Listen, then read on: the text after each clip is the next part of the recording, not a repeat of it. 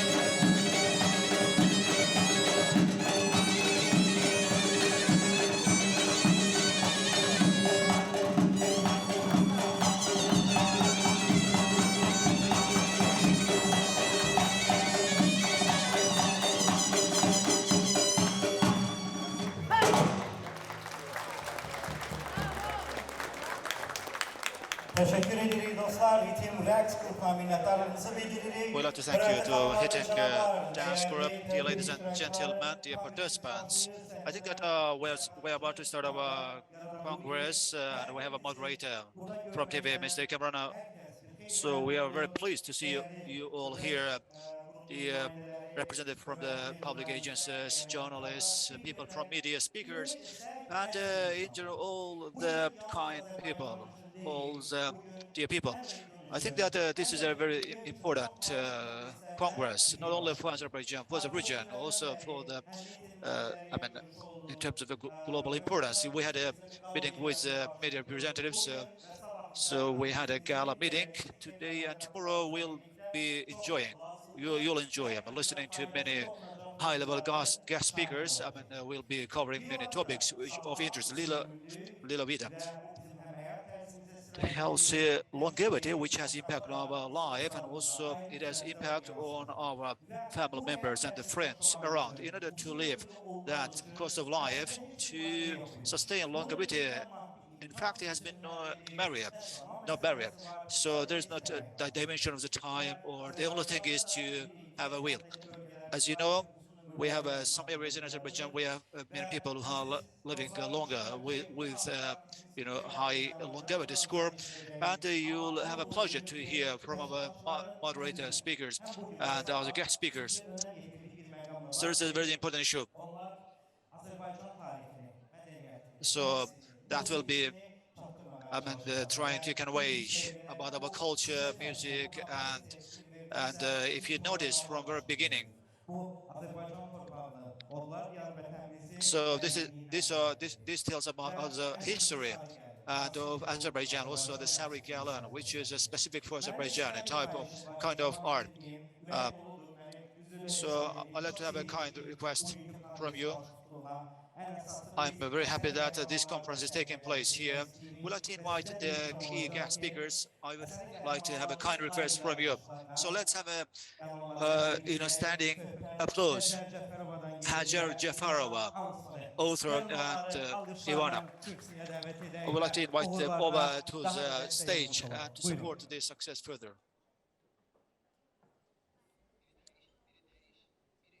Hoş gördük herkese.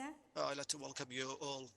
Good morning, Hoş ladies and gelmişsiniz. gentlemen. Evvela First sizi of all, I'd like to herkesi welcome you on salamlayıram. board Hoş gelmişsiniz. and greetings to you Herkese from teşekkür ederim. the Bizim bottom of my kongrese heart. katılmak I would like to express my thanks for Xüsusən taking part in dövlət this qurumları conference. teşekkür ederim. Burada Səhiyyə Especially I'd naziri like to thank to Mavini the Ilqar representative müəllim, public agencies. We have Tibbi İcbari a Sığortada representative from Nigar the xanım Minister of və Health təbibdən and Araz from müəllim iştirak Medical edirlər. Insurance and Təbii ki, from Tabib Sosial Agency we have Müdafiə Mr. Araz Nazirliyindən and Anar from müəllim the Minister of və the Social Protection we Həmkarlar have Mr. İttifaqının Anar müavini from the Minister Abil of the müəllim. Labor, Social Protection Herkesi People, and also salamlayıram. Mr. Adil Hər from the Trade Unions iştirakçılara, Organization. çoxlu xaricdən I would like to thank you. qonaqlarımız We var. have many Məhz bu kongres foreign Viva La guests. Vida uzun ömürlü Lila kongresi Vida. This is təşkilatçılığından the conference which o has been demək deyil ki, biz uzun herkesin ömrünü uzadacağız. agenda Sadəcə for burada həm for a long time. həyatın It doesn't necessarily mean keyfiyyəti that we're going to haqqında extend your məlumatlar gedəcək. lifetime. We will be talking Çünki about the quality of sağlam, life. uzun ömür Because hər kəs üçün vacibdir. health Biz bunu and long həqiqətən life is gördük really pandemiya important dövründəki for us. nə This is qədər something we have bizim noticed during the time of the belə deyim, pandemic. həyatımız çox How dəyərlidir və precious, hər kəs valuable mübariz our aparmaq üçün life hər kəs has hər been. bir-birlərinə dəstək And that's oldular. why people Ona support görə each sizə other in təşəkkür order to edirəm və make bu sure that we have a konqresin quality life. təşkili That's why I would like to ondan take this ibarət opportunity idi to ki, thank you for həm being here. Azərbaycan The xalqının significant bu importance of this yeni conference is innovasiyalar due səhiyyə to the fact sahəsində that və həyat we are tərzində having a təqdim lot of etmək üçün Azərbaycana innovation in və the health Azərbaycanın industry təbii resurslarından to istifadə introduce edərək these innovations Azərbaycan in the health xalqının industry məxsus by olan utilizing our bir natural resources təbiətin resurslarını and təqdim etmək və better bizim utilizing from the resources of the nation mütəxəssisləri təqdim and etmək üçün bu thus dünyaya. Ona görə making bu contribution konqres to our bizim üçün health. çox önəmlidir That ki, is the biz importance elə bil of ki, the Azərbaycanı conference.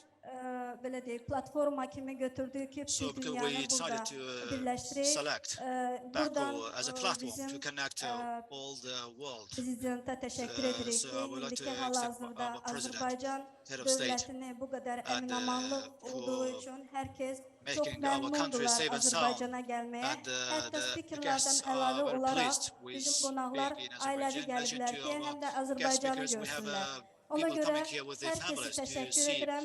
ve Azerbaijan to travel desteğinize walking göre around çok Azerbaijan. That's why I'd like to minnettarım. extend my thanks to all of you for your support and work contribution. Biz de bu teşebbüse göre, So we would bu like to əzmlə express gecə our gündüz thanks çalıştığınıza göre Hacer xanım sizə to minnətdarlığımızı Ms. bildiririk. Hajar for Hörmətli this tədbir initiative, for taking iştirakçıları, that initiative. The təşkilatçılardan biri də mən az participants, öncə vurguladığım kimi İlona as xanımdır. was İlona mentioned, Ansonov, we'd like to alqışlarla invite səhnəyə our dəvət edək. Ms. Buyurun. Ilana, one of the organizers.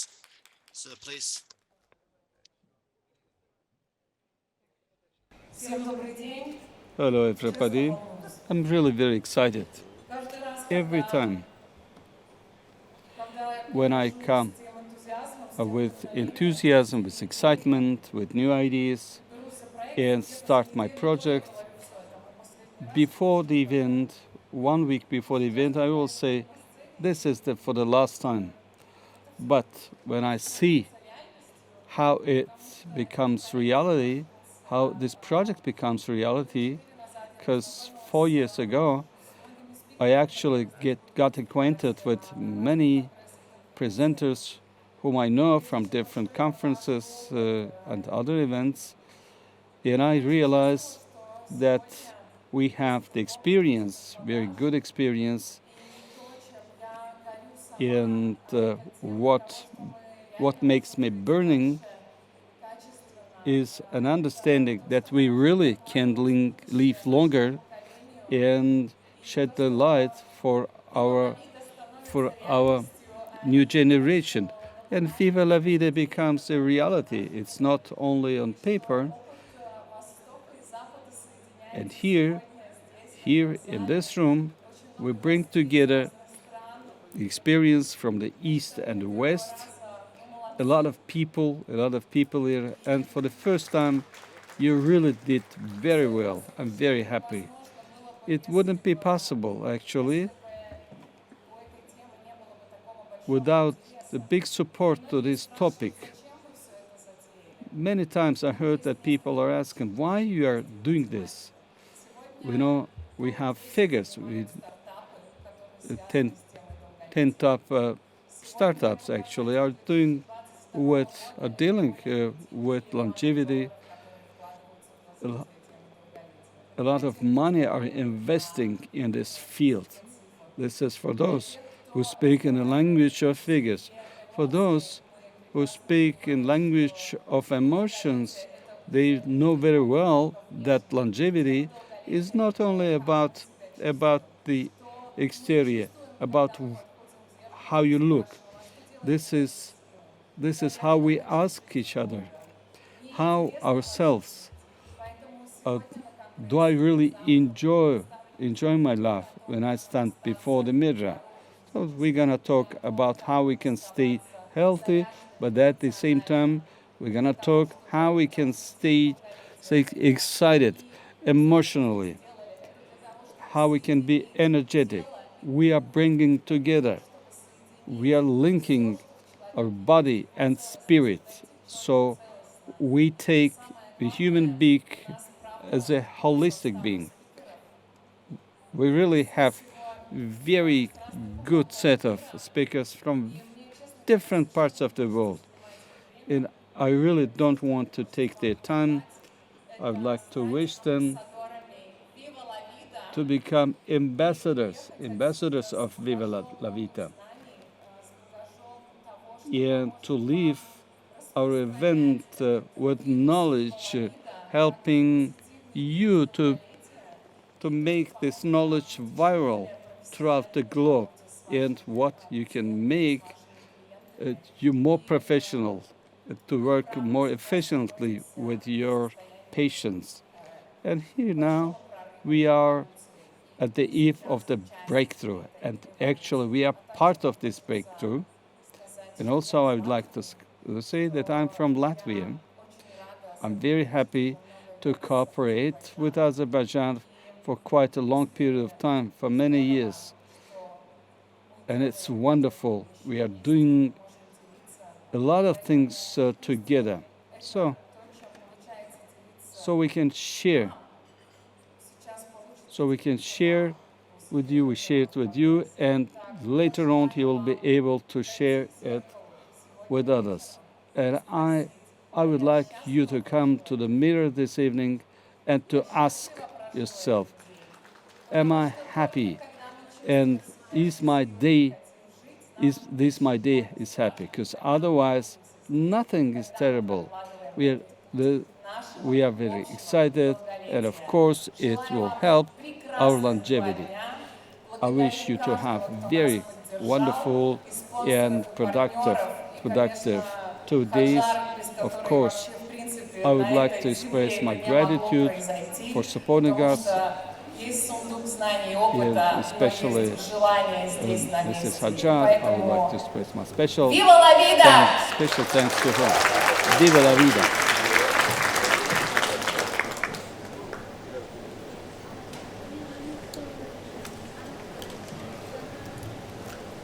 Özünə məxsus enerjisi ilə çıxış etdi və təşəkkür I think that edirik. this was really a great beginning, and this is an energy we're going to maintain. Dear ladies and gentlemen, dear Congress participants, especially I would like to take this opportunity to extend my thanks to the public agencies or authorities. From the very beginning, they have been supporting us to the best of their capacity to make this conference a reality. Azərbaycan Respublikası Səhiyyə Nazirliyinin adını çəkmək istərdik və qurum adından the Minister of Health ilk söyləməsi üçün Azərbaycan Respublikasının Səhiyyə Nazirinin müavini cənab Teymur Musayevə the Deputy Minister of the Health, Mr. Teymur.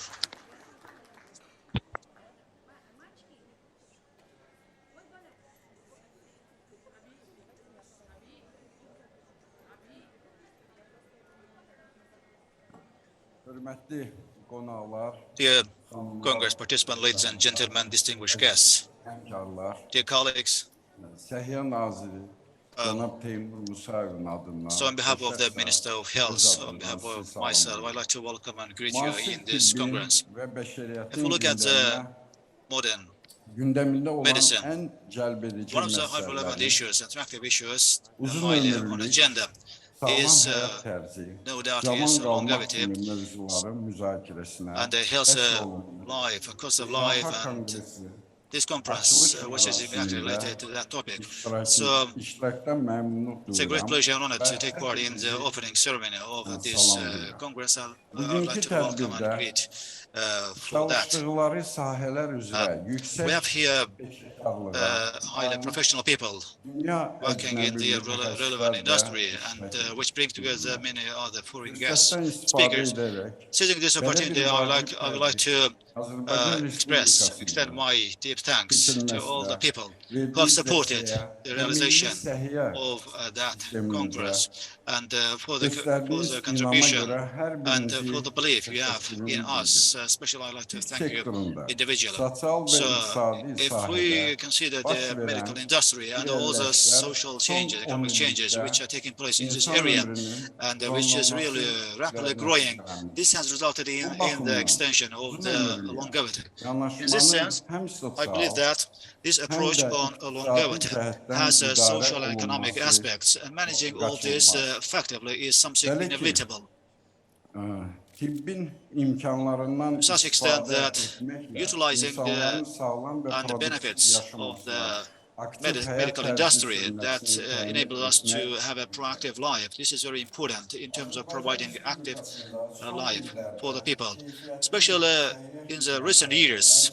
If we look at the internal indicators, statistics on the health industry, the health services have been really improved in terms of access to the service. This has led to the reduction of the death, child death, and fatalities, and also expected longevity and the health lifetime has improved in terms of quality.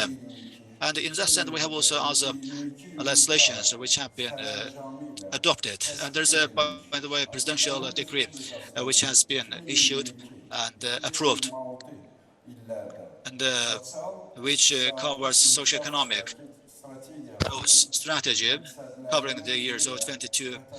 And one of the main areas in that strategy is to maintain a healthy life for all people. In order to reach that aim, So there are focus areas which have been set up. One of them is provision of the reproductive health and maintaining health life for the children and health nutrition for the children that will enable them to grow and brought up in an effective way and increasing their access to the health services. Azərbaycan Respublikasının səhiyyə siyasətini The health policy, which is being maintained by the Minister of Health mərkəzi icra hakimiyyəti and central authority, which is exercising, implementing that policy, is taking great care of that policy and demonstrating proactive approach and promoting this policy of a healthy lifetime. The health life for the citizens, starting from it starts from the very early period, and in the first 5 years, health and nutrition of the children. This starts at the very beginning, in the initial stage of the education. This covers all categories of the population and promoting of the welfare. These are some of the top priorities in the agenda of the Minister of Health. In this sense, these state programs, a range of state programs are now being implemented within the context of the medical tourism, and which has resulted in the increasing number of the medical facilities. To maintain a health life for the people, one of the key components here is the awareness raising activities, which is of great significance. In that connection, public awareness activities are being undertaken by the Ministry of Health in a large scale. The information about the health information and professional analytics, which are being disseminated to the people, and customized, individualized medical practices are also taking place, and which has a specific role in that connection. And I think that the health insurance, health community member, they have a great role to play in order to respond to the new challenges. And continuous education for the health professionals is always important. For that purposes, different scientific forums and other events are taking place in order to increase their level of knowledge for location. In that sense, new generation health professionals and on the individualized, customized medicine in terms of capacity building and knowledge, this international congress has a great role. That's why I really highly appreciate that congress. Once again, I'd like to thank you, and I wish you all the best, all the success.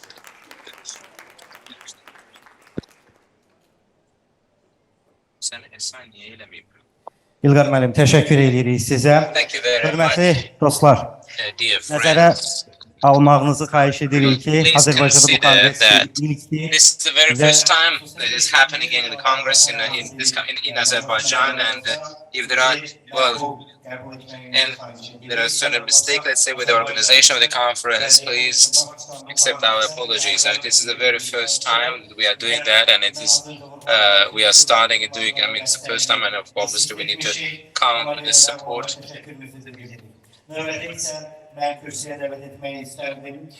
I would like to invite the next speaker, the Deputy Chairperson Nigar Bayramova, please.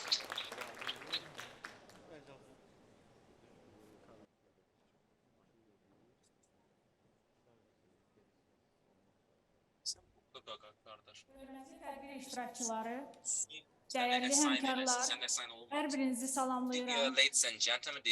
Bugünkü kongreste hamınızı görmeye çok memnunum.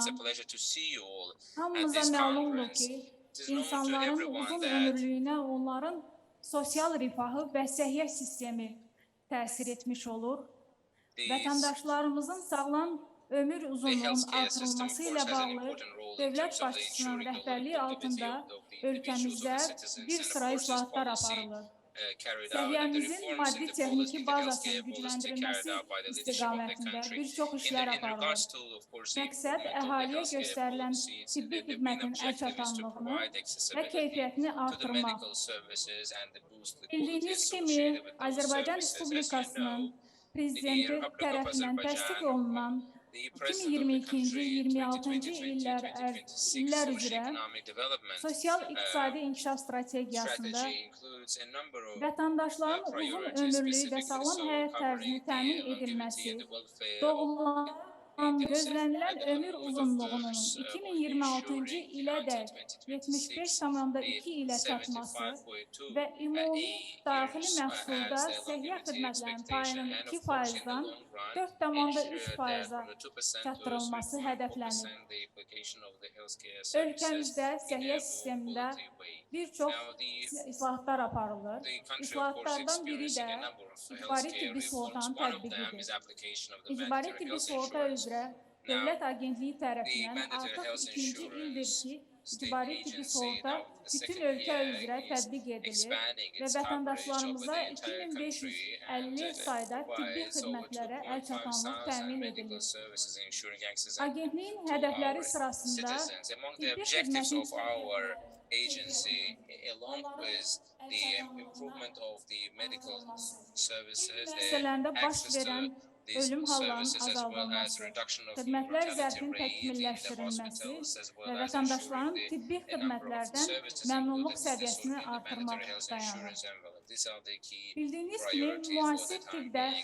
Now, as you know, in the modern xəstəliklərin müayinə healthcare, və when we müalicə speak about üsulları, diagnosis bu and zaman the istifadə edilən tibbi control avadanlıqlar, over eləcə də diseases, dərman it's also vasitələri important to ildən emphasize ilə the daha da role of the təkmilləşdirilir, medical equipment yenilənilir. devices, as well as the Bu medical drugs and yeniliklərdən medication in general. daima Now, xəbərdar among olmaq them, to üçün be able to ən be gözəl constantly yollardan biri update də on this, belə one of the bu cür great things to beynəlxalq konqreslərin is obviously təşkil edilməsidir. ensure this Ümid edirəm, burada keçirilən international görüşlər congress yerli mütəxəssislərimiz, yerli spikerlarımız tərəfindən aparılan müzakirələr, xarici spikerlarımız tərəfindən aparılan müzakirələr hər kəs üçün faydalı olacaq. Yeri gəlmişkən, xaricdən gələn spikerlərimizi və qonaqlarımızı salamlayıram. Ölkəmizə xoş gəlmişsiniz. Hər kəsə uğurlar arzulayıram. Çox sağ olun.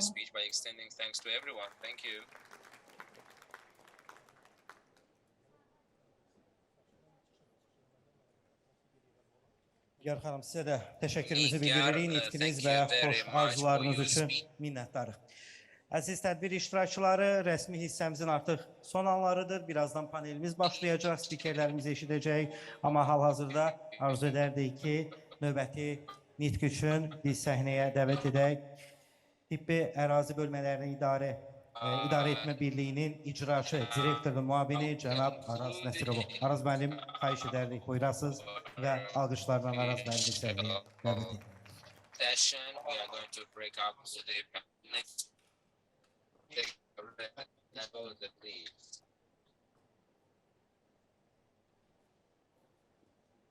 Hörmətli tədbir iştirakçıları, dəyərli qonaqlar, əziz həmkarlar. Dear conference participants, dear guests, colleagues, I would like to welcome you at Viva La Vida International Congress on Longevity and wish you success. The modern day and age we have these medical interventions. It's not only these diseases. We also see that the modern healthcare, of course, is one of the expectations to now, to slow down the aging process as well as having alternative and other issues, it's important to ensure the longevity, to ensure the healthcare system that can apply the gene therapy as well as other medical innovations. These are the key priorities in front of the healthcare. Now, we believe that in this regard, we are also several innovations. We believe that there are new methods applied. Now, the organization of this Congress, not only in Azerbaijan, but throughout the region, for happening for the first time, it's a very welcoming fact.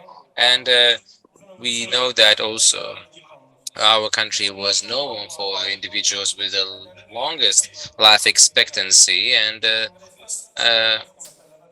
I mean, Congress also looks at the diagnostics a lot, Ecologic and factors and way of life are very important. In Bunlardan Azerbaijan, iyisi there are faktorlar, ekolojik people, faktorlar, a yaşam lot of tərzi people önəmli of səbəblərdən. more than 90 Azərbaycanda years 90 old, yaşına çatmış insanlar and uzun we ömürlü know sayılır. that they suffer from Statistikaya əsasən visual ölkəmizdəki uzun and ömürlülər hearing daha çox despair. görmə və And eşitmə of course, we üzvləri are xəstəliklərindən increasing the əziyyət çəkir. quality of life. Təbii We are olaraq supporting bizlər our citizens, tibbi xidmətlərin and keyfiyyətini our goal is to yüksəltməkdə make it for them possible to vətəndaşların live həyat keyfiyyətini long artırmağa, uzun and və sağlam healthy. yaşamlarını təmin etməyə And çalışır. at the same time, we Eyni call zamanda them insanlara aktiv həyat to tərzinə, be healthy sağlam qidalanmaya and üstünlük at the verməyə same və time zərərli to stay vərdişlərdən away uzaq olmağa dəvət from edir. unhealthy Diqqətiniz üçün təşəkkür habits. ederim. Sağ olun.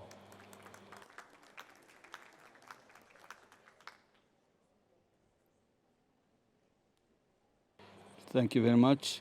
Thank you very much. Minnətdarıq I would sizə. like to İlk express söyləyən və söyləməyən, ümumiyyətlə bugün my burada bu tədbirdə gratitude iştirak to edən all bütün dövlət qurumlarına bir representatives daha of public bodies. təşəkkürümüzü And bildiririk. I would like Hal-hazırda to nəzərinizə tell you çatdırmaq now, dear istərdik guests, ki, əziz that qonaqlar, ola bilər ki, that you can kimlərsə see some kind of maksimum movement hərəkət here. edir. This is for Vurğulayım ki, reason hal-hazırda that our dear Azərbaycan media colleagues nümayəndələri, dəyərli are on həmkarlarımız broadcast at canlı the moment, yayındadılar and və bu people dəqiqə from bizi all bütün over ölkə the görür. country can Ona görə də watch it. maksimum fikrimizi gəlin yönləndirək bizim So panelimizə let's və panelimizin concentrate çox maraqlı on topics mövzusu of the var. panel. Birinci panelin And mövzusu this is profilaktik about və practical fərdiləşdirilmiş təbabət and adlanır customized və bu prophylactics. panelimizin moderatoru yetəri I qədər would like maraqlı to insandır, invite a coachdur, very important, very mentorluq interesting edir, person Formula 1-də who Azərbaycan played a formulasında great role yetəri in qədər daha Formula gözəl 1. He's a keçilməsi coach, üçün and he xüsusi əziyyət also sahibidir və hər zaman worked. müxtəlif şirkətlərdə, He also maliyyə worked sektorunda with top different menecment companies. He worked on different vəzifələrdə positions. çalışıb və bugün His çox name istərdik is haqqında Cengiz bəhs etdiyim Mehdiyev. I Cengiz would like Mehdiyevi to ask him səhnəyə to dəvət come. edək. He's gonna Dəyərli be moderatorımız, a o moderator. özü He will spikerlərimizi ask dəvət other edəcək və speakers. artıq hər bir Mr. mövzuya Cengiz, keçid alacaq. please, Cengiz müəllim, buyurun, please. xahiş And, edərdik, alqışlayaq we- və daha enerjili bir We panel think bizi that gözləyir. our Buyurun. panel will be very energetic. Thank you. Ladies and gentlemen, distinguished guests, and fellow advocates of healthy living, it is my pleasure to welcome you all at our Life Longevity event. Today we gather here to discuss a topic of extending the quality and quantity of our lives. It is fantastic to see so many bright and brilliant minds gathered here tonight to share our common goals. And our goal is to extend the duration and quality of our lives. My name is Cengiz Mehdiyev, and it's my honor to be your moderator here for the next 2 days. I will open you one secret to you. I'm not a professional moderator. I'm a mentor and a life coach. But I couldn't miss this opportunity to take a part in such an important event, not only for our country, but in the people all over the world. Throughout the human history, people have been searching for the elixir of life, the fountain of a youth, and the secret of living a long life, healthy life, fulfilled life. Today we have access to the latest researches, technologies, and knowledges to help us achieve this goal. We are fortunate to have some most prominent experts in the field of life longevity with us today. They will share their insights, experiences, and findings on how we can live longer and healthier lives. We will learn about the latest breakthrough in the medical researches, the benefits of a healthy diet and exercise, and the importance of the mindfulness and the stress management. Moreover, it is the first event this kind in our country, in Azerbaijan, and this is why I would like to thank you all, speakers, organizers, people from the government agencies, coming here for this event and to share their knowledges and experiences. But this event is not just about theoretical discussions and scientific jargons. We want to inspire actions and change in our daily lives. We want to empower each other to make healthy choices, to take care of their bodies, to take care of their minds, and to create a positive impact to our communities. Before we start, I would like we create a little bit a positive atmosphere here in our room by sending positive intentions to everyone in this room. People who meditate, they know how to send positive intention in the room. It's when you try to expand your inside energy and you try to share it with other people.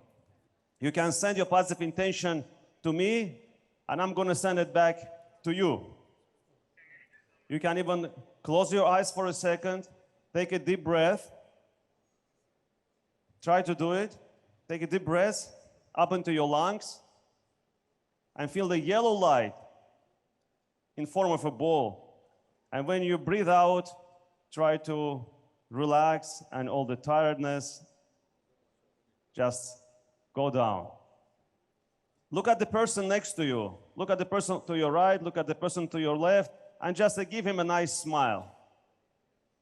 Just create this positive atmosphere in our room. Yes, exactly.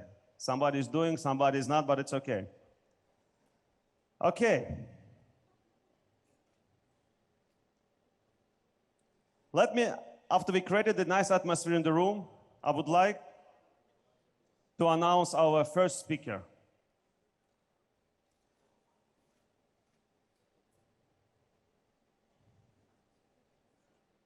Our first speaker will be Alex Vitasek, who will talk about Myers medicine and successful method for the sustainable healthiness. Alex, please, I would like to ask you to come to the stage. Mr. Alex, after completing his special training in general medicine with a specialization in surgery, the head of the UN Medical Center in Syria. He is the medical director for the FX Myers Center, Golf Hotel in Carinthia, Austria, and the leading medical wellness hotel in Europe, Landshof.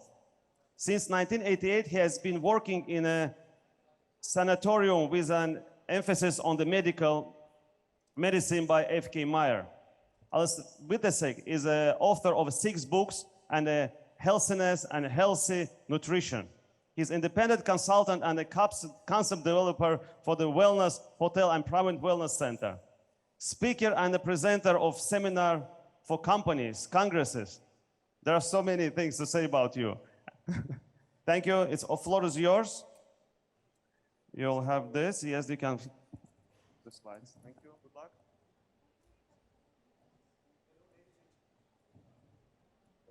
Hello, ladies and gentlemen. It's a great pleasure for me to be here, and I thank you very much for the invitation. It's a great honor for me to introduce you into the FX Meyer method. We have a problem in our civilized world. The costs for pharmacological research are increasing. The costs for medication are exploding, and we must look which advantage does this have and which result we have from these high costs. And this is not so good as we would like to have it. For example, cancer diagnoses are increasing, yeah? The cardiovascular diseases are also increasing, but only the death is on the same level all the time. This is a result of the medication and of preventive medicine already.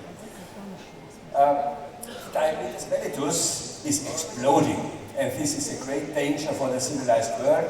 It's, the reason is not enough exercise, not enough movement, and people eat too much, and also stress. Nowadays we know that diabetes mellitus is an inflammation disease, an inflammatory disease. Silent inflammation is the key word for this, and we must treat this. And all these chronic diseases are not primary to treat with medication. This does not work sustainable. It must be treated by a change of lifestyle and by increasing self-consciousness for the healthiness. The serologic illness is increasing dramatically. And I think, and all the experts think, that depression will be the disease number one in our civilized world in future. Corona supported this development. We have an intestinal disaster, so I call it. Yeah, we eat too fast, we eat too much, we eat too sweet, stressed, too late. Remember to yesterday, yes, and too tired. And yesterday, I think we produced some customers or the guests for Caspi Meyer in future. And if we make this often, the health center will be full in a short time. The result of this disaster is that the digestive organs are overloaded, overworked. The result is a maldigestion in the way of fermentation and putrefaction. And if you have fermentation, you produce acids and alcohol, and not only our loved ethyl alcohol, also methanol, butanol, propanol, much more dangerous alcohols. And the acids make a tissue acidity in the tissue, which causes many diseases. Putrefaction makes indol, cresol, skatol, ammonium, and so on, poisons which can cause cancer, for example, and irritated bowel disease.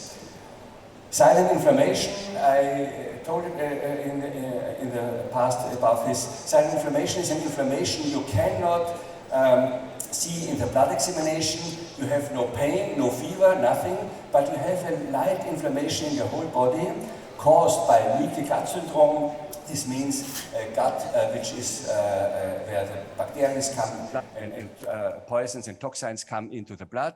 And also with teeth problems or sinus problems, you can get silent inflammation. Also, if you have too much fat in your belly or if you have stress. And this silent inflammation are causing nearly all civilization diseases. Stress, also a big problem. All successful people have stress nowadays. And these civilization diseases are caused by these. Our gut is the central organ, and we call it the root of our system. Like a tree without roots, the tree cannot grow and cannot survive. The gut makes digestion, we know it. It makes also detoxification. If the gut is obstructed, you die. Yeah? You must wash out your toxins via the stool. The surface of the mucosa has 400 square meters. This is as much as 2 tennis courts. 70% of our immune system is located in our gut or around our gut. 100 billion bacteria are living in our gut. They have a weight from about 1.5 kilos. And this microbiome is nowadays a separate organ, which has a big influence for all complaints we have. Also mental problems. We can get Alzheimer, Parkinson, dementia, but we also can get inflammations, chronic inflamed gut, and so on, many things, and it's very important to treat this if it's out of balance. The gut produces serotonin. Serotonin is important against pain and against depression. And if you have not enough serotonin, you get depressed and you have pain. For example, we have many people who have pain. Fibromyalgia, for example, is a diagnosis where many doctors don't know what they shall do. The secret is to repair the gut. The thiamine oxidase is produced, it makes a degradation of the histamine, and if it doesn't work, you get a histamine intolerance. And we know nowadays that more nerve impulses come from the gut to the brain than from the brain to the gut. So it's nearly so important as the brain, the gut, also for the nervous system. The result is maldigestion, as I told you, fermentation, putrefaction. Yeah? We produce toxins. Some people you can smell it. Yeah? If they are stinking from the mouth or from the skin, you can say maybe they have putrefaction in their gut. Leaky gut syndrome. Yeah? By leaky gut syndrome, you can get also a bladder inflammation. Inflammation of the bladder, because the bacteria come from the gut into the bladder and make a chronic inflammation of your bladder. Microbiome disorder, obesity can be caused by atherosclerosis. Why atherosclerosis? Because also from the leaky gut syndrome and from the silent inflammation, bacteria come into the blood, and you can only get an atherosclerosis if you have an inflammation of your blood vessels, a silent inflammation. You cannot measure it with normal methods. And all these we want to treat in future. Cancer, serological processes, and so on. Lack of serotonin, as I told you, histamine intolerance can make sleeping disorders, heart problems, low blood pressure, collapsing, pain, allergies, and so on. Also the food intolerances, and complaints of backbone and joints and muscles. You will ask why fat? The muscles are far away from the gut. But if you have a problem with the gut, if it's overloaded, if the small intestine is coming down, enteroptosis we call it, you have a failure in your posture, and then you get pain. I'll show it to you later.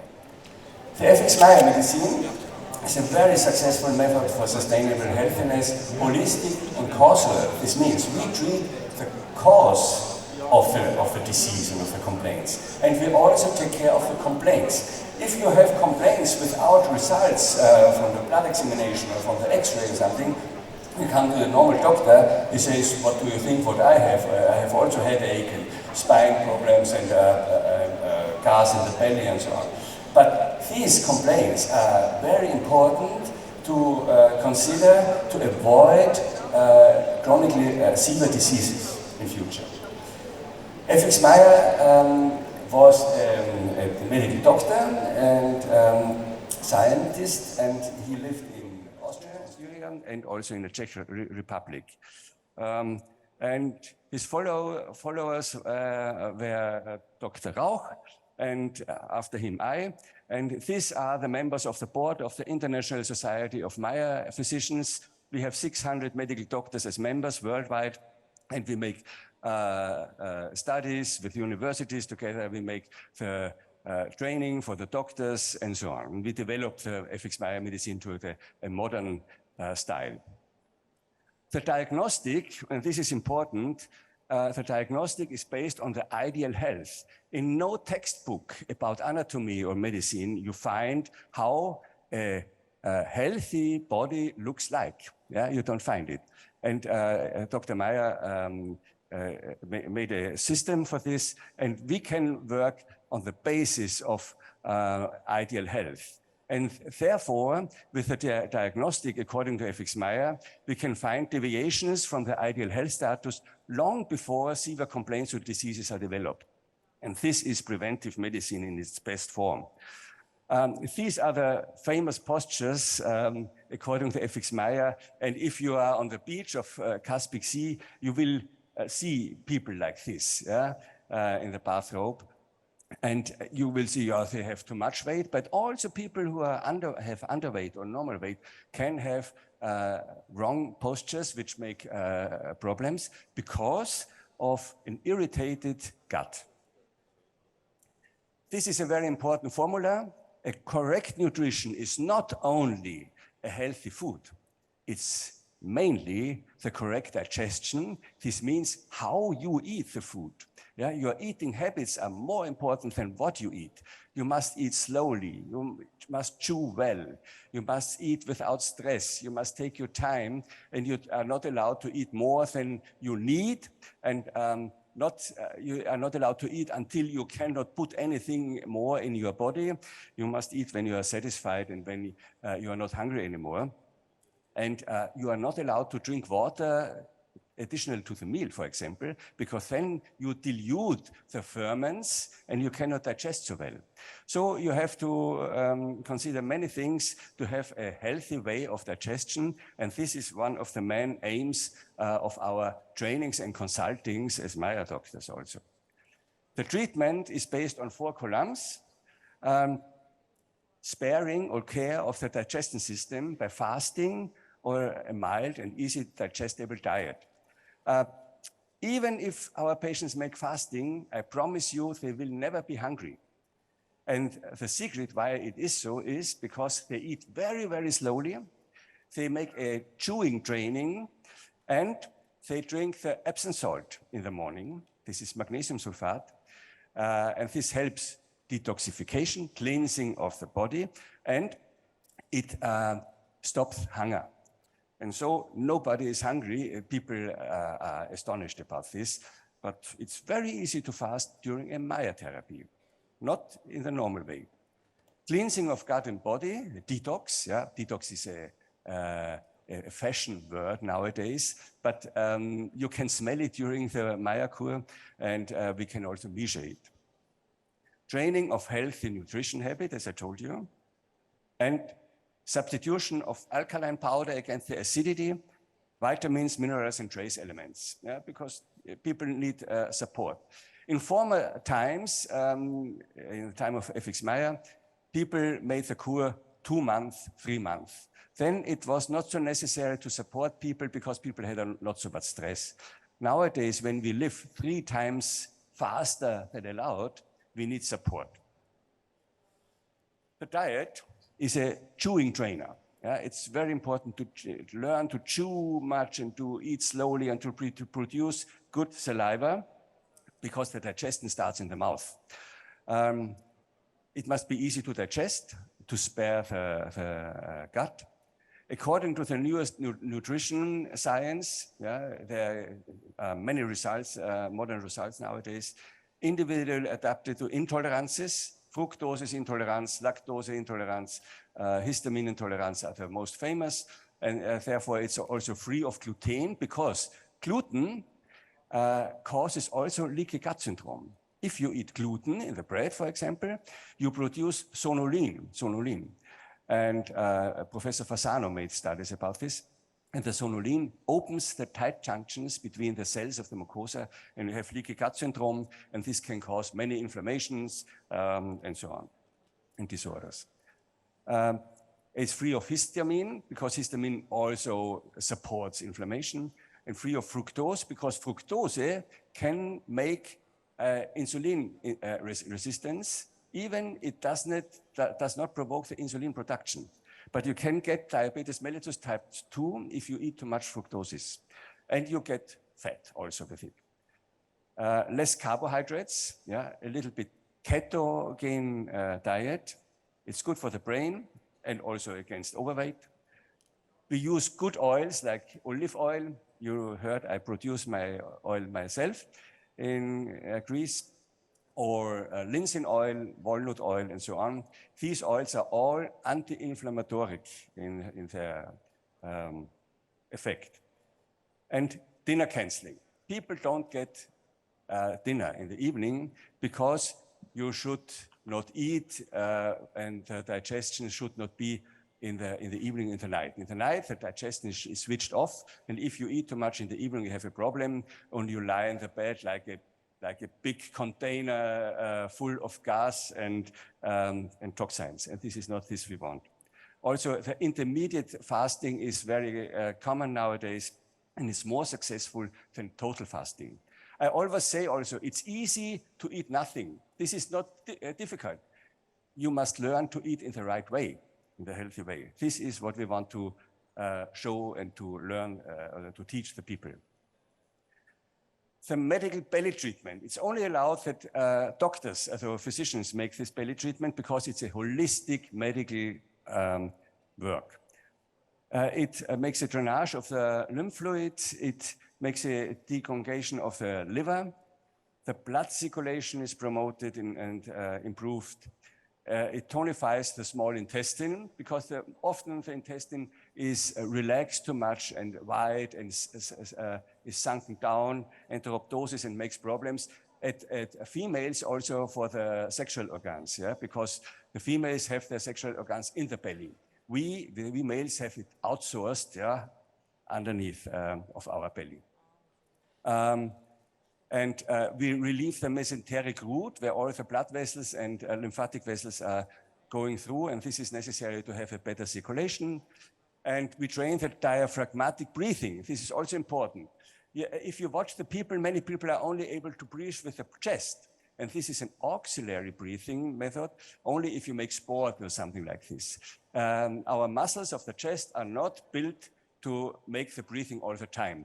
And if you make this, you have too high muscle tension and you get problems with the chest and with the shoulders and so on, headache and so on. You must learn again to make belly breathing. This is the normal relaxed breathing method we should make, and this also supports the blood circulation in the belly.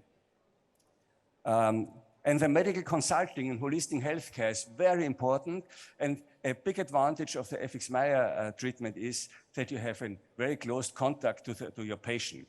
You make the treatment, you have direct body contact, and you see your patient minimum 3 or 4 times a week for minimum 20 minutes. And so the people open each other to you, and they can tell you all their problems. And you know from your practice, listening is half of therapy. Listening and to be interested in the patient, and also to make a very good and responsible consulting. The effect of the Meyer therapy is the regeneration of the gut. This is our main focus. Improvement of the digestion power. For example, if you have underweight, it also works very good to make a Meyer cure, because if you have underweight, you often have a weak digestion system and you are not able to transform your meal into the molecules which are necessary to build up your body again and to have more energy. Regeneration of the microbiome, very important. Difficult in the diagnostic because there's changing all few months the science knowledge about this, but the treatment is nearly always the same. And this is resting of the gut, cleaning of the gut, and healthy nutrition and a healthy nutrition habit, and to support or to give them the right bacteria. But we can only give the aerobe bacteria, the anaerobe bacteria, which are 99% of the bacteria. We cannot substitute, and this is a problem, but it works good. Reduction of the inflammation in the body. This is a main aim of the Meyer medicine also. As I told you, nearly all civilization diseases are caused by inflammations. Then improvement of the liver metabolism. Some people come to a Meyer cure before they make a contract with the life insurance to have better blood results. Then the life insurance is cheaper, for example. Reduction of insulin resistance, very important. Reduction of LDL cholesterol. You need LDL cholesterol for atherosclerosis. And if you reduce the inflammation and the LDL cholesterol, you are the winner in the treatment against atherosclerosis. Improvement of the body posture. Also, if people are running with their handy always, they get more and more bended. And this is also a reason why we have problems with the posture, but also the belly and the gut is responsible for this. Reduction of autoimmune reactions, rheumatism, asthma, very successful treatment against asthma and also against rheumatism. For example, fibromyalgia or polymyalgia rheumatica is a diagnosis where I'm happy if someone comes to me with this, because I can help him to nearly 100%. It provokes the autophagy of the cells. Professor Oshumi from Japan got the Nobel Prize 2016 because of his research about the autophagy of the cells, the self-detoxifying of the cells. And he found out that the calorie restriction provokes or supports the autophagy of the cells. And this is important because with toxified cells, we cannot live long enough. And improvement of the chains. Improvement of the chain repair. We make a study with a university in Germany and found out that the chain repair potency will improves by the FX myotherapy. Benefit of the myotherapy: less belly complaints, less flatulence, diarrhea, less constipation, strong immune system. We know nowadays how important it is. Less chronic inflammations, better results for the liver, lower blood pressure, higher insulin sensitivity, less danger of atherosclerosis, less complaints of musculoskeletal system, better sleep, yeah? Beautiful skin. Because of the sleep, I must tell you, I had 2 sleeping labors in the past, and 70% of sleeping apnea disappears by the myotherapy. I was very astonished. It was a problem for these companies who make CPAP and BPAP devices, because we didn't need it anymore. Beautiful skin. Yeah? If the skin is inflamed or not beautiful, most reason is toxins, often from the belly, from the gut. More brain power, more creativity, very important. You can only be successful if you are creative, psychologically balanced, and high self-healing power of the body. We always say, not the doctor heals the disease, the body heals the disease. And as a medical doctor, I am a companion of my patient, I am a guide, but I don't heal the disease. This must break the body of the patient itself, and it's possible, sustainable. The indications of myotherapy is irritable bowel syndrome, microscopic colitis, chronic obstipation, diarrhea, spine complaints, joint muscle complaints, as I told you, metabolic syndrome, and infections, allergies, sleeping disorders like snoring and sleeping apnea, chronic cardiovascular diseases, high blood pressure, neurodermitis, acne, and overweight and underweight, as I told you, because all of this is a disease. These are the published books, some of the published books. This is your laser, yeah. This one is the newest textbook of FX Meyer I wrote a few years ago. All doctors who want to learn it have to study this book and to join trainings. To become a Meyer doctor, you must join 3 trainings each 2 weeks. And then you can get the diploma of the society. FX Meyer centers are worldwide. In the meanwhile, yeah, we have it in Austria, mainly the most are in Austria and in Germany.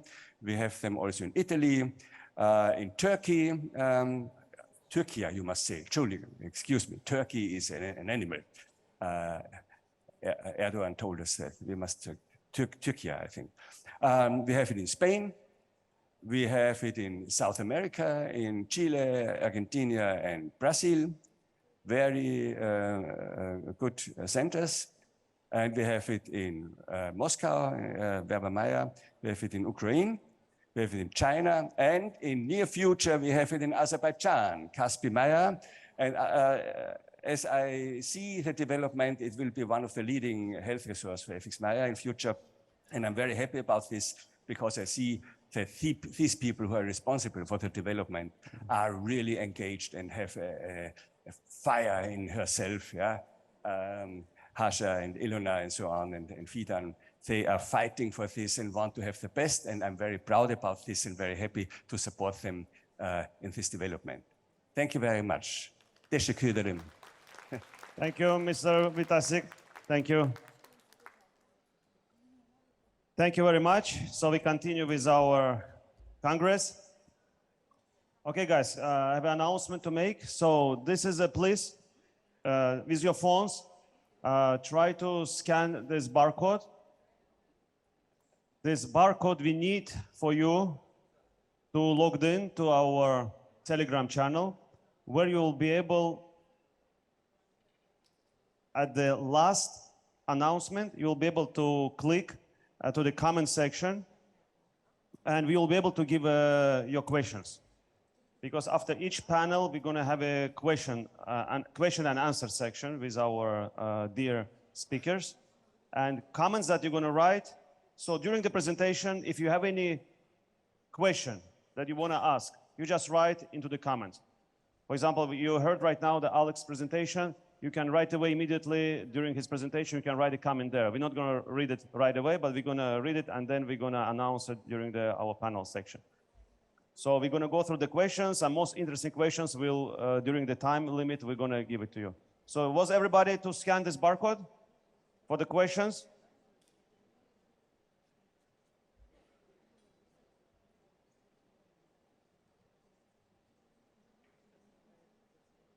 So I would like to announce our next speaker, which is Yulia Yusupova.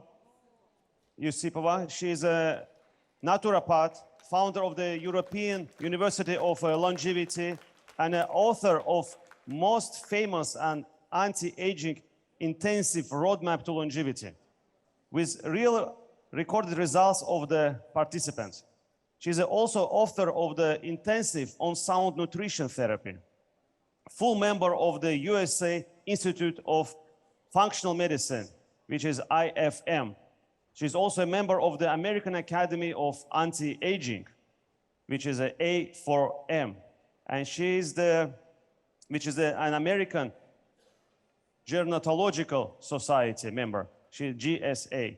So, Miss Yulia Yusupova, please come to the stage. At the end of the presentation, there'll be a timer in the corner. Let's try to stick to the time. So this is for you. You can use it for presentation. This is forward. This is backwards. This one, yes. Thank you. Good luck. Hello, everybody. I'm going to speak Russian. I do not see you well, but I hope that we will be in contact anyway. Okay. My report is about the roadmap to longevity, and I would like to talk to you about this. Why longevity is a trend nowadays? And I would like to prepare you, saying that we're going to have hard science, as we say, and we're going to have graphs. But I hope that it will be interesting. Yes, a lot of people want to live long, but they don't know how they can do this. And here you can see three even graphs. The first one is the classical one. We see that by the end of the life, there are a lot of pathologies.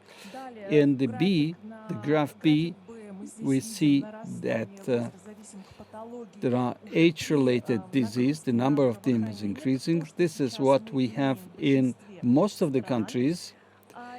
And what we are streaming to is the decreasing this load and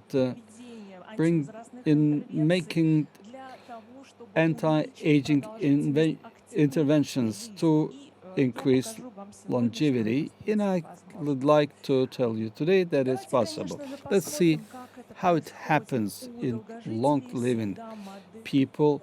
We are very interested in this model from the practical point of view. You have two examples here. This is Tanaka and Moran, two verified long-living persons, but they have already passed away. Actually, she lived more than 119 years, and we are talking about the model in relation with both of them. Although she experienced a lot of diseases, different kinds of diseases. She had the operation, surgical operation. In one when she was 100, the operation colorectal cancer took place, and she became a record woman.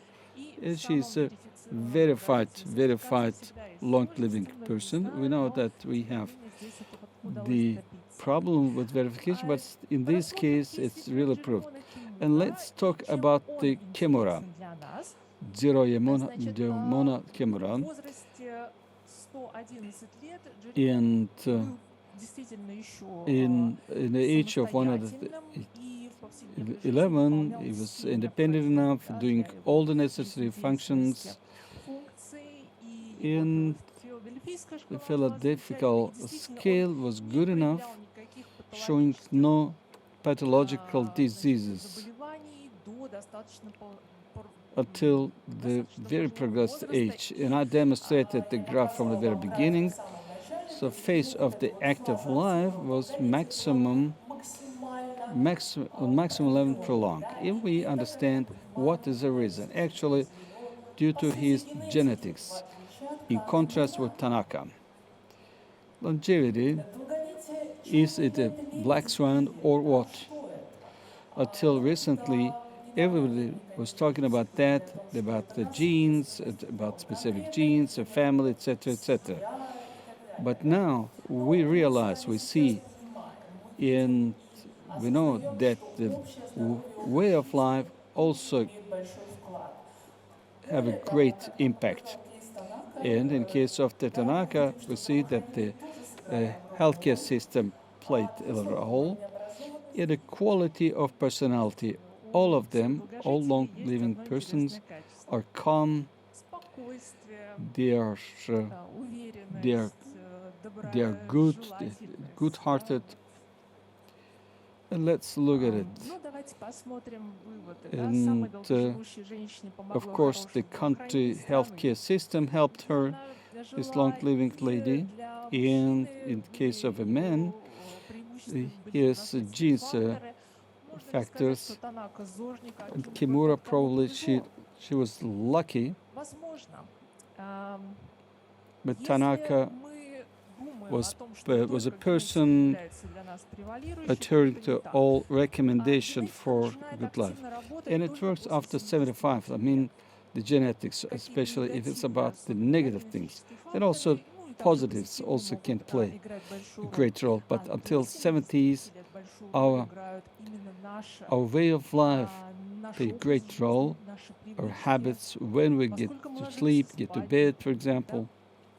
And let's look at it. Based on biomarkers, what biomarkers can affect the speed of our aging. And it's not linear, we must admit. And we have the chronic disease, for example. It can slow down, especially when we, let's say, are in a really very good environment. This is a new model. I would like to present it. This is a Donald and Pace model, very interesting one, to find out the biological age. Methylene clocks are also very important. You can study it. And actually, this is some kind of integral method for evaluating of the state of our body. We do not change according to some references, but in general. Yeah. And a couple of words about our development. We called it BioGIG. We presented it this year, and we looked at biomarkers, optimal references. We use internal algorithm for deciphering lab data. You get the data, and we evaluate the bio age according to Morgan Levin. This is how it may look like, as an example. We have two versions of BioGIG program, health expanding for the client user or our patient, an expert version when medical doctors can work with that. You have analytical data, and what we are talking about in this program, I'm going to talk about that, where we take information about data. Glucose. Why we pay attention to glucose in terms of aging? We know we know how it's associated, the level of glucose. So it means that we get older if we have the high glucose. There's an algorithm when we are associated with that. The younger we are, the higher it may affect us, meaning the high level of glucose. Okay, this is the quote here. The level of glucose is associated with the level of mortality. Maybe you can use other units. Pre-diabetes, it's about 125 milligram per deciliter, and it also affects young when we are young.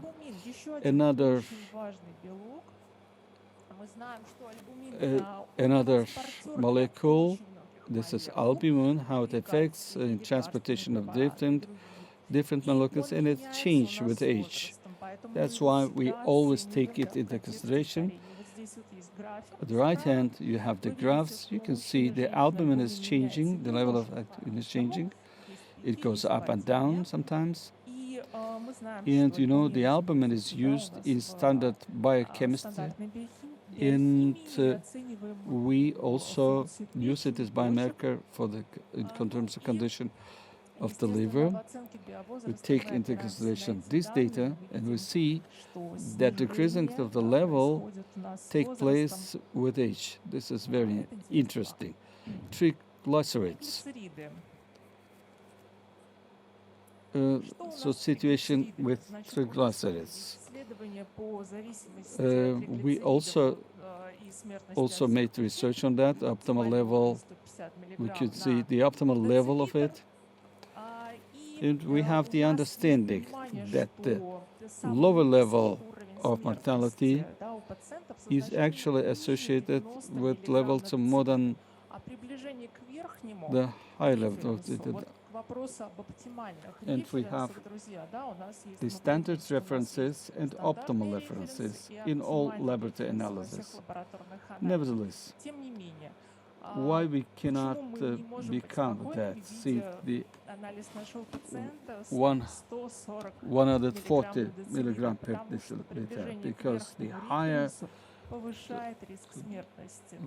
it is, the higher will be mortality. So we always say it about cholesterol, HDL. We say that this is the good cholesterol, but how good it is? Okay. Recently, we have several cohort researchers, and concentration of HDL is also can be associated with mortality. It's very important. It's very important to evaluate it in proper way and in context with all other biomarkers. And we see that the optimum range shown here, it's also corrected based on the age. Men and women, and those are specialists in laboratory, it's very important. And I was very happy finding this piece of information. Can we change biomarkers? Of course, yes. The answer is yes, we can do this.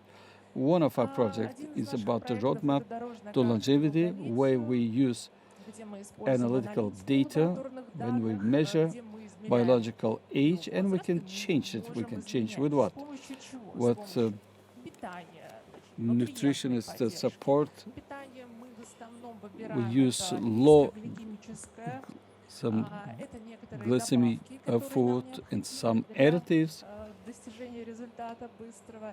in diet emitting the fasting, physical activity, and interval training, aerobical loads, and stress, low stress. We understand that how it affects our health, meditation, calm, enough sleep, neurotraining. In year 2021, my book was published, Roadmap to Longevity. Okay, interestingly, during the several years, we organized intensives and we practically proved our data. You can see here on this data about the blue one about the increasing longevity, the red and before and after invasion. We see very good data over there. The maximum level was 13 years and the minimum 5 months. So it means the figures are not bad in average mathematically.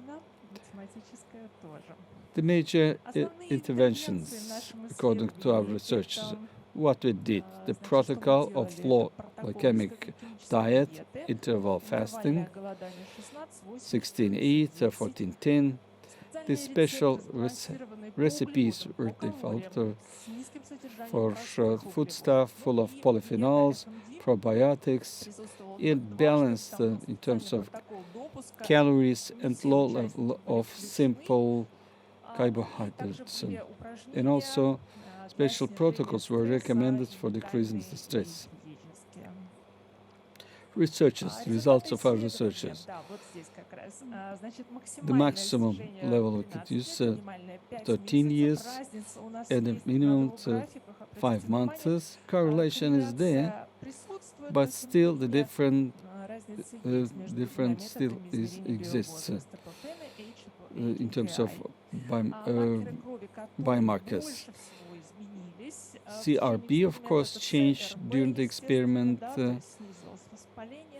So HDL levels changed, glucose, general cholesterol, and bilirubin.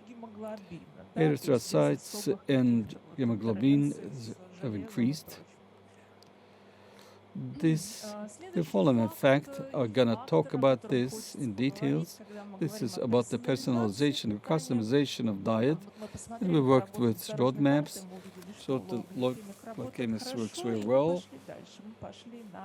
So we started doing the permanent monitoring of glucose.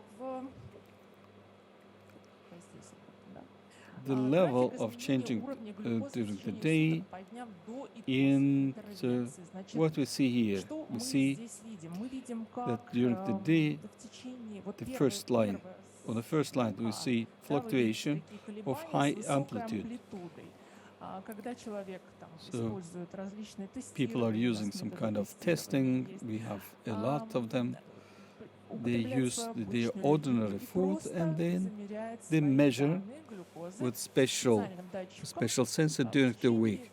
During the next week, they get the special food, the special diet, and you see the graph is flattened now. It means it is not increasing, but or increasing not so much as a response to food or diet they consume.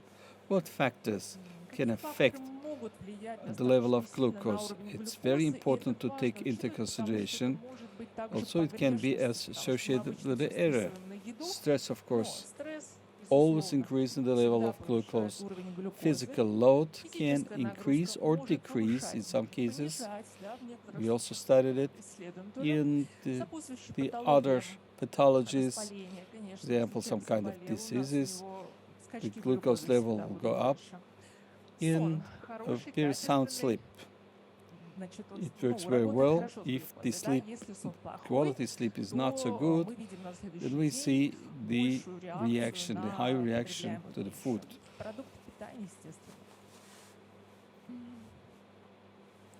And here you can see results of one of the studies, how cortisol affects glucose.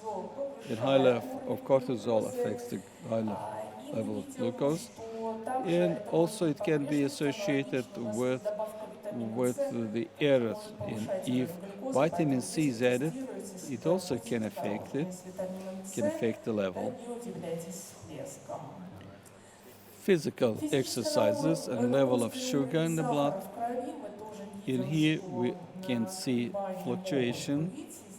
Some researchers are mentioned here. For example, low intensivity exercises among sports people, athletes, can also help to decreasing the level of glucose. Sometimes during the intensive trainings, it may increase even. Effect of high temperatures of the level of sugar. So sauna, people love sauna, it's very popular. Temperature shock is there, but you should understand that transitory, it also can affect the low level of water, can affect it. In perspective, in a way, the temperature shock may affect positively our body positively. It can treat our mitochondria. Variability of glucose and the mood. Depression is widely seen among people with diabetes, and in pre-diabetes it also can be affected if they consume so sweet and then they feel bad. So this is what our research shows. And some outcomes. In order to get the full understanding of metabolism, unfortunately, routine standard biochemical analysis are not enough. We need some personalized researches, and one of them is monitoring of glucose. Just look what's happening. What's happening even during the night, because during the night, leukemia, people are getting up with high cortisol. Yes, you can check it, and you can put some kind of sensor. So, how you can decrease it? It's correlated with a good mood, and so glucose is correlated with the mood. In terms of correctness, freestyle library is correct enough, so we can use it along with other tests of the blood. Some recommendations. They are proved enough. These are for decreasing the aging. The diet, the Middle Eastern type diet, in terms of neurodegenerative pathologies and high fat, and of course the control of basic biomarkers need to be done anyway. This is what we are talking about, how it affects the speed of the aging, cholesterol with fractions, LT, NST, bilirubin, and other parameters. Once a year, mineral status or lipid status need to be checked. Membranes of cells need to be used, and also other parameters are used. Stress protection, meditation. If you're novice, there are many different types of gadget with biological connection and healthy food. We are members of association, and here at the conference, this is a good chance for us to make friends here, where we can apply it.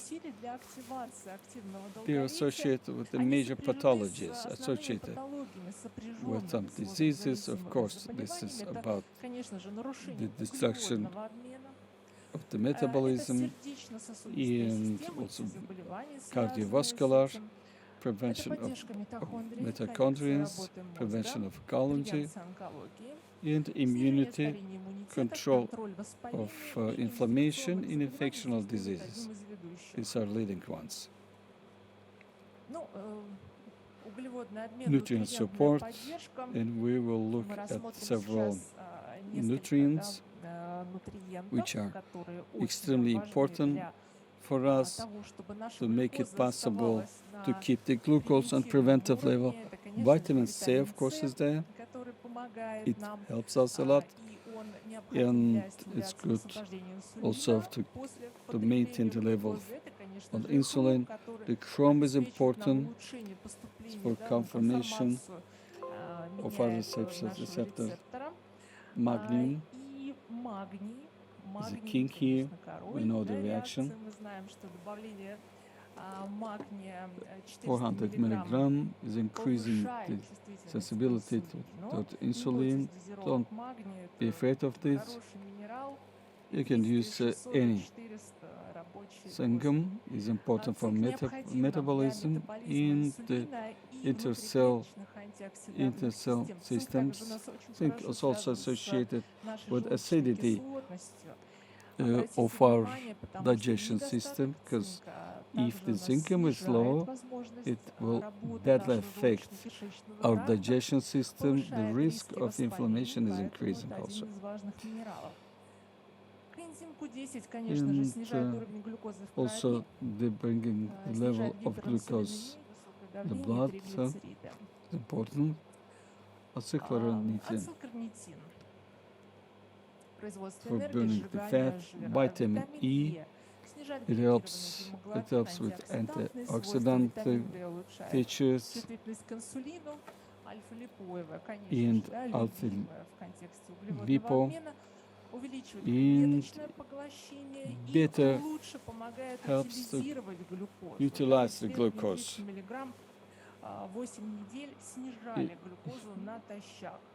By adding BCA, especially leucine, the synthesis is increasing. The more muscles we have, it's also correlated. And also, I would like to say how we can help. We can help top specialists in longevity. The first one is the educational one. We help medical doctors to become the specialists in the field. And if you have questions, you can come with us, Biogeek Expert. This is another platform. It can help us specialists in nutrition, in medical doctors. You can work immediately with your clients. You can provide them with diets and look at the logbooks of dieting. You can chat with them through the chat system. It also can support your communication. And the major thing is the analytical analysis of data. Doctors spend a lot of time. If we have a lot of information, it's difficult. It takes time to calculate and analyze this data.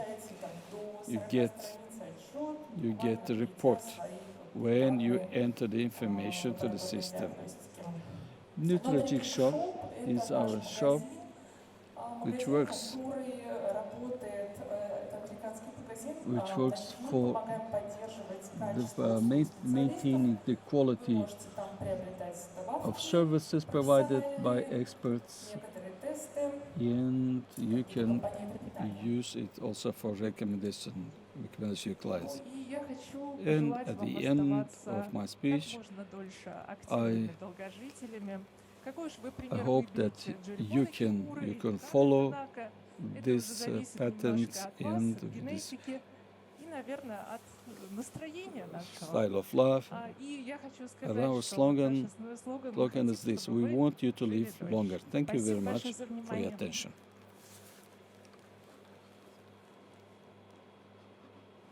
Thank you very much for your presentation. So we continue. Can I ask a question? Did you have a chance to go through the question section? Are you able to write a common question? If you have any problems, let me know. We will try to fix it. So I would like we go on with our presentation. And next speaker is a specialist in sport medicine. He's an expert in oxygen ozone therapy and IV therapy. One of the very few Italian doctors to obtain the prestigious bar certification in the USA with the A4M Academy. In Italy, he is the General Secretary of the Italian Society of Potentiative Medicine. For about 10 years, Dr. Claudio Tavera has given his contribution as a reference consultant for guests. He is also a consultant with the Chinò Palace and Villa Eden Merano and Alberta Franciacorta and a foreign medical spas Chinò Palace here in Gabala, Azerbaijan as well. Specialized in detox and body weight reduction program, as well as regenerating and oriented on the medical promotion of correct lifestyle. I would like to welcome to the stage our Dr. Claudio Tavera. Please, can you ask your doctor to come to the stage? Where are you? Are you here? Yes. Thank you very much to the organizers for the invitation, kind colleagues, ladies and gentlemen. Okay, I would like to proceed or just on the presentation. Let's see. Okay. Regarding the video, are we going to start with the first slide? Okay.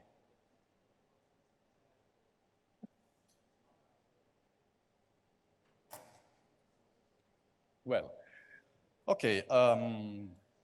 During my presentation, I would like to underline the importance of such a medical module, such a therapeutic module that consists in the combination between two kind of intravenous therapies, different even if they are sharing the same path of administration. Respectively, we are talking about the oxygen ozone therapy as a intravenous systemic treatment and the IV therapy in terms of IV infusional protocols containing vitamins, minerals, and amino acids. I would start to consider the role of hormesis in biology and the distinguishment between the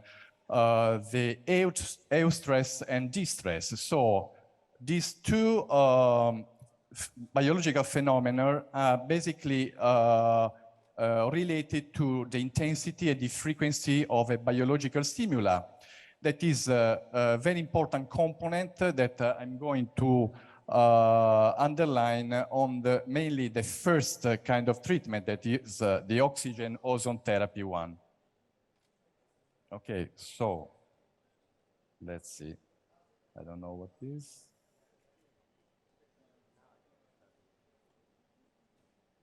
Okay.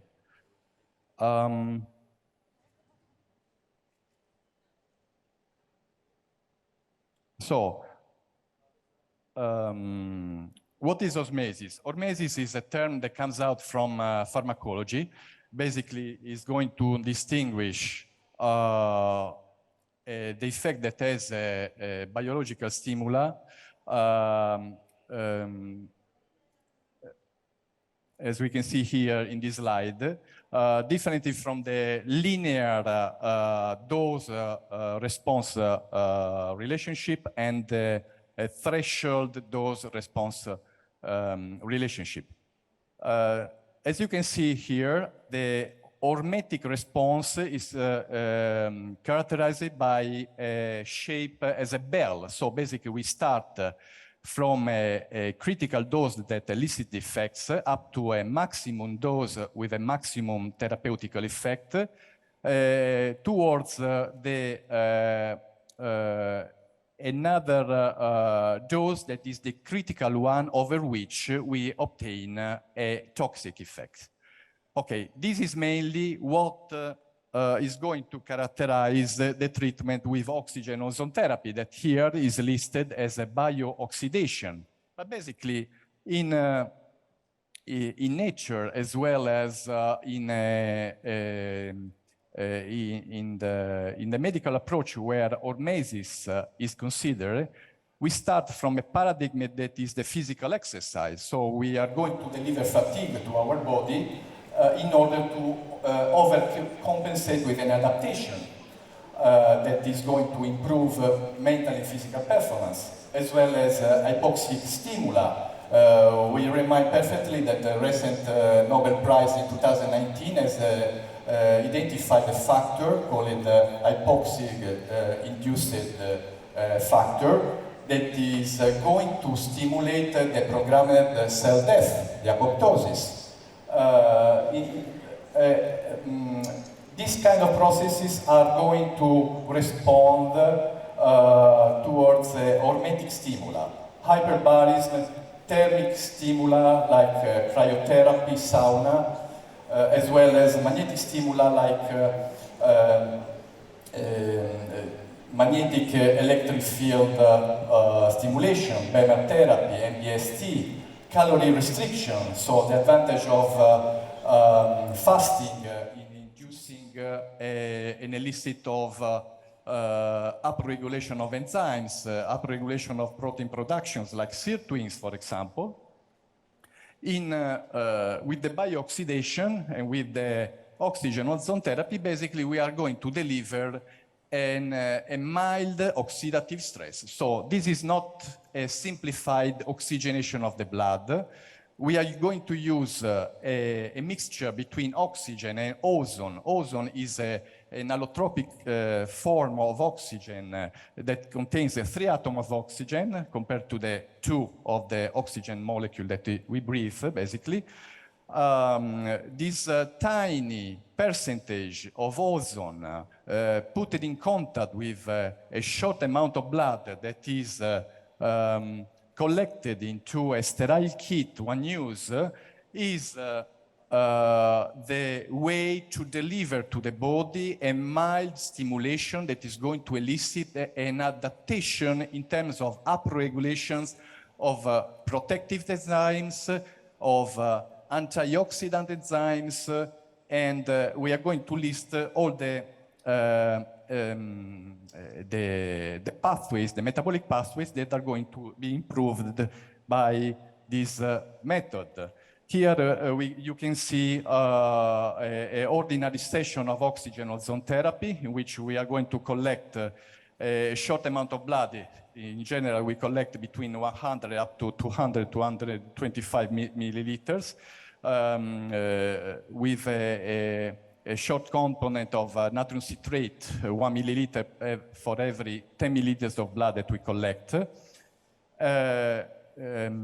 Upon such a kind of treatment, ozone in contact with the blood is going to produce a mild amount of reactive oxygen species, mainly hydrogen peroxide, that works in a short term and medium-long-term physiological mediators that are basically polyalkanals, like hydroxyhexanal, hydroxynonenal, that are the most important messengers that are going to deliver the message to the cells, to all the cells of the body. We are talking about evidences that are has been defined by scientific papers. We have more than 1,200 scientific papers listed on PubMed that are going to define the guidelines and the scientific evidences of such a kind of molecule in mixture with oxygen, okay, very important to identify the way ozone is used to administer this treatment, because we need to use the right dose with the right protocols in order to obtain the therapeutical effect. Here in the low dose concept, we are going to define the amount of ozone in oxygen mixture that we need to use in the systemic ozone therapy. So basically between 10 up to maximum 40 micrograms per milliliter of oxygen ozone mixture. As you can see, as you have seen, at about 30-35 micrograms, we get the maximum biological effect of the treatment. Here you can see several of the effects mediated by the ozone into the cells. In oxygen delivery, for example, one of the evidence most important, one of the first ones, was the upregulation of the phosphoglycerate that is going to change the shape of dissociation of the hemoglobin towards right. So basically, hemoglobin starts to dissociate easily by the oxygen thanks to the diphosphoglycerate product of the phosphofructokinase, as well as modulation of the NFKB factor, that is a transcription factor very important for the modulation of the immune defense, and upregulation of several growth factors, like the platelet-derived growth factor and the endothelial growth factor, that is responsible also of the healing process of the scars, for example. So here in this slide you can see the Bohr effect related to the diphosphoglycerate produced into the red blood cells. And here we are going to put as evidence the modulation of a transcription factor called NRF2, that is a transcription factor that upon a binding between a polyalkanase, the final mediators of the ozone, with proteins such as CAP1 and CAP2, is going to be the transcription factor that is going to upregulate a group of enzymes that belongs to the antioxidant responsive element. We are talking about an evidence of more than 300 enzymes of our body that are induced through a genetic message, through a transcription factor. Okay, so we are talking about a treatment basically that is modulate epigenetic expression. Okay, so this is a sort of a fingerprint that the medical treatment is going to apply to the genes. Okay, which kind of genes? First of all the group of the antioxidant enzymes. This is the antioxidant endogenous component that is going to connect to the exogenous component of antioxidants that we know, vitamin C, lipoic acid, vitamin E, A, CoQ10. The enzymatic path is consisting all the pathways of the glutathione synthesis, like glutathione synthetase, glutathione peroxidase, and transferases, as well as enzymes like heme-oxygenases 1, as well as heat shock protein 70. Then we are going to basically collect a huge response of upregulation of so many important functions that are basically supporting the healing process of the body. Okay, very important. Once you can use a normatic tool in the anti-aging practice that is nowadays a very important topic in anti-aging medicine. So to elicit a self-healing, basically, a healing process into the body through a natural stimuli that should be very well dosed. Why then to associate also IV therapy together with ozone therapy? There is a rational, scientific rationale upon this concept. Again, here you can see certain evidences that we got in Italy with the studies of the group of Verona University with Professor Malatesta and the other colleagues regarding certain in vitro evidences about mitochondria expression of a greater inner-outer ratio of the membrane.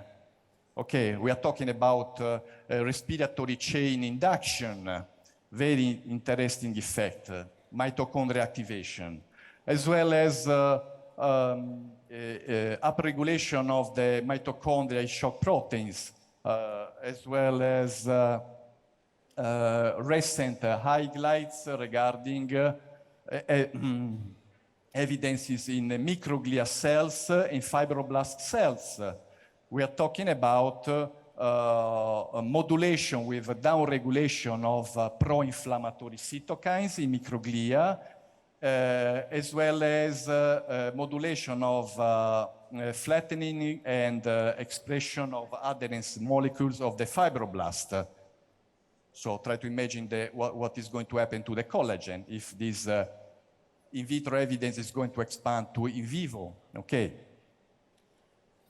The association between ozone therapy and IV therapy is going to be supported by the Michaelis-Menten role and the law of action mass that are biochemical laws in which basically is defined that once you are going to upgrade and upregulate certain enzymes, basically the cell is going to be crave for substrates. That is the point. We are not going to just to replenish nutrients with a simplified IV therapy administration. We are going to support an increased substrate demand upon a normatic therapeutical treatment, like ozone therapy. So we shake the system with a bioxidative modulation, as well as we know, I take the example from exercise, physical exercise. Okay, at a certain moment, an athlete that is going to reach a steady state condition of training needs supplementation. The nutritional schedule is not enough. We should implement a purified substrate as overall and well-known oral supplements.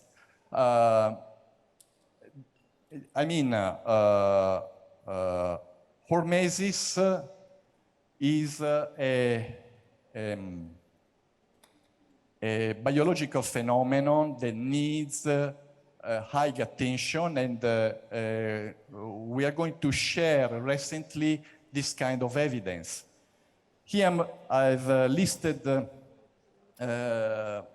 at a glance certain kind of nutrients that could be administered through IV infusion, like all the hydrosoluble vitamins, like vitamin B group, vitamin C, antioxidants like lipoic acid, glutathione, NAC, and acetylcysteine, as well as NAD, nicotinamide dinucleotide, that is a coenzyme that usually recently is quite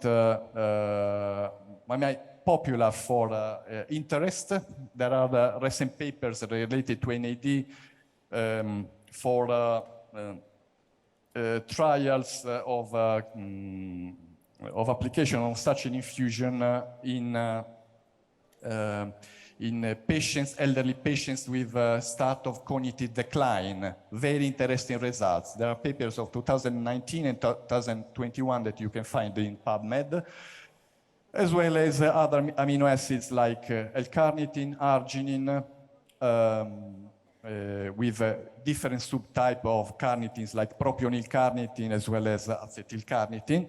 And then we can jump to the use of certain chelators agents like synthetic amino acid like ethylenediamine tetracetate that needs a specific description as a chelator of heavy metals. Here there is a quite well-known protocol called the Myers cocktail, in which there is an association between all the B group, vitamin C between 1 up to 3 grams maximum, magnesium and calcium gluconate. There are a few papers related to use of such a protocol in fibromyalgia, for example, and fatigue. Here I would like just to put a hint regarding statistic. Okay, Google. This is what happened as a search trend of IV therapy after pandemic starts. Worldwide, look the trend, please. And United States. Question mark. Perhaps that was an attempt of research by common people to a therapeutical approach quite strong in order to compensate COVID syndrome or, you know, what everybody of us knows regarding recent health issue that involved worldwide. So, rationale of this protocol, as I told you, the Michaelis-Menten rule and the law of action mass. The reaction rate of an enzymatic reaction is related to the amount of substrate. So once you are going to speed up an enzymatic pathways, a higher amount of substrate is going to be requested by the cell, higher product rate is going to be elicited.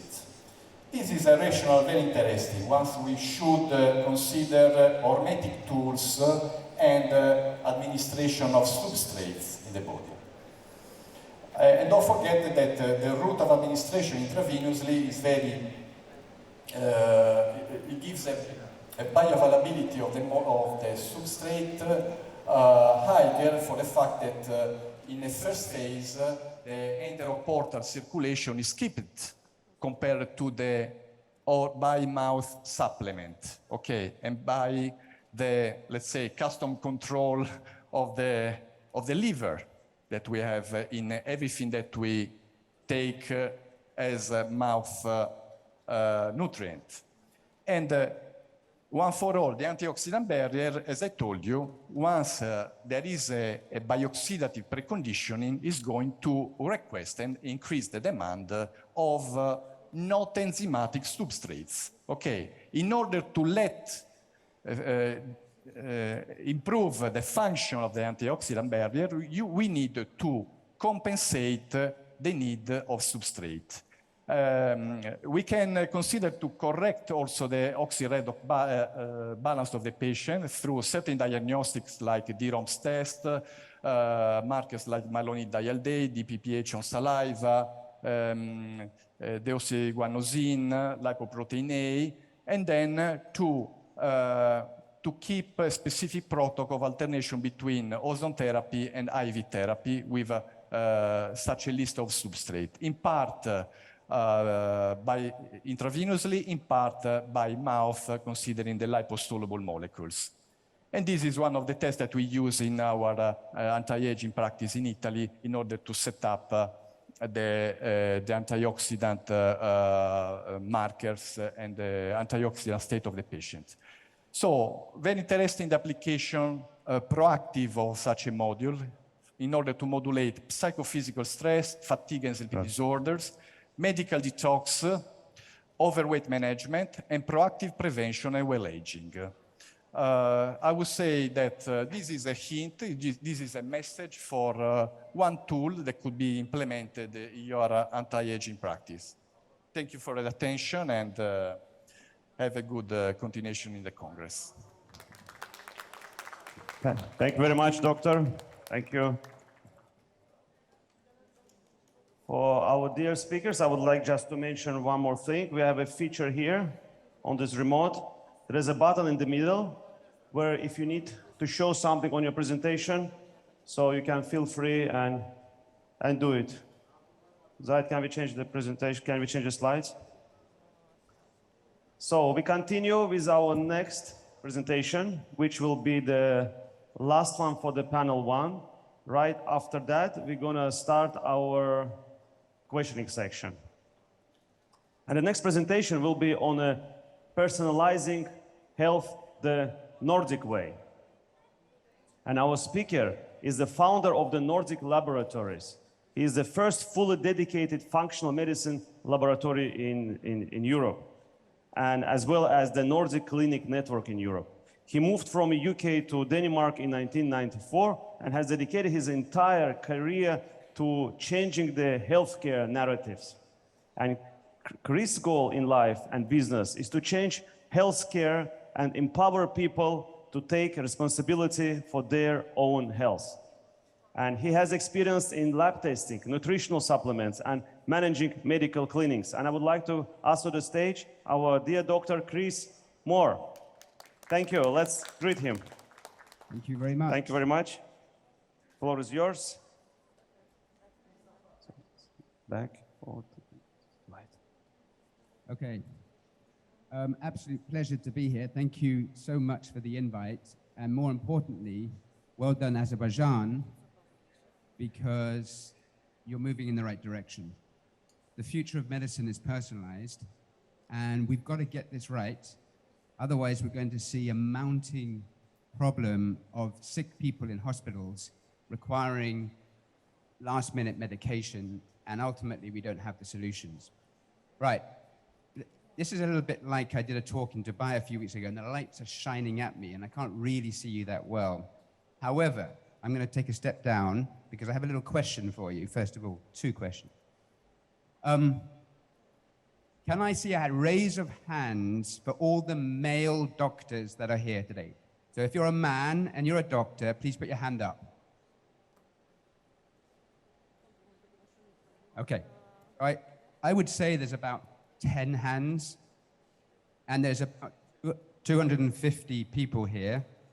So either there are no male doctors in Azerbaijan or the region, or they just don't care. And it seems to be a remarkable thing that it's a dominated female audience that are listening to the future of medicine. So all female doctors, please go back to your male doctor friends and tell them to get their asses in gear. Okay, I've got another question. It's a health quiz. It's not that complicated, but I want everyone to put their hand up when they see the right answer. So, who owns your health? Is it your mother? Is it your doctor? Is it the state? Because frankly, through COVID, the state thought they owned your health. Or is it you? A bit louder, please. Okay, so we're sure that we own our own health. So this is the first and fundamental thought that we've got to transfer to the population. There's no point the patient coming up to you and saying, "Doctor, I'm ill, save me," because it might very well be too late. So I want to argue for the health ownership idea. We all have a social and moral obligation to be well if we can. And lifestyle diseases are all manageable if we just get them early enough. So, my name is Chris Moore, I'm 52. I'm the CEO of Nordic Group, which I established more than 25 years ago. We're a 21st century healthcare company. And I think, at least I've been trying to optimize my health since '94. This is a picture I took 10 days ago in part of my 60-day plan of hyperbaric. And we just heard about oxygen therapy. This I have at home. Every day, I start my day with a Nordic smoothie, and it's not that complicated. You know, we hear a lot about the science of how can we perform better, but ultimately it comes down to eating well, eating the right things. I don't think you can just get good nutrition from food alone. You need to be supplementing. However, they're all accessible, and the science is there if we just read it. But in the Nordic smoothie, we have a combination of good vegetables, a lot of powerful supplements, and the aim is to impact at both epigenetic and a phenotypical level. We're in Copenhagen, maybe by chance, because that's where I turned up, but also because the Scandinavian countries are simply more forward-thinking in so many areas of healthcare. But today we're all over the world. We work with 10,000 doctors. We have a team of 100 and something people, and they're speaking something in the region of 25 different languages. I just wanted to put this up for you to get an understanding of how we've evolved over the last 25 years. And you can see that we start, and if I get this pointer right, here we are. We start here in 1997. And we opened our first clinic in 2002. Then we acquire a supplement company. Then together with my good friend Danny Maresfield, who you can meet outside a little bit later, we launched DNA Life, which is a range of genetic tests. We put on our first, we're one of the first companies to produce a pharmacogenomics test, which very interestingly, that in 2023, the British government and the NHS have determined that pharmacogenomics is quite interesting and that they're now advocating the use of it. The query that I have is why the hell did it take them about 10 years to wake up to the science? So we have to bring new technologies quickly into the market is basically what my mantra is. We then have, you can't see necessarily down at the bottom, but we've opened a bunch of other clinics. This in 2019 is an important investment. How many of you are aware of the rise of antibiotic-resistant bacteria? One person? Really? This is a problem, and I'll make this very, very simple. If we thought COVID was a problem, we ain't seen nothing yet. And we've got to start changing the attitude to the use of antibiotics. We have to change the attitude to building resilience in the human gut to prevent the onslaught of MRSA and other resistant bacteria. But you're going to see this as the biggest threat to humanity. And we have a company that measures this quite extensively around the world. In 2019 also, we do a collaboration with a friend of mine, Dr. Nigel Eccles, to shift the discussion away from cancer in breast tissue and tumor development to using thermography to see if we can identify inflammation in breast tissue, which if we treat and we use nutrition, exercise, mindfulness, whatever's required, then we might change the outcome of a cancer risk patient long before cancer happens. So again, empowering patients becomes immensely important. This I'll come back to in a minute, and we also have a food company as well. They are the groups. I just want to, the brands that we have. This is the single most important equation in medicine.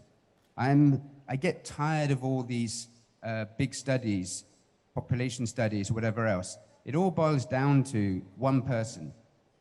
And if you're part of a study that it shows that 99% of people do better on intervention X, but you're in intervention Y, but the authority recommends X, you don't want to have X, you need Y.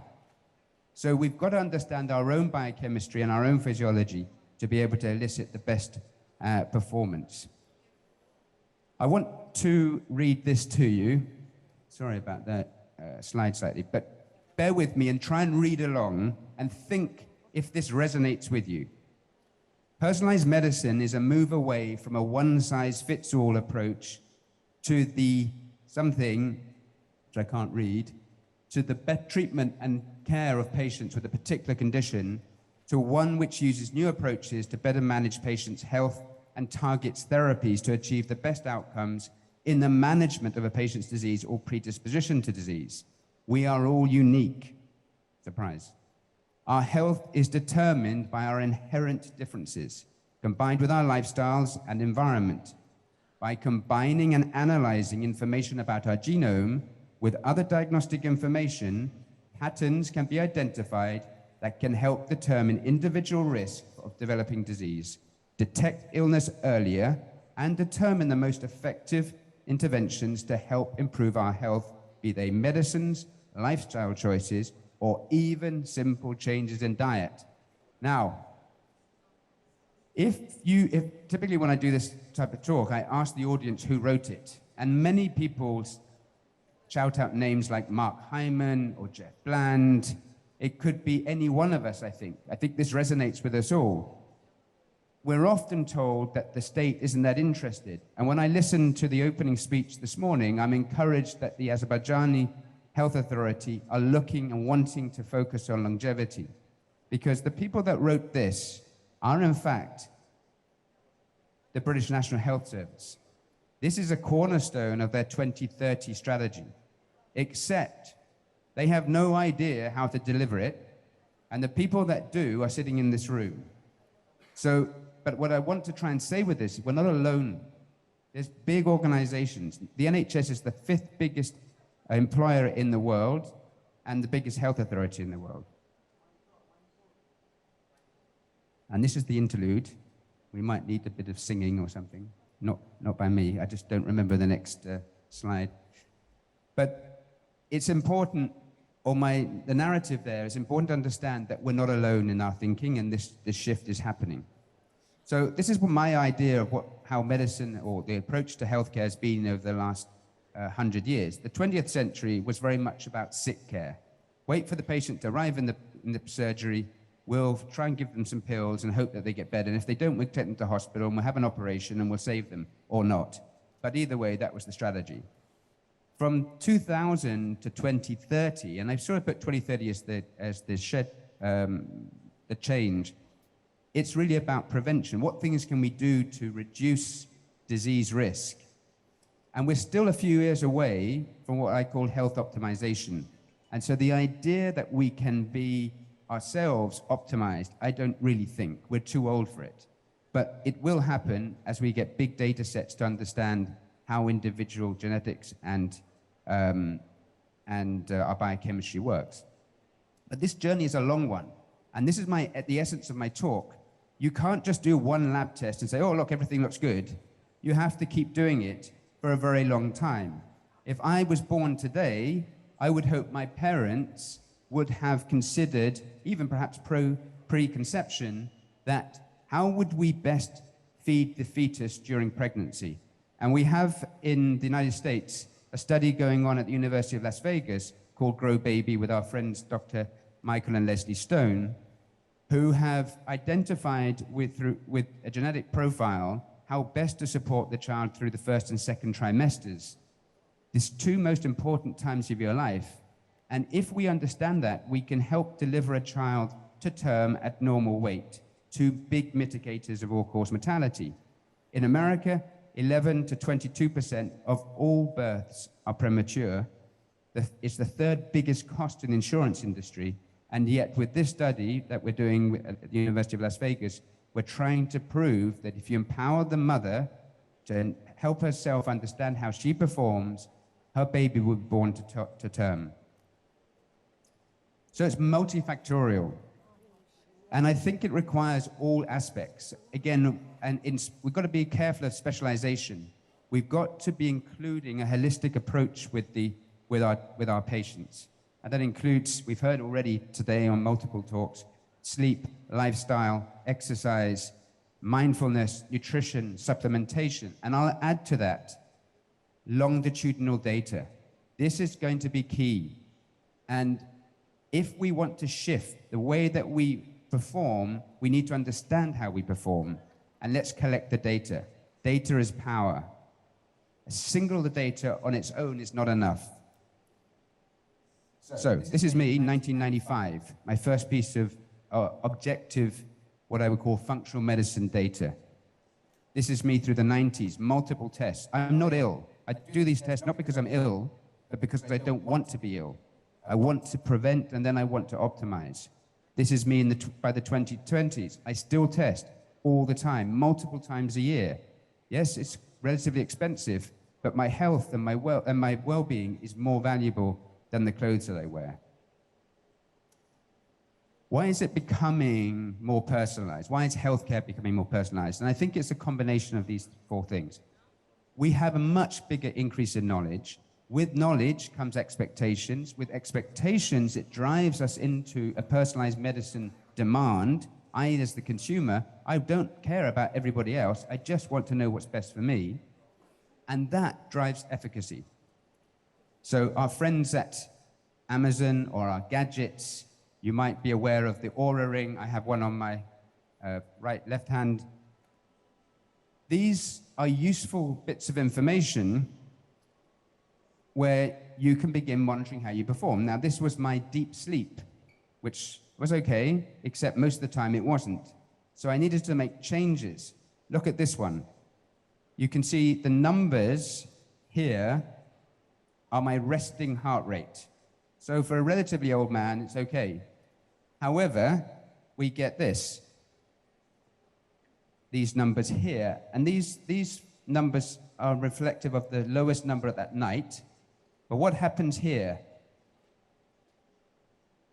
Why does it increase? It's a bit odd. And I had to ask myself the question, and then I realized it was this. It was beer. Beer was driving my resting heart rate 20%. And if I had a resting heart rate at the average level, which is about 75, this becomes a problem. So, what's the cure? Less beer. Here's another picture. I found this before I became ill, and it was indicative of an infection. So I could change my behavior before the actual disease or the impact of the infection occurred, so I could recover quicker. Using data to help us understand how we perform is going to help change the way that we can produce that longevity. In my arm, I have a little chip, and it measures temperature. The idea of this, though, is to have storage over many, many years, up to 30 years, we think. This is, again, a change. We want to do it for helping women with understanding their cycle so they have a better idea of fertility. We also use it for our own performance. So in a sauna, I managed, after 40 minutes, to get my temperature up to 39 degrees. We've already heard the effects of sauna from Julia, I think. So then I jump into the cold water, 5 degrees for 5 minutes. I come out, and I have 18.6, a 20-degree shift in 5 minutes. So the query is that good? Well, we know the benefits of sauna. It improves cardiovascular health, it reduces inflammation, it enhances relaxation, it increases immunity, and it's good for skin. So too is cold immersion, improving circulation, reducing inflammation, enhancing mental health, boosting metabolism and weight loss, and has a quicker athletic recovery. We know this, there's plenty of studies. So we can now then look at that, how I personally perform, and then you can measure it against sleep, against maybe neurological challenges and seeing how quick you are at responding. But if we use this data, we feed back to the patient, health ownership.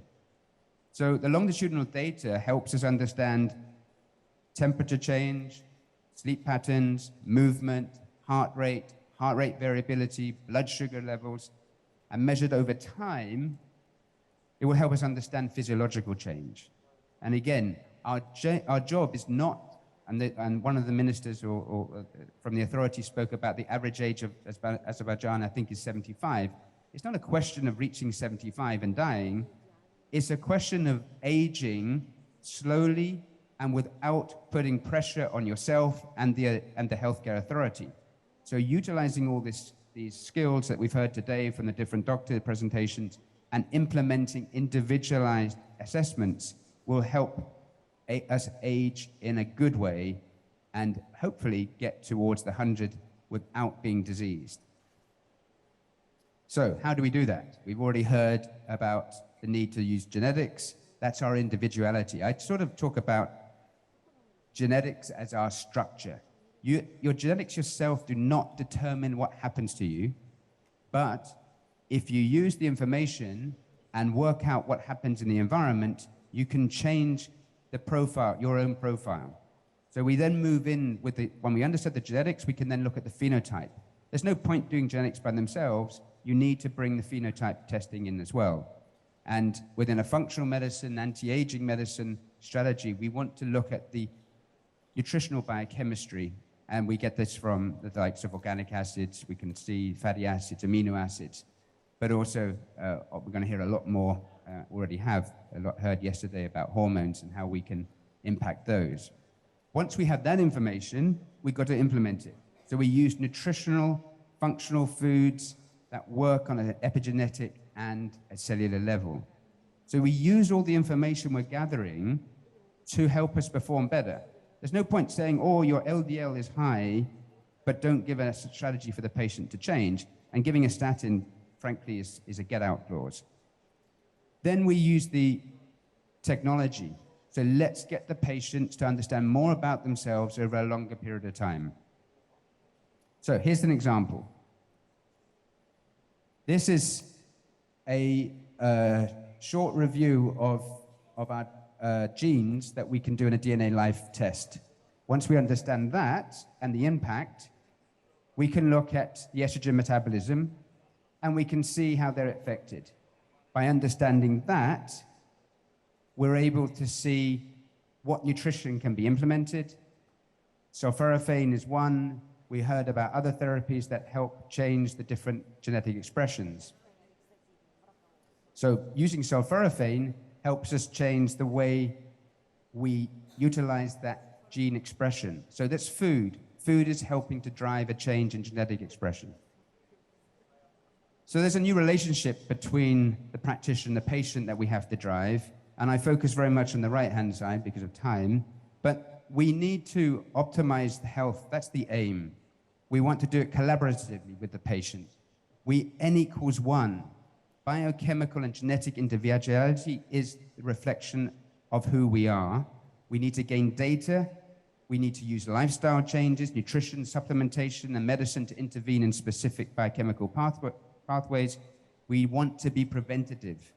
And we want a high touch, a high data, and a high tech. So how would you start with a patient wanting to aim towards prevention, towards optimization?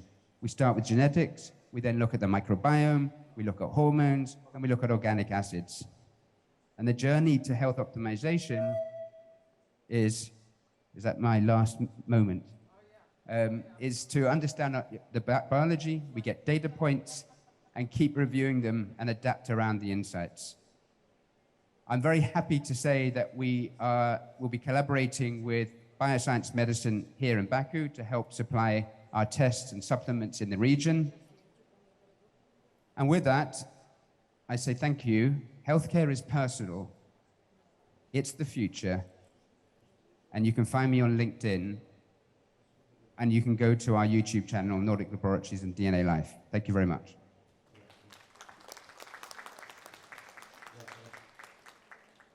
Thank you very much. Yeah, don't go, please stay here so we can, we'll need you. So can I ask all the speakers for the panel 1 that already did their presentations to come to the stage again one more time and take their seats over here in these comfortable chairs. Are they comfortable? Okay, yeah. Chris, they're comfortable, Chris says. And Ilona Ansonet will be here with me, helping me, thank you, helping me to do this session, questioning session with you guys.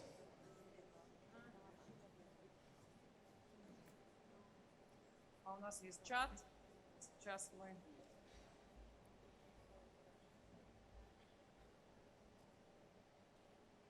Так, у нас... So one of the questions, let me just start reading for the Alex Vitasik. They're asking about the contacts in Moscow. How to contact and where to get the Там вопрос был больше о том, education. можно ли получить образование Майер. Can they get the Myers education in Moscow? Is there a contact for that? Ja. 1, 2, 3. You hear me? Yes, we can hear you. In Moscow, you cannot have education for ethics Meyer. You can have it in future here, when we make it for Caspian Meyer, if you want, if it's allowed. I don't know, you must ask Hasha. Or in Austria, we have trainings in English language. You can go to the homepage, www.fxmeyer.com, and there you have the schedules for the trainings. Normally, they are only allowed medical doctors, but if you in a medical profession or a health profession like a dietologist or a physiotherapist or something like this, you can join the trainings, but you are not, you don't get the diploma from the society, because the diploma is only for physicians, medical doctors. This is due to the regulations of the government in Austria, and otherwise we would lose the certification from the government if we give the diploma to other people than medical doctors. Thank you very much. Next question is to Chris Moore. They're asking people interested in your presentation, and they're asking about, especially interested in your smoothies. And they're asking about the favorite recipe for your favorite smoothie. Not anymore.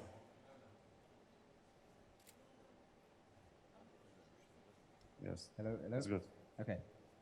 Well, if you came to my house, we never know from one day to the next what's actually going to be in it.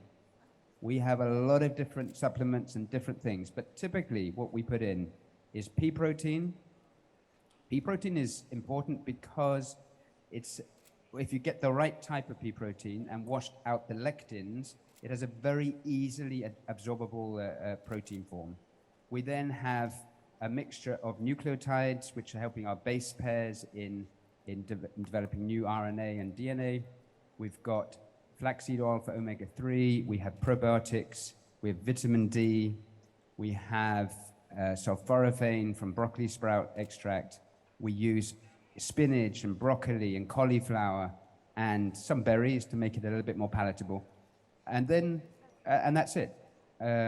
It's a pretty packed nutrition bomb to start the day. And I'm sure I've got information out on the stand if you want to come and find out some more.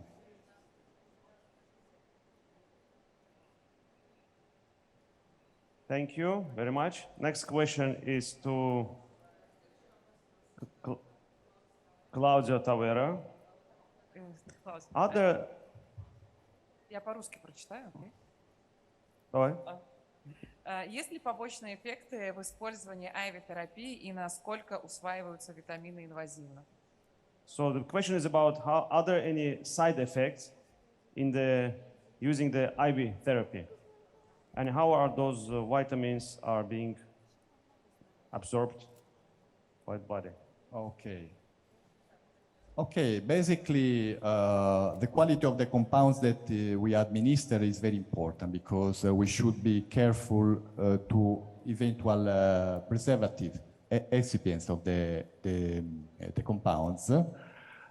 Second, once we are going to use amino acids, it's important also to consider the kidney filtration rate of the patient. Okay. If we have particular condition, particular situations, is an important parameter to identify through the labs, through the biochemical blood test. Regarding everything is related to the kind of components that we need to administer. EDTA, for example, for chelation program, we need to evaluate again kidney filtration rate and calcemia. Regarding NAD infusion, I just giving you an example, but everything is dependent by the compound that we are considering. NAD is a very active molecule, is a coenzyme. We need to use it carefully for the fact that it is vasoactive. We need the long-term run infusion. We need to use the right dose in the right time of administration that usually for a long trip, it's minimum 1 hour and a half. So, you know, very general hints, but we need to go into specific things. Regarding ozone therapy instead, considering ozone therapy as particular IV therapy, we need to exclude just the G6PD lacking, called also favism, is the lack of glucose 6-phosphate dehydrogenases. Basically, is the only contraindication for performing this treatment, together with pregnancy, but just for legal point. So, anyway, we can go deep in detail upon the protocol that we are considering. Next question, Alex, for you. Используете ли вы горечи в протоколах лечения? So basically the question is, if I will translate correctly, are you using the bitter in the protocols of the treatment? Bitter.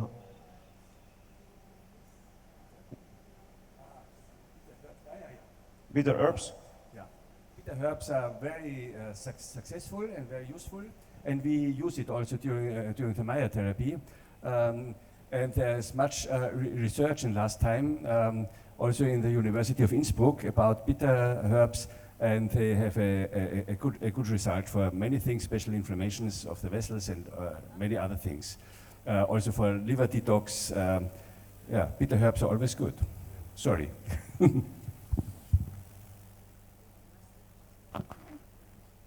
Следующий вопрос для Юлии Юсиповой. Насколько важно проживание в местности с преобладанием солнечных дней для здоровья и долголетия? Какие дополнительные меры нужно применять, если проживаешь в сложном климатическом поясе с отсутствием солнца и тепла больше 6 месяцев в году? Okay, question is to Yulia Yusipova. How is it important to live in the countries with a lot of very lot of sunlight, and what people should do if they live in the countries with a lack of a lot of sunlight? Так, слышно меня, да? Слышно. Do you hear me? Of course, it's important to live in the country with a lot of sunny days, with many sunny days, and at least to visit for 1-2 months a year in regions where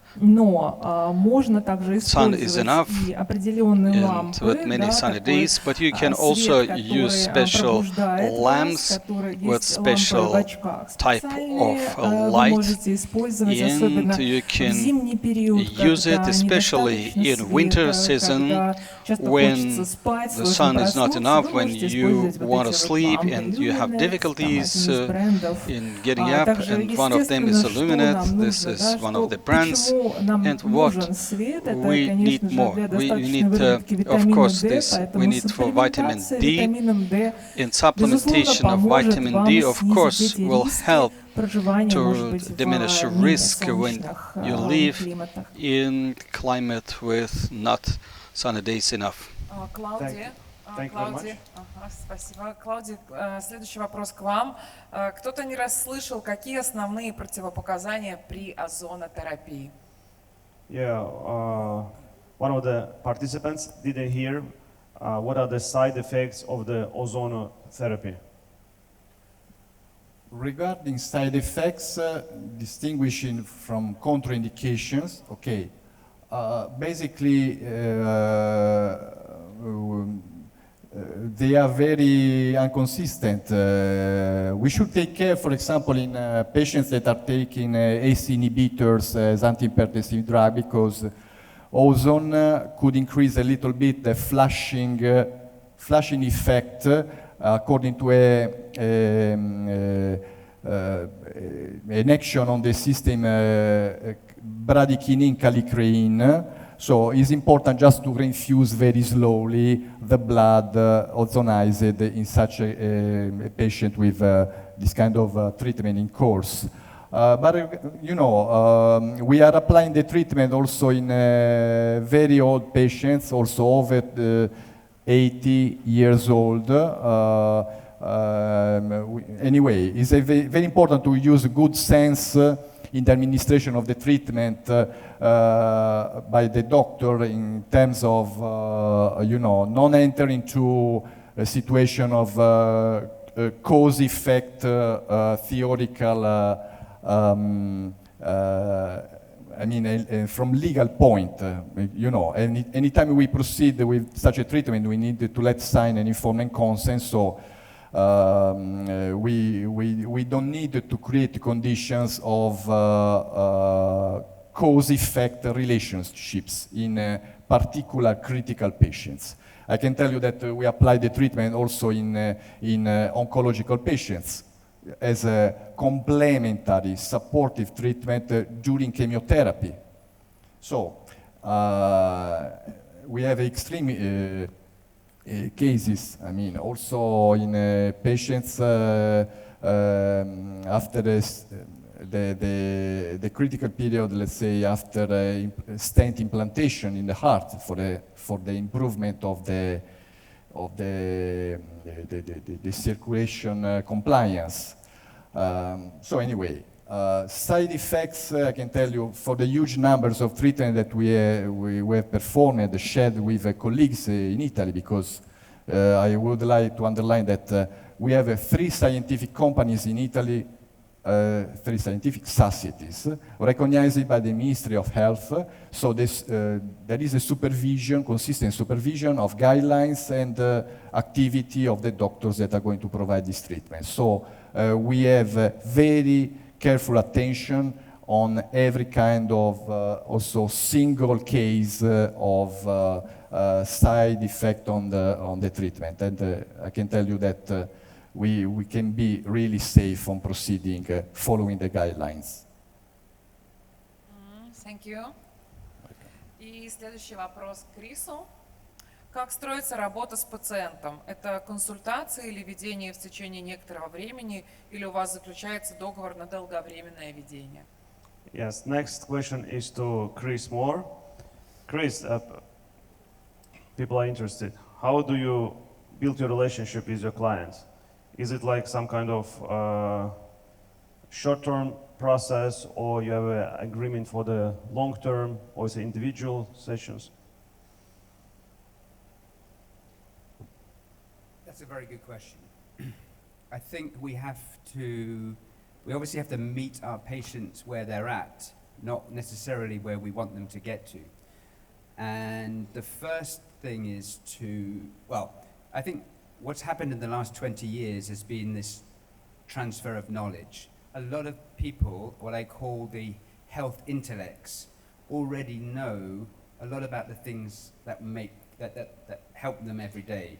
What they're looking for is guide and collaboration. So I think the old school of a doctor being all knowledgeable and the patient just being responsive has gone, and you're now going to see this behavioral change where the patient comes in with lots of information and wants to be guided. I think realistically, we need to be already starting at school level and helping these kids eat better, drink less sodas, eat less chocolate and cakes, and generally get them to be thinking about nutrition as an important aspect of their life. we all eat, but we all don't always remember why we eat. So trying to change the narrative with the individual from a very early age is going to help much later. I have two sons in their 20s who both of them eat their smoothie every day, they take their supplements, they do their lab tests. One of the lab tests we've just launched is a liquid biopsy for 75 solid tumors. But the mission isn't to find cancer, it's to find a status of wellness. So that's a classic example. You can help someone at 50 and say, look, let's do a test and make sure that there is no tumor activity. But once we have that information, and hopefully there is none, then they have a status point, and from which we can build strategies.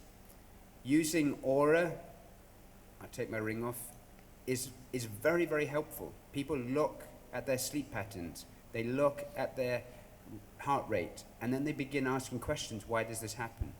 So I think it's a dialogue that you have with your patient to say, my mission as the doctor isn't to pick you off the floor, it's to stop you ever landing on the floor, and we're doing that in partnership, and the more we understand how you perform and you report back, the more likely it is we'll prevent disease.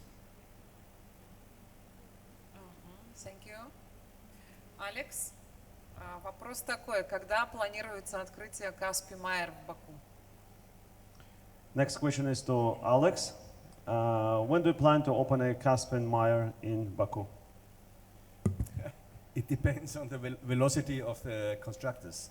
I'm here when they need me. From my work, it could be opened in half a year, but I think it needs a little bit longer. Yesterday I heard it would take about 1.5 years to open, I think. But we started to work for this, and we make the trainings for the doctors, and this is very important. But when it's open, they must be able to treat the patients in the highest level. Thank you very much. With your permission, I would like to add this.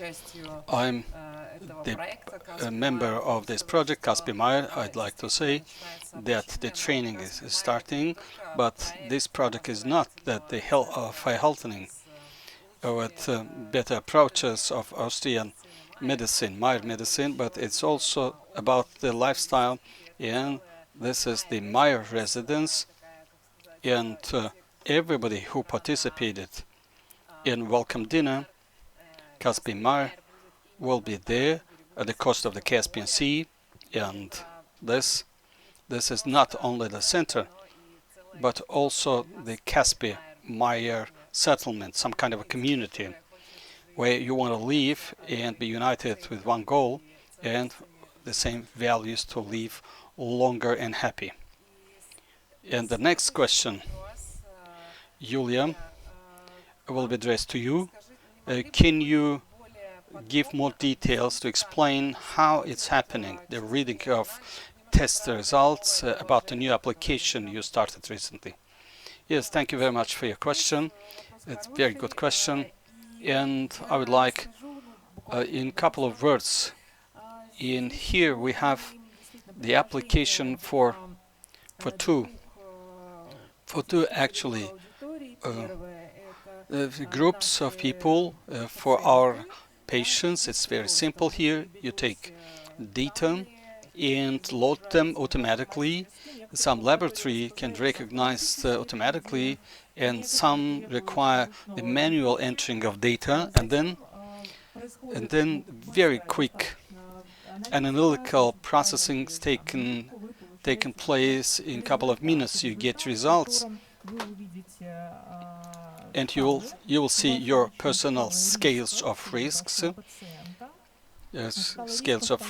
and they give an opportunity to concentrate on certain zones and give our patients an opportunity to see weaknesses and also the strong parts. And with a platform called Logic Expert, you can build your long-term communication with your patient.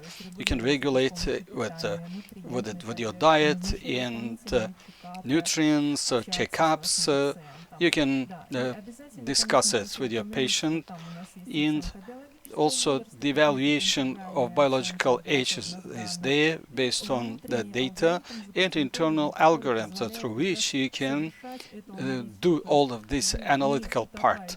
So you are not drawn into massive of data. You get very precise results, which will make your life easier. This is the IE use the algorithms. We will include more biomarkers over there with more analytics, and I think that it will give you opportunity to widen your personalized services for doctors. Doctors will be able to do. Thank you very much. And my understanding is this application can be downloaded. Yeah, you can do this. It works there. Please come and on a stand you can find it. You can by Geek Health. You can just can find it. And Claudia, do you have experience of entering the ozone during pregnancy, and what are results? Next question is to Claudia. Do you have any cases when you were injecting the ozone to the pregnancy during the pregnancy?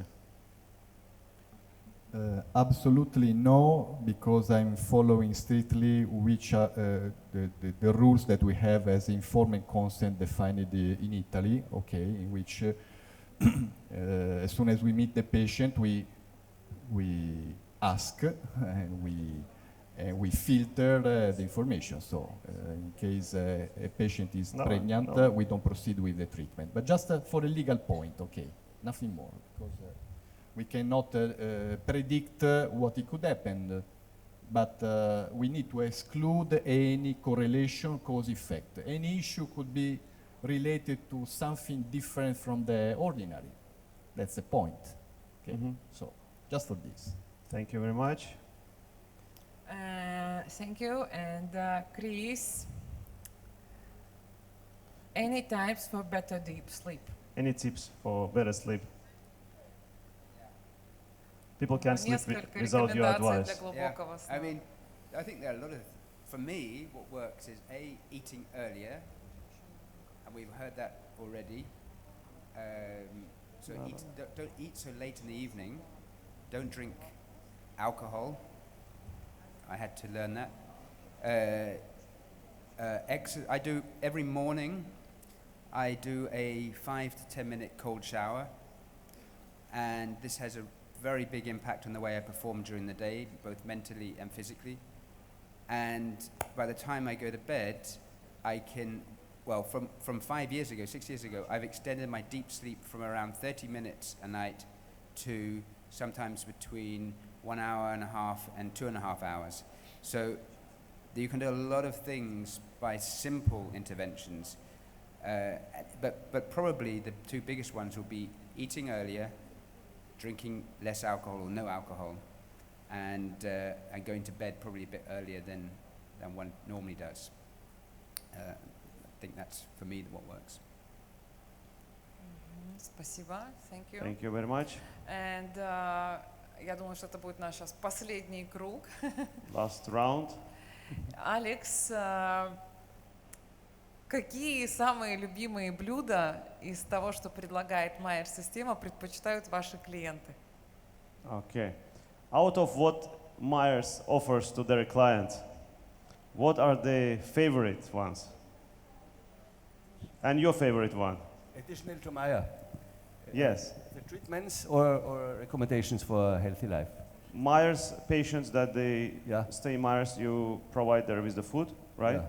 Sure, yeah. So what are their favorite ones? From the food? Or it's a base from the food, or it's a base? Yeah. Individually? Base food is vegetable. The most important are the vegetables, fish, if they like it, and good oils.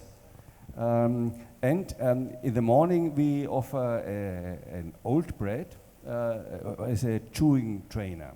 This is important. It must be hard and old, so that you train the chewing and the production of good saliva. It sounds very boring, but in a time where you are nearly fasting or you eat less, you enjoy also this bread, and you take a little bit yogurt additional to this, but without lactoses. And if you have an allergy against milk products, you can take other things like cocos milk or oat milk or any things like this. This is not because it's such a healthy food, this old bread and this yogurt, but it's a training to get accustomed with slowly eating and good chewing. And the other food is, the main point is vegetables with much color because of the anthocyane and all the things, and fish and also white meat you can eat, and very important for good oils, olive oil, linseed oil, walnut oil, and so on, omega-3 and omega-9 fat acid. Omega-6 fat acid is not good because it provokes the inflammation situation in the body, and we have enough of this. These are our main nutritions. Okay, thank you very much. И еще один очень быстрый вопрос, Алекс, для вас, просто ответьте да или нет. Скажите, можно ли организовать терапию Майер амбулаторно без пребывания клиента, пациента в санатории или клинике? Another question to Alex, a very short one. Is it yes or no? The answer should be. Is it possible for the patients of the Myers to be treated ambulatory way without staying in the center? Yes, it's possible, but I recommend it to make it after they joined for the first myotherapy health center, because there they learn everything. If they make it the first time ambulant, only as outpatient, it's difficult for them, especially to prepare the food and also to have the discipline. Also the social problem is you have the family and they say you are crazy, what you are eating and why do you do this? So it's better to be protected in a health center, and after this experience it's easier to make it alone. Because of the nutrition, I wanted to say one thing. It's absolutely not allowed to eat raw food, raw vegetables, because it's too heavy to digest, too difficult to digest. Afterwards it's allowed again. During the cure not, during the treatment not, because raw food like salad and so on and fruits can make fermentation. Okay, thank you. It was yes or no. Юля, вопрос к вам. Добрый день, интересует дозировка хрома и цинка. В упомянутом слайде, да, там они не были указаны, потому что есть тоже вопросы к индивидуализации назначений. Обычно мы рекомендуем хром где-то до 400 микрограмм, начиная с 200. И если мы говорим про цинк, то мы обязательно стараемся оценивать статус и понимать, что у нас с медью, поскольку цинк с медью взаимозависимы. Если мы даем цинк 15-20 миллиграмм, то мы при этом обязательно сапплементируем где-то 1 миллиграмм меди. Это у молодых, а у пожилых можно давать больше цинка, то есть после 65 лет мы можем увеличивать дозу цинка до 40 миллиграмм и выше, и при этом также оставлять медь примерно на том же уровне, 1, максимум 2 миллиграмма. Спасибо. И следующий вопрос к Клаудии. Есть ли опыт применения введения НАД больным во время и после онкологических заболеваний? Next question is to Claudia. Do you have any cases where using NAD, right, with the patients during or after the cancer disease?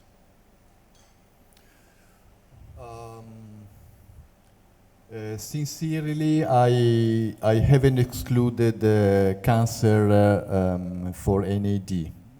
For controversial, let's say, theoretical approach in such a kind of patient, okay. Regarding ozone therapy, not at all. Regarding IV therapy, okay, we know the question marks regarding vitamin B group, for example. Is it true? Not. But there are rumors about a not good correlation of the use of these compounds, for example, in cancer patients.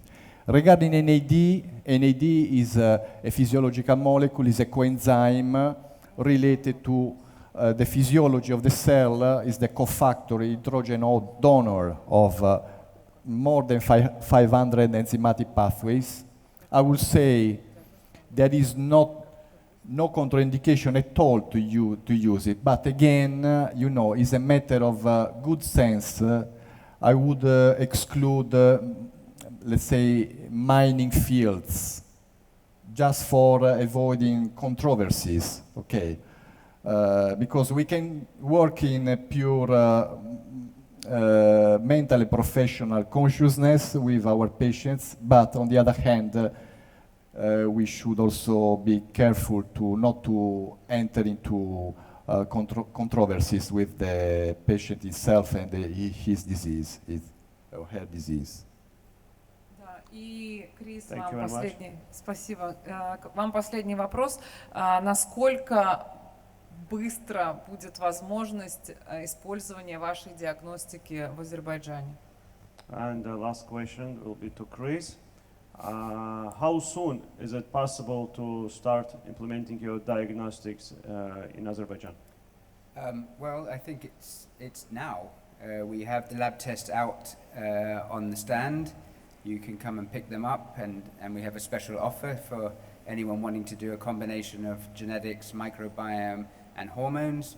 But other than that, going forward, we will start the distribution from here in Baku, and we're ready to go. So there's no time like the present, as they say. I'd just like to say one other thing about my sleep, because 2 or 3 people on the lectures have spoken very briefly about fasting mimicking dieting or caloric restriction or intermittent fasting.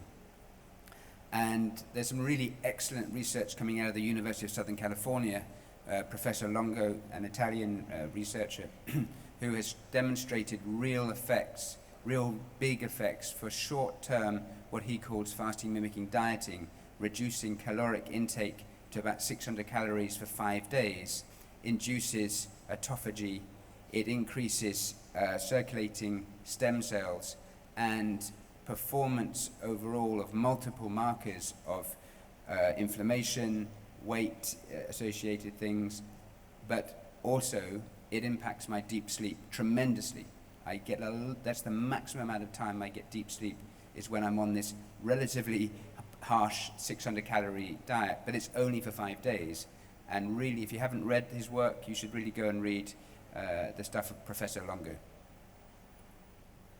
Thank you. И прежде чем мы отправимся на ланч, я также напомню, что завтра у нас с 9 до 10 кофе со спикером, с Юлией Юсиповой, и можно будет именно в это время подписать у нее книжки. Для тех, кто их уже приобрел, тоже такая информация, чтобы знали. Все, и всем, да, приятного аппетита. Дальше уже передаю Чингизу слово. И огромное спасибо нашей первой панели, которая завершилась, и аплодисменты нашим спикерам.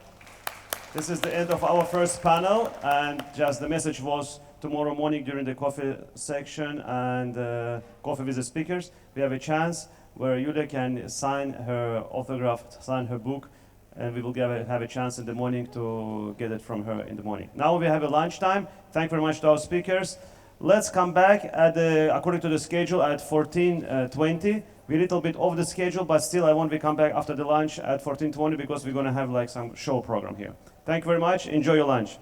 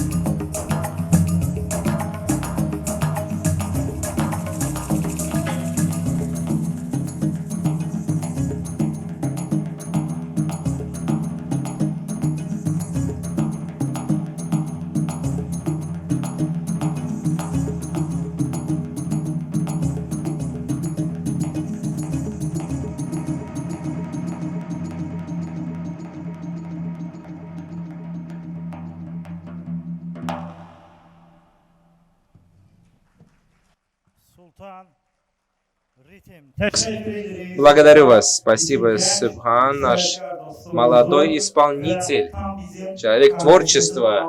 Огромное спасибо. Прям выполнили этот перформанс именно под настроение нашей публики сегодня. Сегодня переходим ко второй панели. Опять же, если есть делегаты, которые не заняли свои места, пожалуйста, займите их. Итак, до перехода к нашей панели я хотел бы упомянуть, конечно же, наших спонсоров. Наша конференция по вопросам организационной поддержки Ava Academy. Благодарю вас за вашу поддержку и искусственную, и творческую часть, джаз-групп. Огромное еще раз по спонсорам BTL компания и Sweet Treat. Мы хотели бы поблагодарить Sweet Treat и другие Sea Breeze Resort и BioPil, наши другие спонсоры. Огромное спасибо, потому что именно за счет этой поддержки наша сегодняшняя конференция, наш конгресс имеет место быть. Я, Камран Дагалиев, уже открываю вторую сессию и хочу пригласить сюда на сцену нашего модератора «Эстетическая гинекология и гормоны». Тема второй сессии. Чингиз, пожалуйста. Мы верим, что Чингиз. Спасибо. Благодарю, Камран. Добрый день. Я надеюсь, вы хорошо пообедали, у вас есть сейчас энергия именно по второй панели, как Камран уже сказал. Сегодня мы будем говорить о гинекологии, гормонах и эстетике. Значит, у нас 37 минут опаздываем. Значит, наш график на 37 минут опаздывает. Я бы попросил наших спикеров быть конкретно, придерживаться регламента. Опять же, попытаюсь анонсировать все. Значит, первый у нас кто? Гость Рашад Хадад. Он не с нами здесь сегодня. У него был в Дубае такой один случай. Не получилось у него подключиться к нашей конференции через Zoom. Он будет вместе с нами здесь сегодня. Значит, его презентация именно будет о косметической гинекологии. Да. Я надеюсь, доктор подключится к нам в самое ближайшее время. Ага, я уже вижу его фотографию и видео даже на экране. Угу.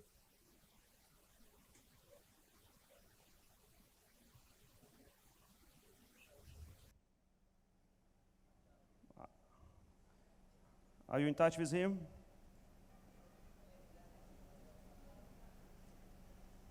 I don't know, it's first. Okay, we see him. Hello, doctor. Hello, hi. Floor is yours. Good afternoon. Thank you very much. Good afternoon, ladies and gentlemen. I'm sure you are enjoying the lovely city of Baku and the amazing smiley and hospitality of the Azerbaijani friends. Unfortunately, I'm not with you, but I promise you next year we will be all together. I'm enjoying learning from all and each one of you during this conference on the website. I will share my humble presentation about the role of regenerative gynecology in the female sexuality. My name is Rashad Haddad. I am French board on OBGYN and I have board in aesthetic medicine. Actually, I'm the president of the World Academy of Regenerative and Aesthetic Gynecology, practicing mainly in the amazing city of Dubai, my lovely city, Paris, and the nice city of Riyadh. Allow me to give me a little bit about headline, what we will talk about. First, about the importance of sexual health and quality of life, types of female sexual dysfunction, as well the correlation between the management of the female sexual dysfunction with the regenerative gynecology.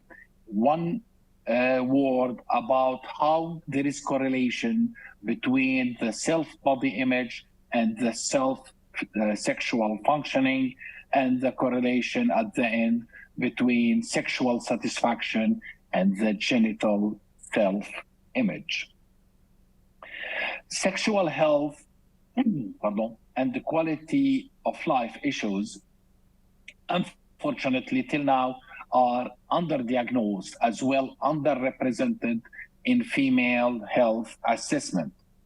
Women usually delay asking for those help or those problems as urinary incontinence or sexual disorder because of social barrier. And at the same time, I think from our side as doctor or other health provider, we are not asking and going in details. We have just to open the window when we talk with any female health problem and to let her express her feeling. Sometimes there is indirect way that give us the idea that we have to explore more and more those subjects. When we will talk about female sexual dysfunction, female sexual dysfunction should have and the experience of persistence and not transitory issue related to any physical changes or condition that may impact intimacy. Female sexual dysfunction when there is pain, persistent pain during sex that may cause distress or strained intimate relationship. When there is absence of wanting or having sex, not having orgasm during sex, as well when there is absence of arousement or excitement during sex. There is other issue related directly to medical problem or medical issues like pregnancy, certain surgery, cancer, diabetes, menopause, anxiety, depression, and other physical trauma or psychological/social traumas. When we go to vaginal and urinary problem, I have to mention that there is an overlap definition, and sometimes even we gynecologists, we use one of the expression instead of the other one. Here, the vaginal atrophy and vaginal dryness are not the same. Vaginal atrophy, we talk about it when there is inflammation of the vagina, causing the thinning of tissue during either irregular hormones or perimenopausal situation. On the other hand, the dryness is when there is less lubrication inside or around the vagina, with all the consequences starting from absence of pleasure, discomfort, or pain. Vaginal laxity is when the muscles inside the vaginal canal are loosed, and usually it's happened after multiple vaginal birth or sometimes with aging tissue. Vaginismus, which I have my own expression, I call it the social cancer. Vaginismus is involuntary vaginal muscle spasm when there is something due to this spasm, we cannot make any sexual intercourse, gynecology exam, or some ladies even they cannot use the tampon if necessary. Vulvodynia, this is another thing when there is chronic pain affecting the labia, the clitoris, or vaginal opening. Dyspareunia when we can perform the sexual intercourse, but with discomfort or pain, lichen sclerosis, the autoimmune doctors and the dermatologists knowing better than me a lot. This is chronic condition where there is this white patches of fibrotic tissue and leads to narrowing more and more of the vaginal opening. Sometimes there is pain after trauma of the pelvis, and sometimes due to psychological problem, there is even non-coital sexual pain. It's just enough to talk about sexuality, and this by itself may stimulate the pain in the area. Sorry, I cannot go to the next slide.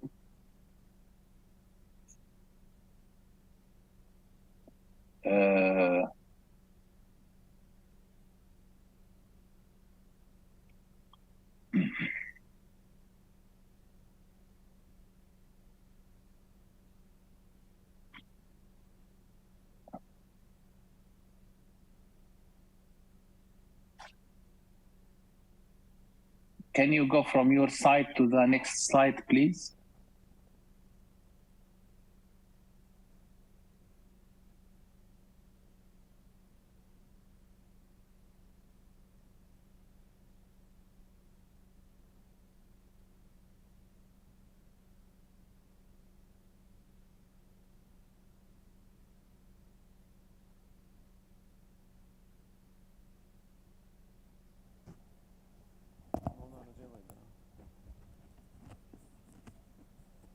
Dr. Rashad, can you do the next on your presentation?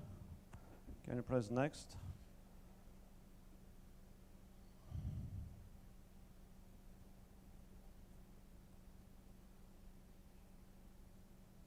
Recording in progress. 2 words about this part. Nowadays, the average age of a lady is around 87 years. So usually any woman may live half of her life in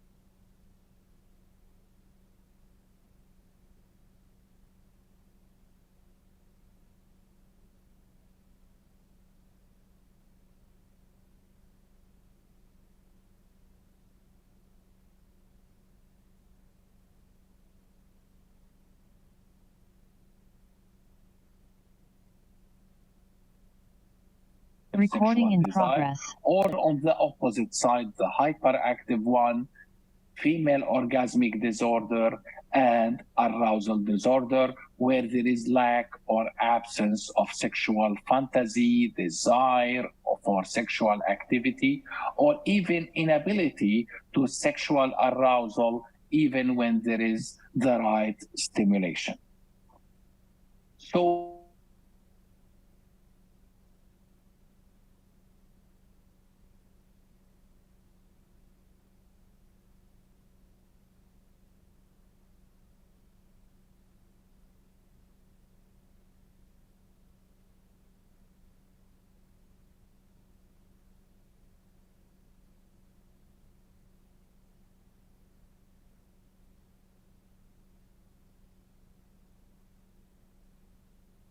now by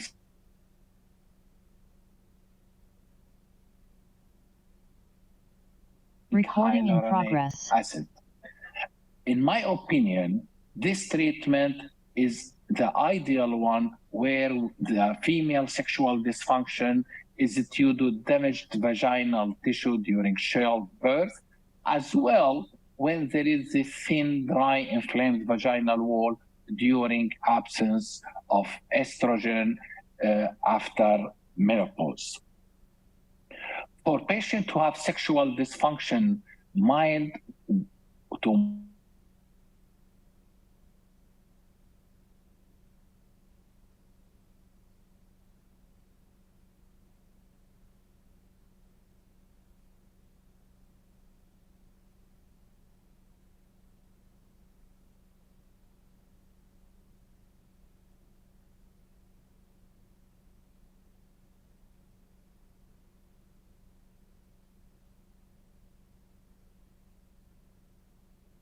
dog.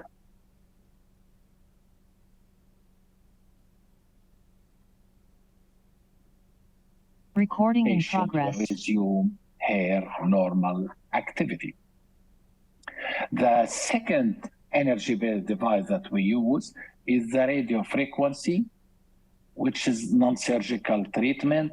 The target is to rebuild collagen fiber on the cellular level using very low temperature, usually around 42 degrees, generated by this radio frequency energy. So here, the vaginal tightness will increase simultaneously, and mechanically the sensitivity will be addressed and sexual satisfaction could be restored. With radiofrequency, there is no need for anesthesia. Again, there is no pain, and we can say there is zero downtime because this is non-fractional method. What is the rationale behind? Coupling and friction are the key for the woman physical sensation. Of course, here we are taking locally. We don't have to ignore at all the social, psychological status, the cerebral, the thinking, the relationship. But mechanically speaking, is coupling and friction. And if we go to Master and Johnson, the leader in sexuality for 4 or 5 decades, the outer side, the introitus of the vagina, constitute the orgasmic platform providing most of the pleasurable sensation. So when there is tightening of the intercoitus, will increase the coupling, the pleasurable sensation, the friction, and the tension around the clitoral complex, increase the lubrication and the positive sensation. The third technology that we may use is the PRP platelets. Platelets have been found to release around 1/10 of growth factor that may promote tissue regrowth, healing, and regeneration. And this fact has been adopted by the gynecologists, aesthetic and regenerative gynecologists, to treat vaginal rejuvenation, scar, lichen sclerosis, vaginal dryness, as well the O therapy, orgasmic therapy. PRP use in sexual dysfunction is considered to be revolutionary. Non-surgical outpatient treatment help to improve both the urinary incontinence chapter as well the sexual dysfunction part through using and stimulating the own female's growth factor. So in this case, we use high concentrated PRP because there is a lot of PRP on the market. We choose the high concentrated one, injecting in the specific area of the vagina with help of aesthetic procedure. So in this case, we may stimulate regenerating mucosa, reinforcing the muscles, as well the skin. After the PRP injection, vaginal vascularity is increased, subsequent increase in sensitivity due to the enhance of regenerative process, and the skin will become thicker, firmer, making the vagina look more healthy as well, younger. The fourth method that we have is the hyaluronic acid. Hyaluronic acid, it's in two forms, either cross-linked, which is molecule, we use it for as voluminizing part, or the hyaluronic acid in its normal form, which is liquid. So in this case, we can use it for the increase and augmentation of labia majora volume, leading to higher self-esteem and preventing any surgical procedure. We may treat scar and reduce pain due to episiotomy, especially with multiple vaginal delivery, there will be multiple cases of episiotomy. We can use it in its non-cross-link, non-voluminizing form for hydration for the skin, as well for the vagina. We can add it as another factor when we use energy-based device like laser, like radio frequency. And the other point, as it's voluminizing, we can use it to enhance the G-spot. When enhancing the G-spot, so we give more chance to friction of the G-spot during intercourse. This is just to picture how we inject painlessly under anesthesia to enhance the volume of the labia majora. So G-spot could be without anesthesia, could be done inside the vagina after we attempt to locate where is the G-spot, or we can use G-spot due to the name of Dr. Grafenberg, that he described this spot as the important point to stimulate the female sexuality. And another doctor, your friend Haddad, 10 years ago in Roma, I talk about that it's not only a spot, it's a zone, all the anterior vagina, it's a zone, and it varies from a woman to another, could be one side 1/10, the other 3, 5, 7. So I think if we may give a high concentrated PRP on the anterior vaginal wall, we may stimulate all the zone and not only a spot, and we call it the H zone, Haddad zone. The other product, I think it's number 6, is the use of botulinum toxin in female sexual dysfunction for the vaginismus, which is the involuntary spasm of muscles preventing any sexual activity. So when we give in a well-known muscles, we have to know our anatomy, we may relax those muscles and the penetration may happen with the help, first Botox, then dilator, then sexual education, and we may use Botox.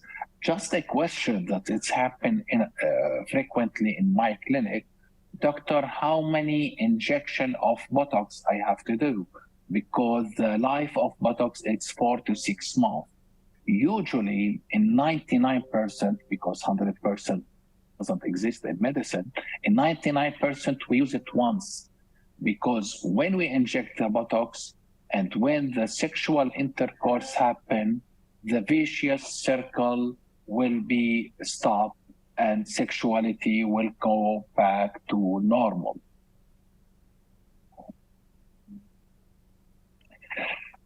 Those, now we are talked about the non-surgical way.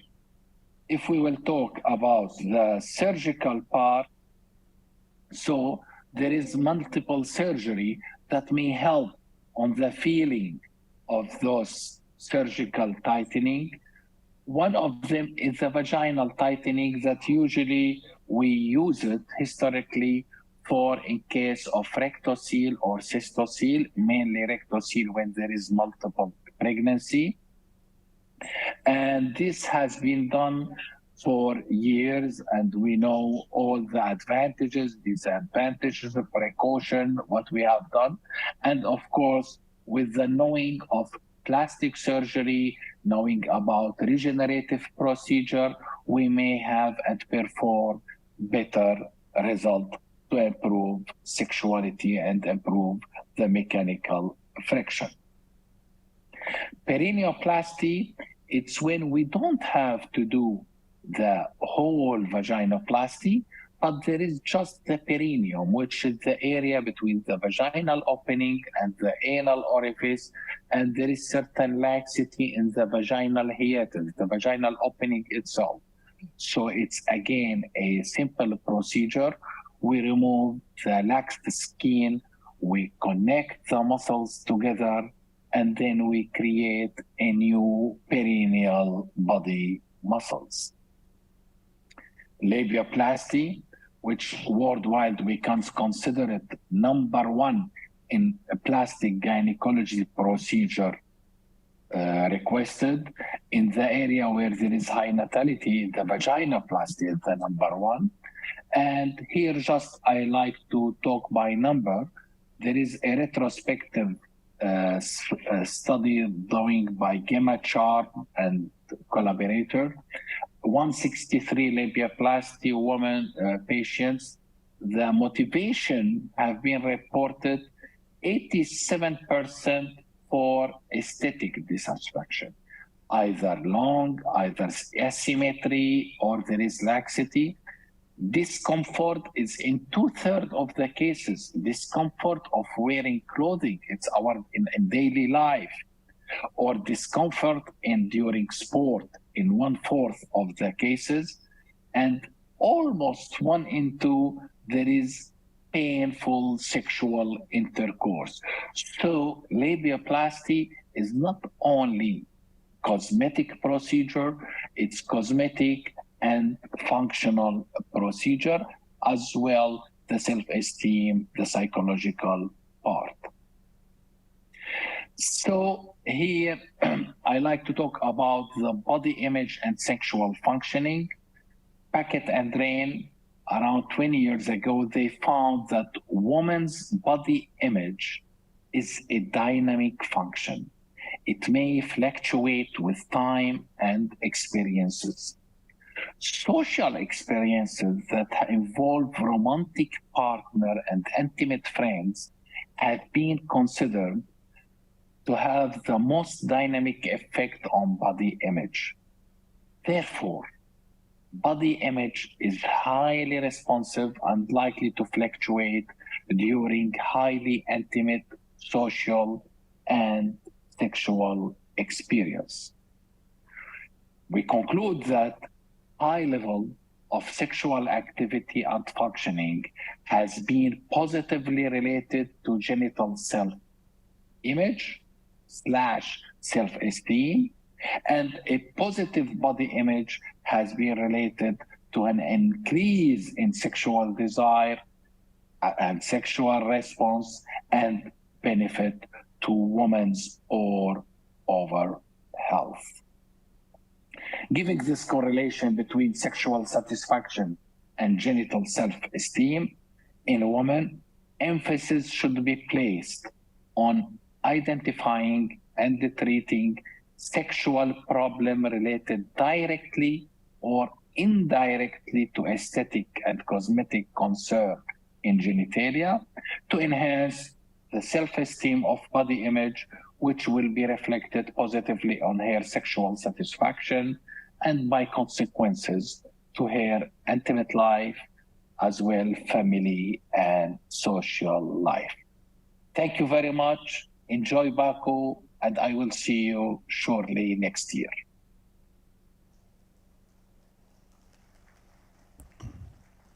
Thank you very much.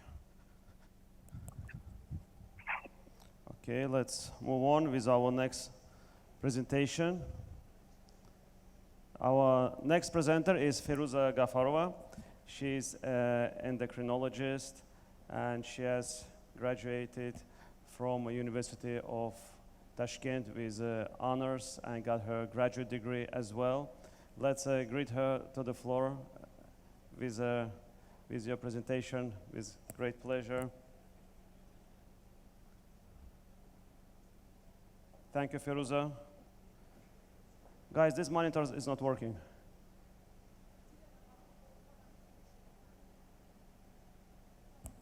Monitors in the front are not working.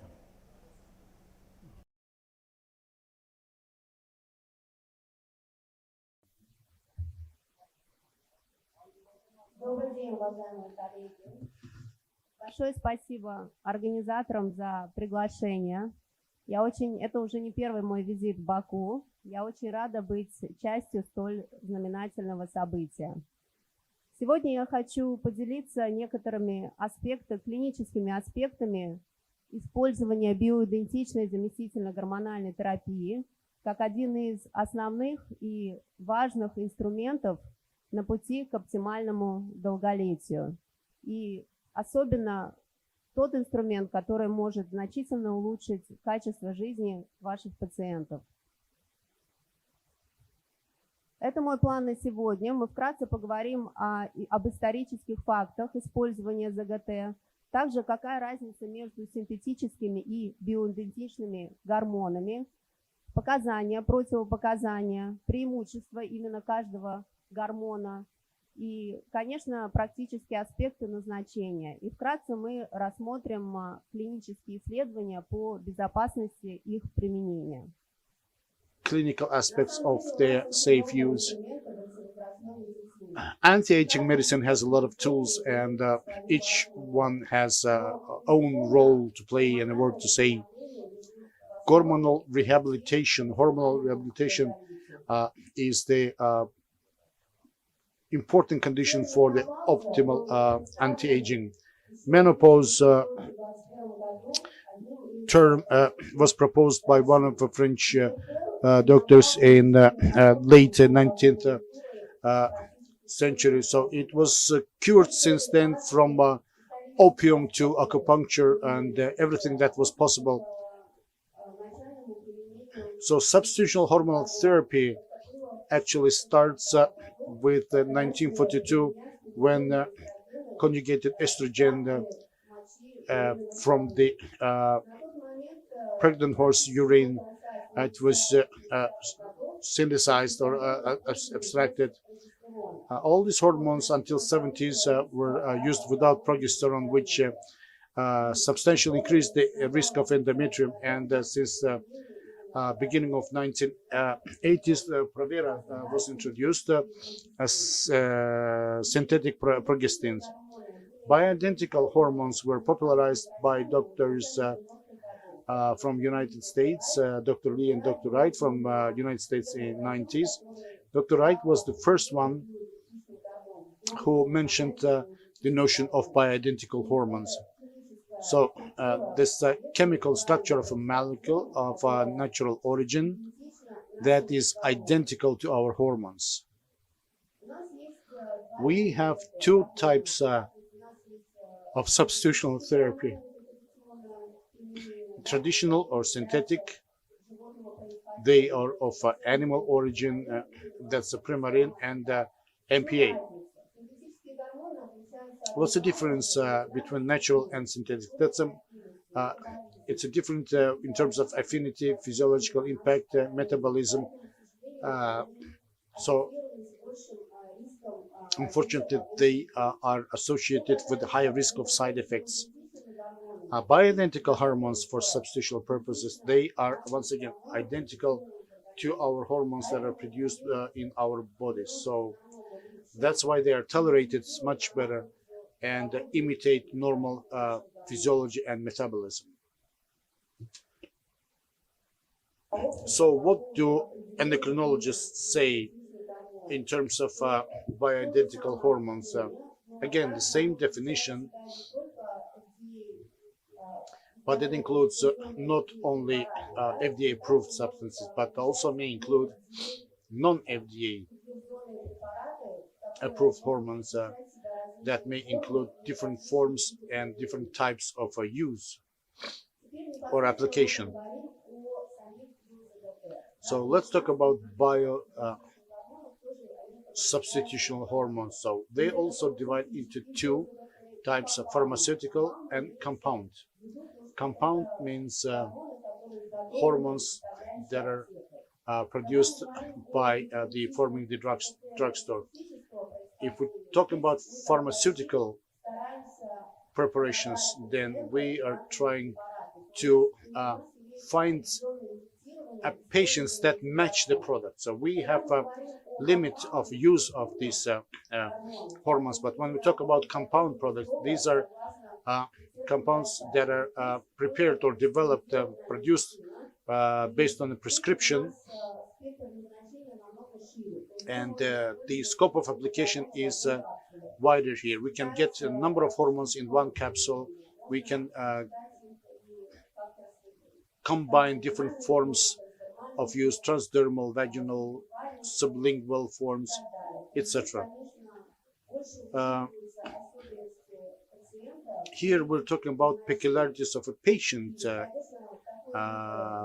during the administration, and these type of hormone administration improves the compliance of a patient.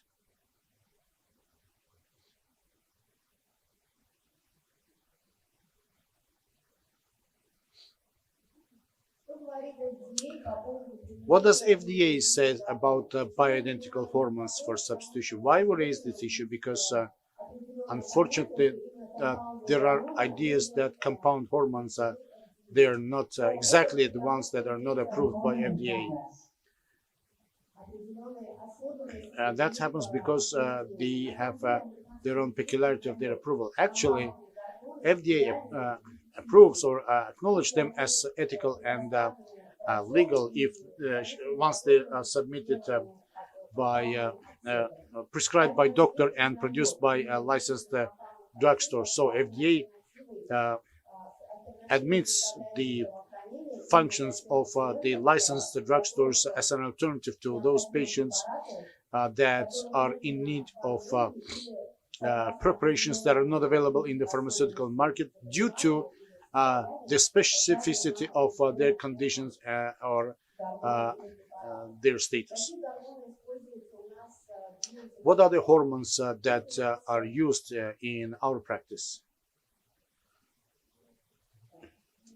Well,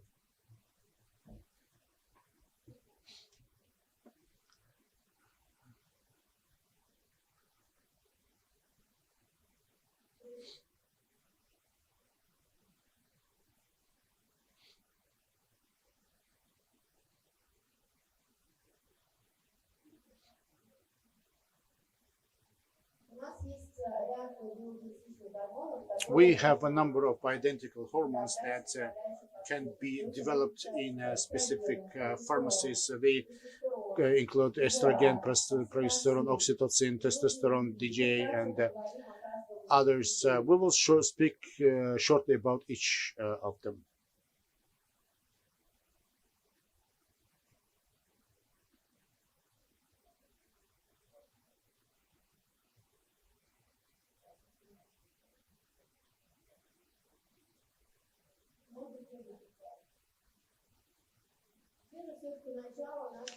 So, where is the end of beginning of our hormonal end? We, as doctors of integrated and functional medicine, we look at aging process in a different way. We look at aging as a disease which should be cured. Actually, aging and hormonal failure does not have any biologically useful function. Our hormones remain at optimal level until 25 years of age. Since then, they start to wean out, some faster, some slower, and everything it depends on the individual peculiarities.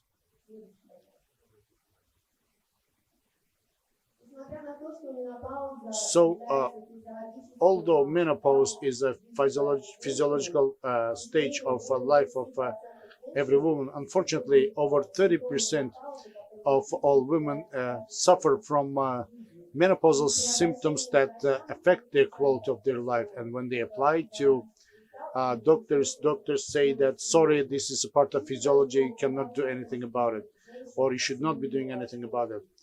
Well, the life expectancy of women keeps increasing all over the world. So basically, women now spend almost half of their life in a menopausal state, and menopause has a significant impact on the quality of life of every woman. This is one of the descriptions that this is the statement of one of the patients that she used to describe her condition. I used to be like a grape, now I'm like a raisin. So indications, like in the traditional hormones like vasomotors, or genital symptoms, prevention of osteoporosis.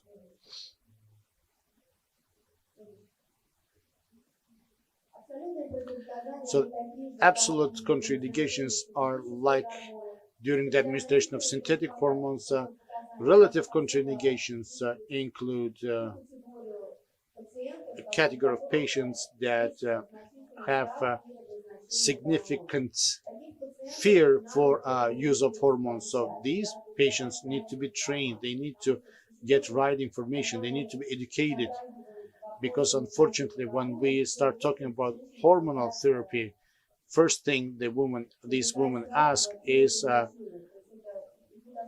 isn't it dangerous? So it is associated with an oncology or some other severe complications. So you need to educate doctors to give out right information to patients.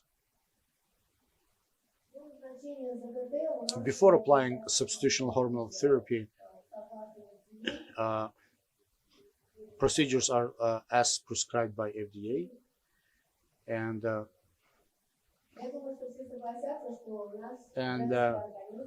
everybody will agree that the female body is much more complex and complicated if we compare the treatment of women and men, especially in terms of hormones. Yes, you have to be an experienced conductor to take into account all the points of administering hormonal therapy in women. Let's speak about hormones themselves. Estrogens, first of all, compound hormones can envisage combination of estradiol and estriol. We're talking about 80-20 ratio of E2 and E3. There are other combinations. All depends on the indications, experience of a doctor, knowledge of a doctor, and we are talking about individual approach in terms of dosage. Estrogens are applied transdermal. Peroral estrogen raise the risk of oncology.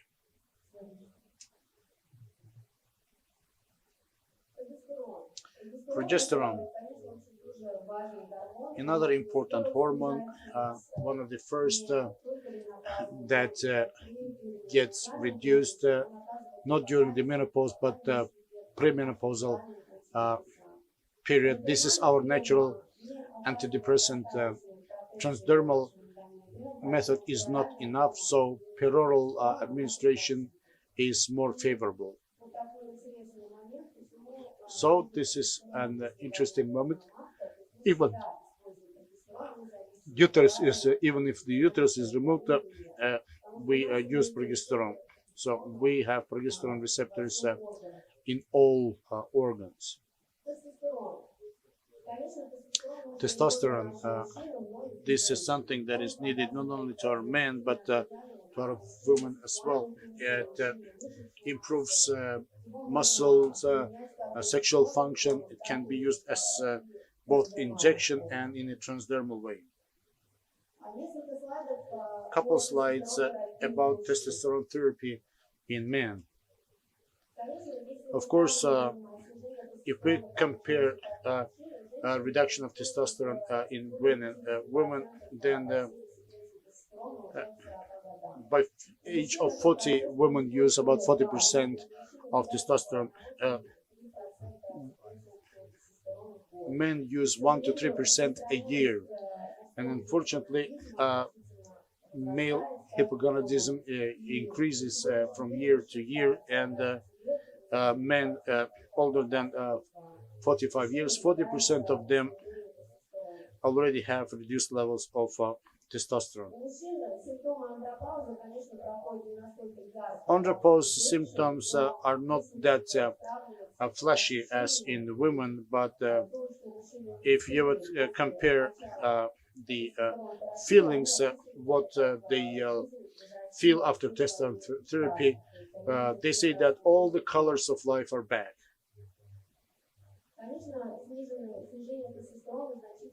Of course, reduced testosterone impacts all the aspects of health of men. That's related to metabolic syndrome, a raise of inflammation, Alzheimer risk, etc. Ways of administration, there are available transdermal and injectional forms. The most preferred one, that's enantat and eudeticarat. Each of them have their own peculiarity. and depending on a patient, relevant preparation is administered. There are conventional contraindications like cancer, breast cancer, prolactinoma, prostate cancer, and the severe form of prostate hyperplasia. One of the famous fears before testosterone administration is that it raises the risk of prostate oncology. Now it is proven that low testosterone is associated much stronger with prostate cancer. DHEA, another interesting hormone that is very important for both health of women and men. In the United States, it is classified as a biological active substance like capsule, sublingual, vaginal, and transdermal forms are available. It is a precursor for sexual hormones as well. It raises the energy, libido, muscle weight. If we would look at our steroid cascade, after pregnenolone, we have our DHA. So it is progesterone, androgen, testosterone impact. Pregnenolone, that's the next one. This is the grandpa of all hormones, but it's a pre-hormone, but it doesn't make this effect. It is mostly known as neurohormone. It mostly used for general condition improvement and the improvement of the cognitive functions. Oxytocin, interesting one that drew the attention only recently, and its role in the female reproductive function is well known, but recently it happened to be known as actor of a sexual life as well. It covers the intensity of orgasm for both men and women. It can be used for intranasal and transvaginal form.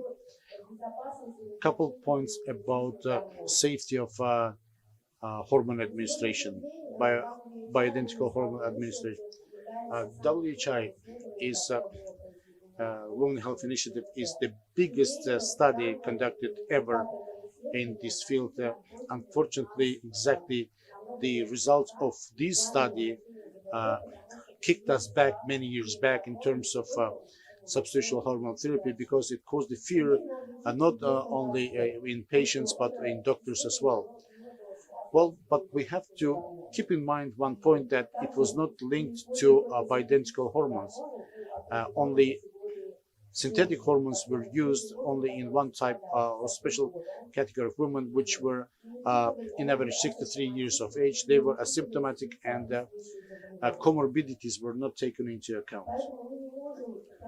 So we cannot translate the outcomes of this study to the administration or use of bioidentical hormones.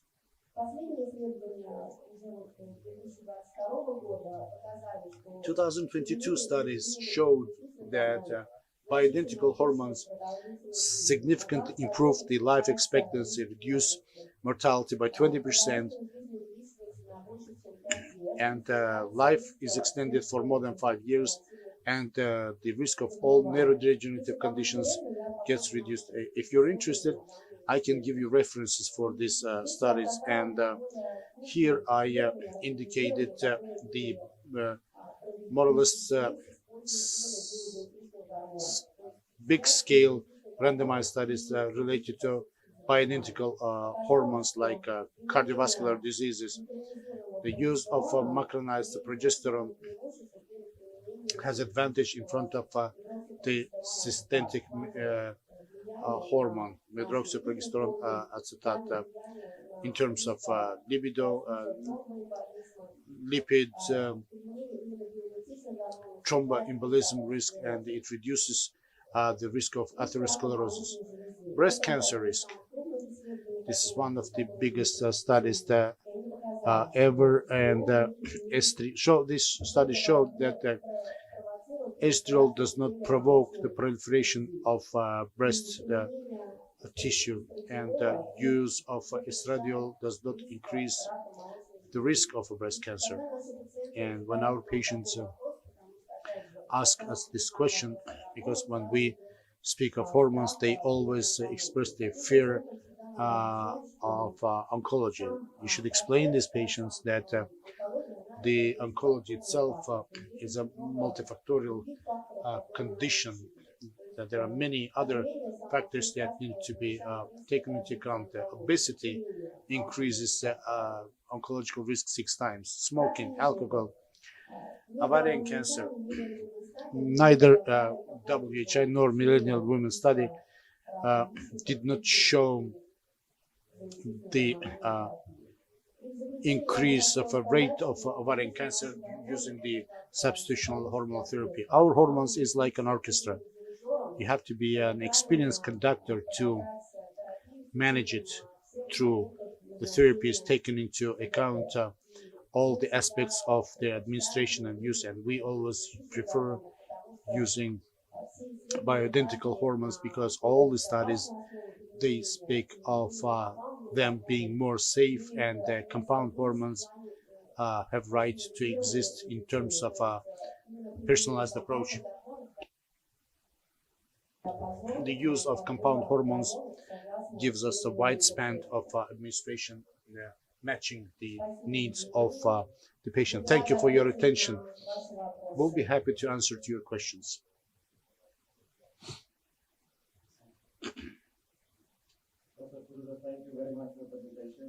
Okay, thank you very much. So we continue with our presentation. So our next presentation will be from Professor Cihangir Mutlu Ercan. The topic of his presentation will be artificial insemination and IVF. Professor Can, thank you very much. Floor is yours. So this is for this. Okay. You're changing this slide, so that's going to be changing. Okay, would you please open that? Hi to everybody. In this afternoon, I would like to first of all thank you for all of you for sitting here and listening us.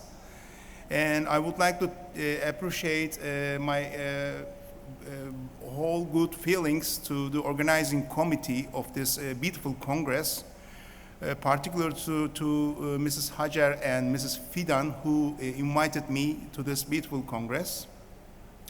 Now I would like to talk about a little bit of me. I'm a professor in obstetrics and gynecology, and my specialty is endocrinology and infertility.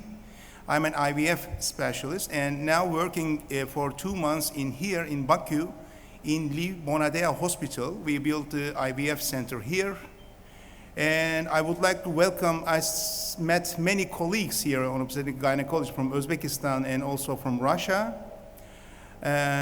In some parts of the world, I know that there are some restrictions in rules of the health, government of health on the in vitro fertilization. So I always invite my colleagues and their patients to our center to have their in vitro fertilization procedures, and we may also help them in getting their patients pregnant. First of all, thank you for listening to me. Now, when they first invited me to this Congress, they want to give me they asked for a lecture, and I told about them I will talk about fertility preserving in women. Because in the last 10 years, in the last decade, it is highly an important subject in women's because in the population-based birth statistics demonstrate a consistent increase in the proportion of females choosing to delay childbearing until later in their reproductive years. The women usually delay their childbearing age. So the development of and demand for fertility preservation for deferred childbearing for non-medical indications has grown and is considered part of an individual's reproductive autonomy by at least one national medical society. These societies are American Society of Reproductive Medicine and also European Society of Human Embryology and Infertility. I said here non-medical indications because there are some medical indications actually appeared in the earlier ages of a woman's life, such Hodgkin's lymphoma or non-Hodgkin lymphoma and breast cancer.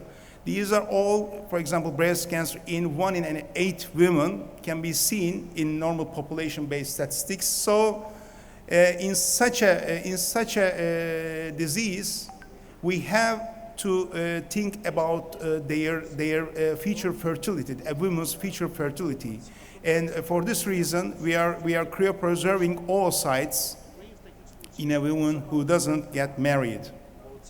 So I have to mention about the age-related decline in fertility. What is a question might be, what is the perfect time for a woman to get pregnant? It might be think as between 20 and 37 years of age, because we all know that, as you see in the slides, after 36 years of age of a woman, the oocyte pool or primordial follicle pool declines very fast. So the female's patient's ability to become parents or create their desired family size may be limited by age-related fertility decline. As women age, fecundity, fertility decreases, and the risk of an unemployed pregnancy increases. So in here, the fecundity means a couple could get pregnant in a month's time 20%, and at the end of 1 year, the pregnancy percent is 80%. So social trends are likely to support the continued development and greater use of oocyte cryopreservation to reduce the impact of female infertility due to advancing age. So women, due to education and due to career reasons, they delay their marriage ages, and also they delay their getting time for getting pregnant. So for example, states, in the United States, the procedure is covered by employers in some places, in some cities, and the percentage of cycles for fertility preserving in the US rose from 5% in 2017 to 7% by 2019. So this is the committee opinion of ASRM, American Society of Reproductive Medicine, and they decided that plant oocyte cryopreservation is an emerging but ethically permissible procedure that may help women avoid future infertility. I mean, it is not an infertility treatment, but to preserve a woman's infertility, oocyte cryopreservation, or if a woman is married, has already been married, embryo cryopreservation should be a choice. And the ESHRE, European Society of Human Reproduction and Embryology, guideline also support the same idea as ASRM in 2020. So as I said, a woman may get with a cancer disease in her earlier ages. And again, the ESHRE guideline actually build a chart about the procedures that should be evolved upon a patient. So a teamwork has to be done, and a multidisciplinary approach should be performed in a patient who have a cancer disease or an autoimmune disease, or in a woman who has premature ovarian failure in her family. So, I mean, the first relatives of her. So, fertility preservation for deferred childbearing is another subject, actually, and for non-medical indications. And fertility preservation for non-medical indications is the process of cryopreserving oocytes and or embryos prior to age-related loss of fecundity and increased risk of embryo aneuploidy. Some patients choose to preserve their fertility with oocytes or embryo cryopreservation. I mean, in here, in the second part, this is social, it means social oocyte cryopreserving.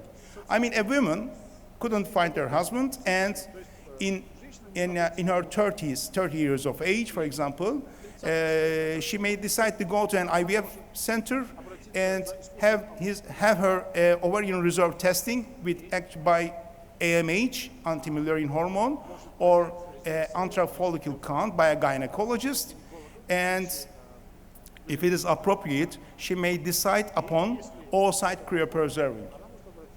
And here, again, a woman could also think about the aneuploidy risk in getting later ages. The aneuploidy risk increases in an incremental way. So the women also could cryopreserve her oocytes in the thought of not to have an aneuploid baby in her later ages when she gets married. Also, I would like to talk about an oocyte loss. Actually, a woman has have her the maximum oocyte capacity in uterine life. In the 16 to 20 gestational weeks of age, in the fetal life, the oocyte pool reaches approximately 6 to 7 million oocytes, and in the progressive atresia occurs, and approximately 1 to 2 million at birth. And when the girl reaches to puberty, the primordial follicle pool reaches to 200,000 to 400,000, and a woman ovulates 400 times in her life. So the average approximate menopause age is 49 to 51 years all around the world. And the oocyte quality also declines with the number of oocytes, with the age. And the decreasing quality primarily refers to an increased prevalence of oocytes that yield aneuploid embryos, and largely due to dysfunction of the meiotic spindle. So meiotic spindle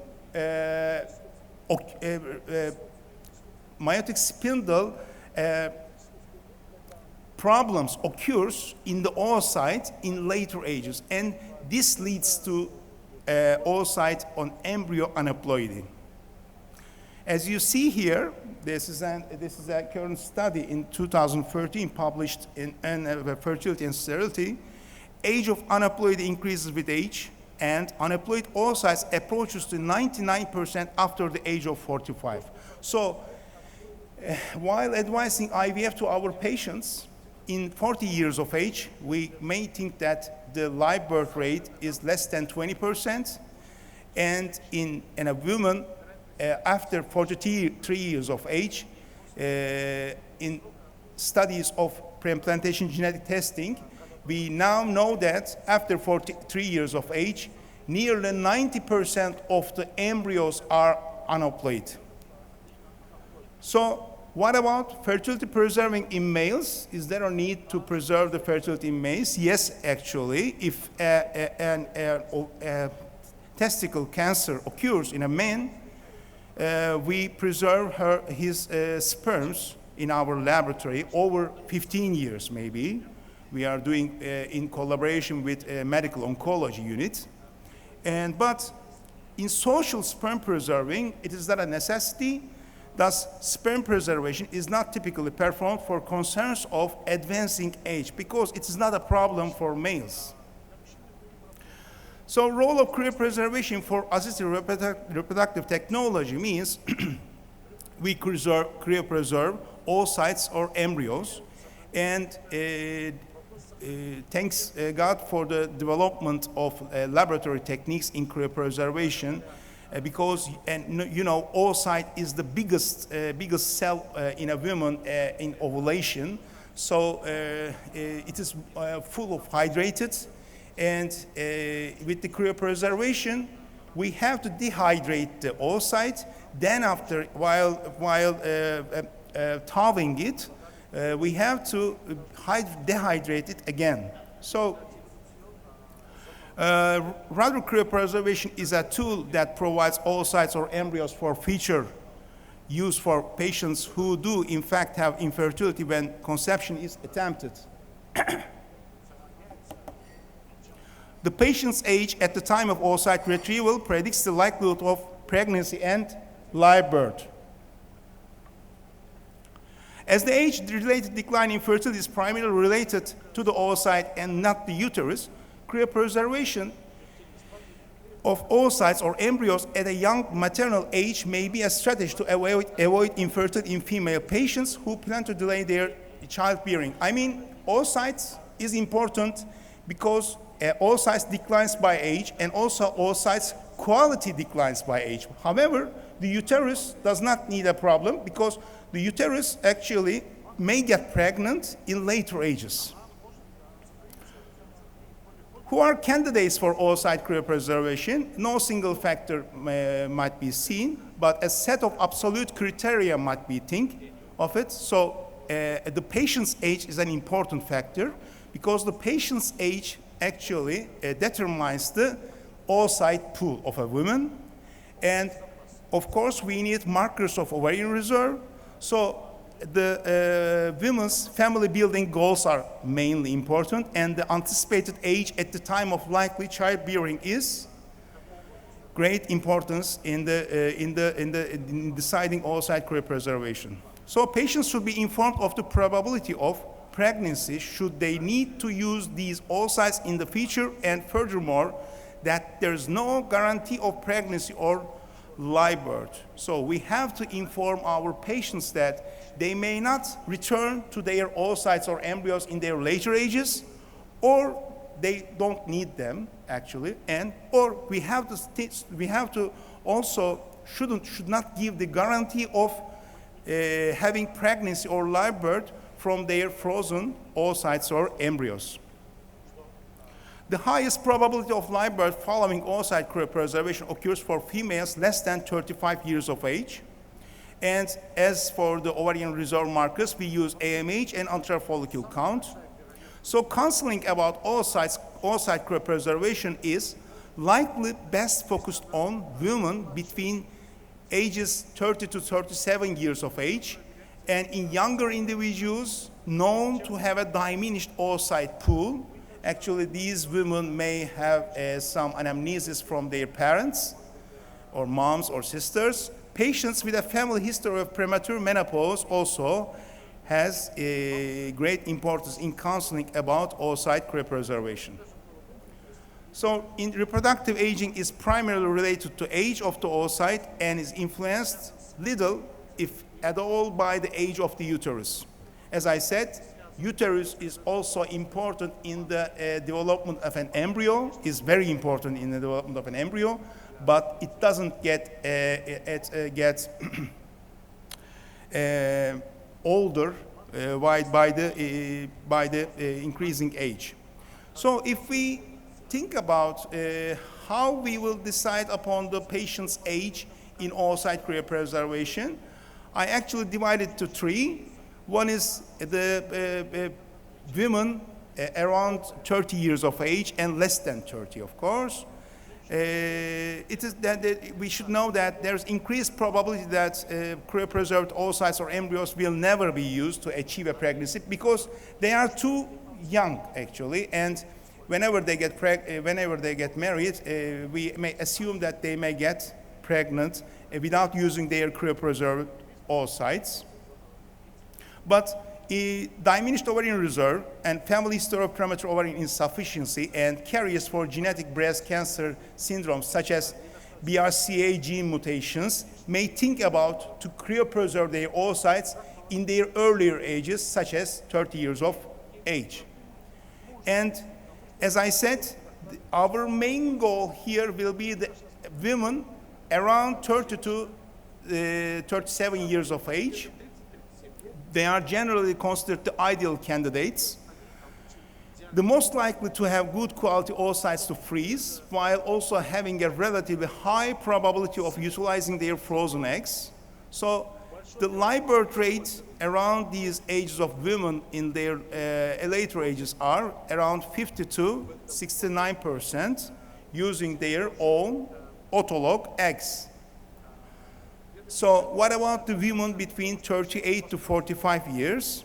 They are older patients actually with good ovarian reserve that may respond well to control ovarian stimulation cycles.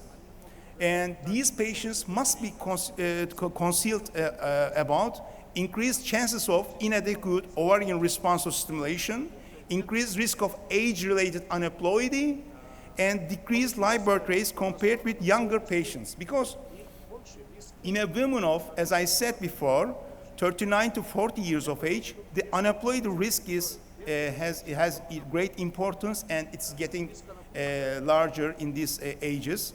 And whenever we perform control ovarian stimulation with gonadotropins, these patients may not respond well. So in a woman, for example, in 39 years of age, I may receive maybe 2 to 3 oocytes or 8 oocytes maybe in the higher number, but I'm pretty sure that nearly half of it has aneuploidy in their DNAs due to meiosis problems. However, for example, women in 28 or 32 years of age, I may receive easily 15 to 20 oocytes, which may lead to a healthy pregnancy with a live birth rate. So predicting the likelihood of live birth for elective oocyte cryopreservation and a counseling tool for physician and patients is also important. And the conclusion of this paper is the lowest risk for embryonic aneuploidy was between ages of 25 to 30. So we have to conceal our patients about the risk of aneuploidy, and the risk of aneuploidy is getting higher after 37 years of age. So there's a paper about recently published in Fertility and Sterility again. They gave the results of 15 years of autolog oocytes outcomes from a large university-based fertility center. And in this paper, 543 patients who froze oocytes between 27 to 44 years of age are studied, and the live birth rates stratified by patient age at the time of oocyte cryopreservation were 51% for those less than 38 years, 31% for individuals between 38 to 41 years, and less than 22% for patients over 41 years. As you see from these results, the age of women determines the chance of pregnancy in a frozen tau oocyte cycle. And they also performed PGT, I mean pre-implantation genetic testing for aneuploidy in these patients, and 17% had no embryos to biopsy due to suboptimal embryo development, particularly in women in their later ages. So what is another question might be, what is the maximum age for fertility preservation for a woman? Actually, the successful ovarian cryopreservation after age of 45 is unlikely, and we have to counsel our patients about these risks, of course. And this is the actually paper which confirms these results that I said. As you see here, for example, after age 46, there might be positive pregnancy results, but the live birth rate is totally negative. So in an IVF cycle, I always give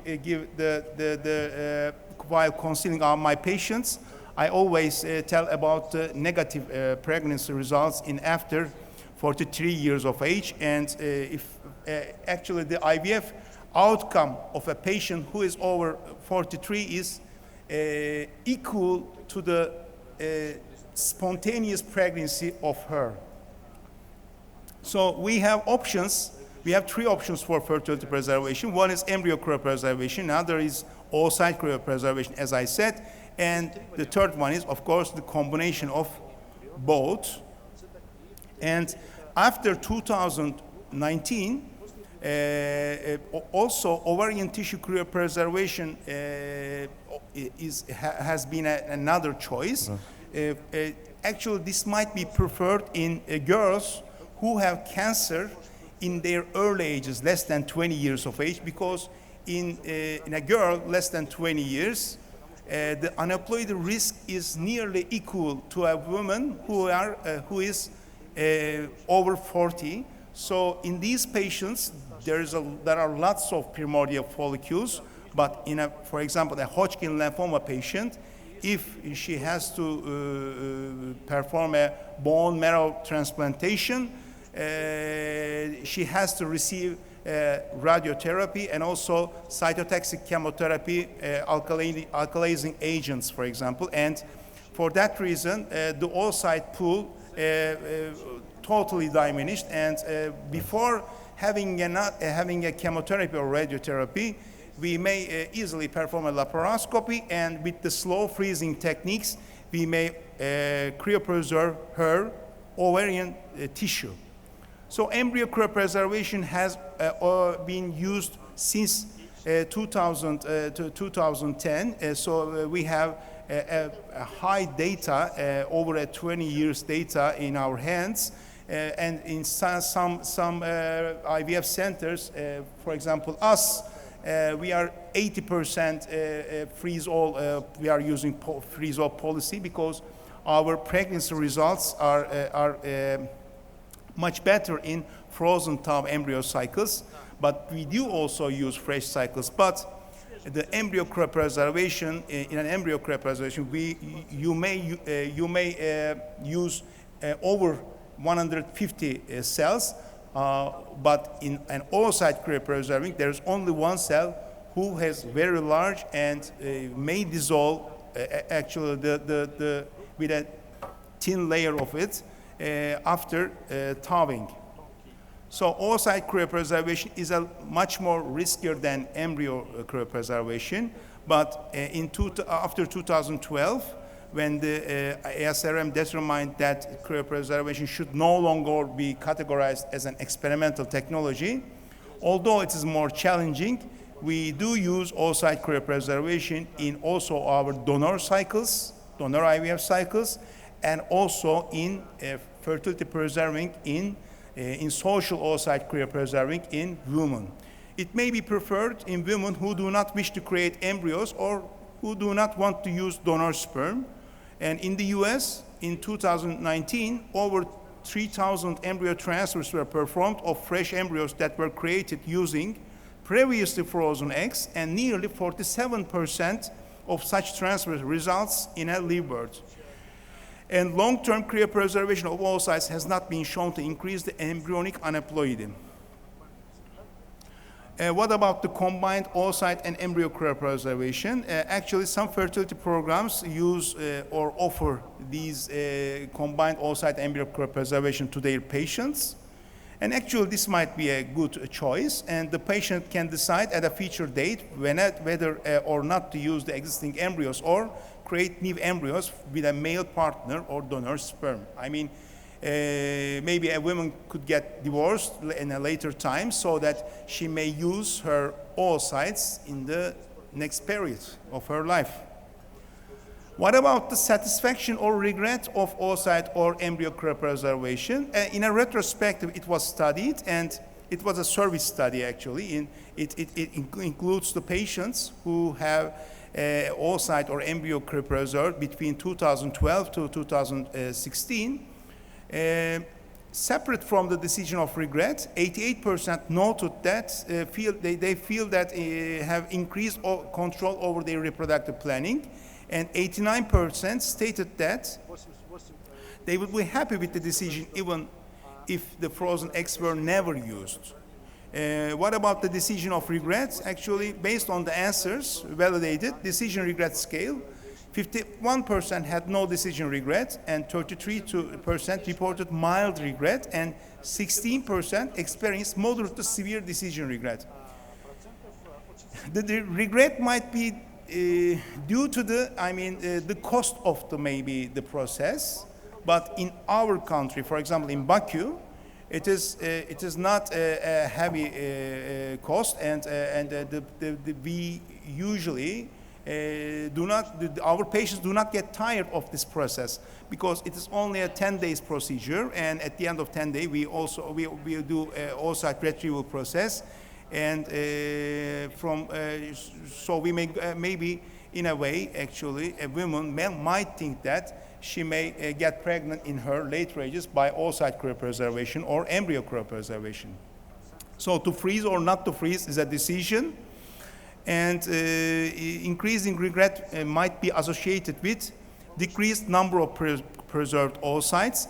I mean, in women of later ages, if you receive, for example, 3 to 4 oocytes, we may give only 20% pregnancy rate with these oocytes, and the perceived adequacy of information at the time of decision making and patient estimate probability of achieving a live birth were associated with reduced decision regret. What about the obstetric and childhood outcomes of cryopreserved oocytes and embryos? Actually, advancing maternal age remains the most significant driver of adverse obstetric outcomes. Now, from our frozen embryo and tau cycle results, we know that there is a little hypertension problems, I mean preeclampsia problems in frozen tau embryo cycles, and also there's large for gestational age, maybe a much more heavier babies are born after frozen embryo transfers. But in today's literature, we do not have enough data about oocyte cryopreservation. So I would like to thank again for your patience and for the organizing committee to inviting me here. Wow, Doctor, perfect timing. You're welcome. Once it hit the 000, you finish your presentation. Thank you. I appreciate your time, appreciate your presentation. Thank you very much. So we move on to our last presentation, but not least, at the end of the second panel. After that, we're going to have some kind of music entertainment for you guys. So I would like to present Elena Silantseva. With her presentation with the art of innovation in gynecology.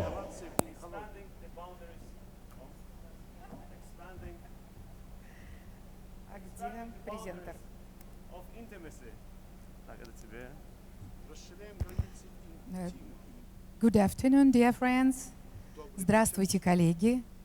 Salam dostlar. About the happiness of women. And I would like also speak about myself. I'm a gynecologist, doctor of medicine, and I have the degree of Doctor of Medical Sciences in medical rehabilitation. And I worked between these two medical specialties. I have an opportunity to share with you with my experience, because in this experience there is uniqueness, because this is about the happiness of women, and it's like a moon. There is a light side of it, and women can go to the doctor when they feel pain, and if they cannot have children, and it's clear. Then doctors also go to doctors of aesthetics, medical aesthetics, to maintain their beauty and health. And I would like to share with you my ideas about love, because with age, for women, for whatever reason, it is characteristics so-called social desexualization. For whatever reason, they say that in postmenopause, it is not acceptable to have sexual life. They say that in advanced stage, penetration is always associated with the pain, because they say that with age you cannot feel orgasm, and they say that with age both partners feel less attractiveness because they are not so attractive as in young age. Can we agree with these trends? I suggest to fight against it. And I added to my presentation, for more emotions, some art pieces of prominent painters who actually always tended to depict these topics. And I'd like also to talk about articles. Scientific articles say that, especially in advanced age, to have sexual life is very good for health. And it's not only to maintain the health of the woman, but also gynecological health and even mental health. It helps to maintain our cognitive functions. All these publications are really publicized in medical scientific journals. It's not about the popular journals. And I would like to discuss with you how it should be like having the body designed for love. And we have these 3 pillars. We will refer to them. Actually, yesterday I've been talking about this, and this is about hormones, endocrinology. This is about the technology of endocrine gynecology. It helps us to preserve our wishes and also moisturizing, and it helps women to get succeeded, because if you do not have enough hormones, then of course it will affect also the love field, what left libido, and with dryness and up to the pain when you have the closeness, and also other effects. And of course, you can see it visually. This is about the skin, and we know what it should be done. What should be done? We should monitor deficit of hormone, metabolical deficit, using the opportunities we have in medical technology. And now I'm moving to what rehabilitational medicine is studying.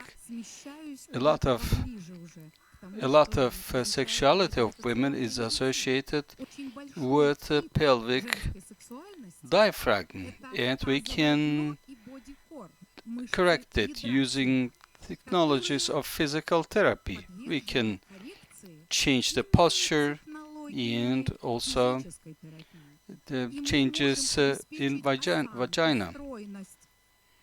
and of course orgasm.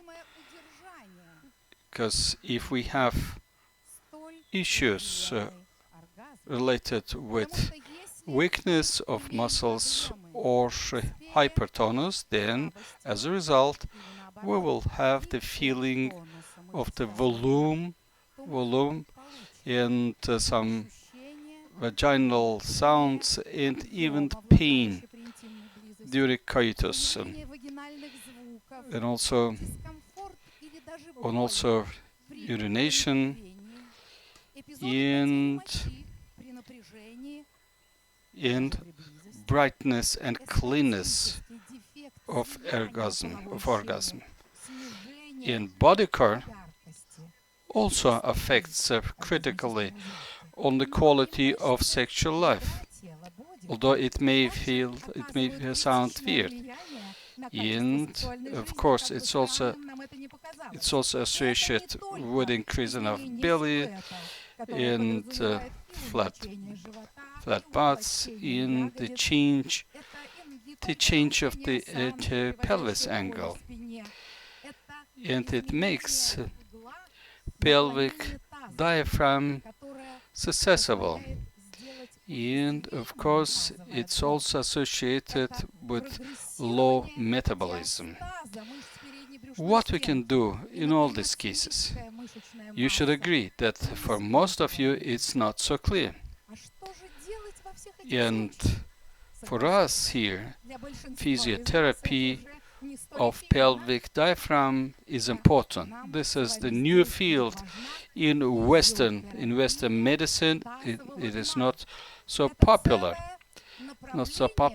Even it's not known in Soviet and post-Soviet medicine. It's about the induced training of muscles of pelvic diaphragm and technologies of relaxation and regeneration, and also so-called body car training. Yes, and we come to aesthetical medicine, the skin and mucosa. Yeah, it is something associated with aesthetics, with looking beautiful, and in this field, all these changes associated with aging will bring at the end of the day to the feeling of dryness, and also to aesthetic and happiness. And we girls love to have all parts of our body beautiful. And of course, it will be associated also with atrophic changes of mucosa. As a result, we will see all other things like pulpits, vaginites, and all other things. And now we have the way out. This is the technology of vaginal remodeling.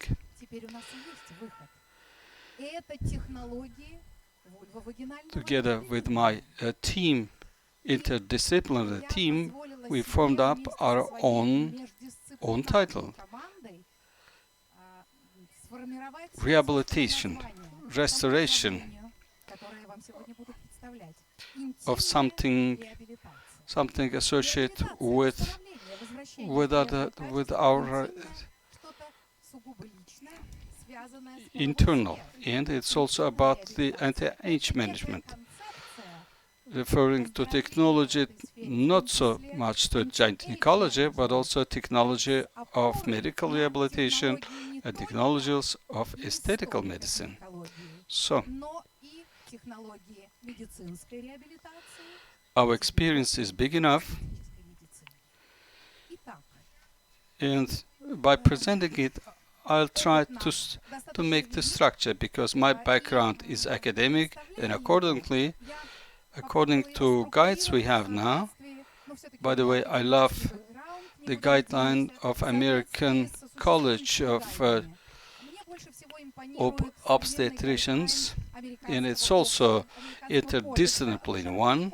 There are several ways of overcoming sexual dysfunction, and using drugs, medicines, and physiotherapy.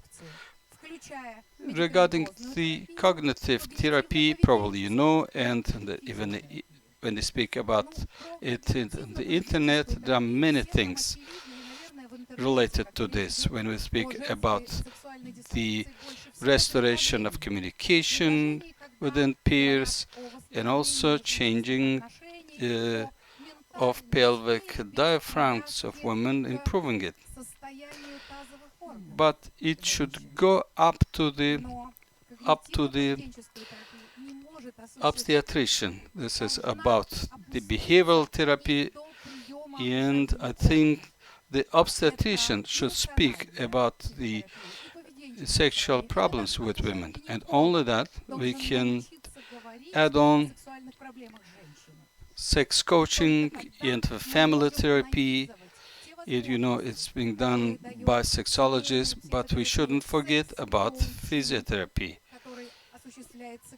It's about the body-oriented therapy and body and mental therapy. О телесно-ориентированной терапии и о телесно-ментальной терапии. Bodily mental therapy. Because mentality, psychology, and physiology, these are interrelated. You never know what comes first, the chicken or then egg. No infection, then vagina is dry. That would lead to pain. And pain would increase the dysfunction through a spasm. That would lead to next stage of a pain. So this will be a vicious circle that would end up with disseminated chronic vulvodynia or sexual disharmony with branching into social and family disharmony. And the pain leading to some reasons, organic reasons that I've mentioned, leading to reduction of libido, because it all depends on the experience. If she gets positive experience, libido increases. If it is not positive, then it gets reduced until complete rejection of a possible intimacy. And this is another vicious circle. Let's break it, isn't it? We can do that.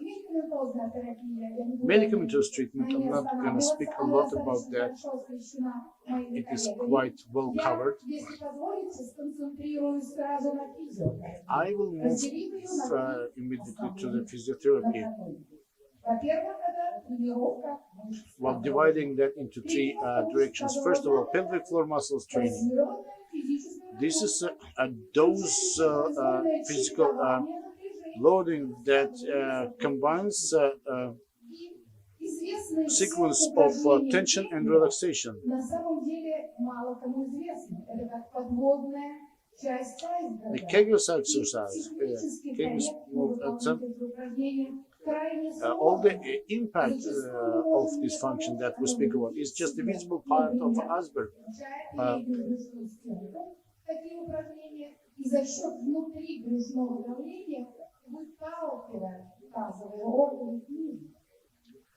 So, and if you don't do it right, you can cause you harm.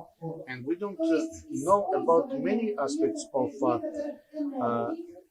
this Kegels exercise. So we need to consider different options on the how we can reduce the contraction of the pelvic floor. So today we have all over the world a fantastic revolution that help us to get regular training of exactly those muscles that allow us,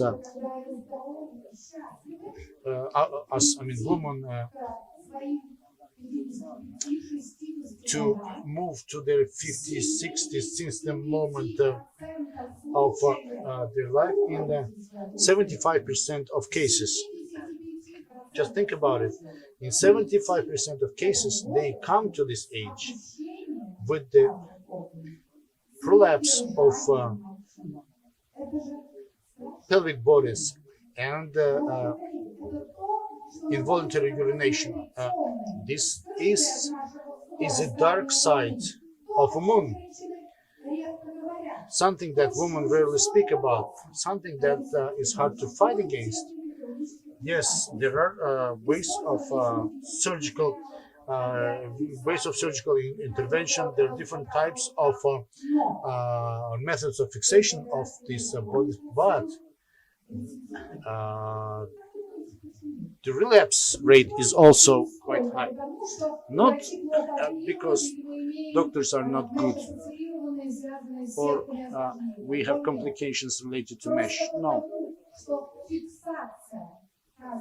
The point is the fixation of pelvic bodies actually envisage the rehabilitation of ligamental fascial apparatus that hang these organs, but the main function that is given to us by nature that prevents the elongation and the rupture of these ligaments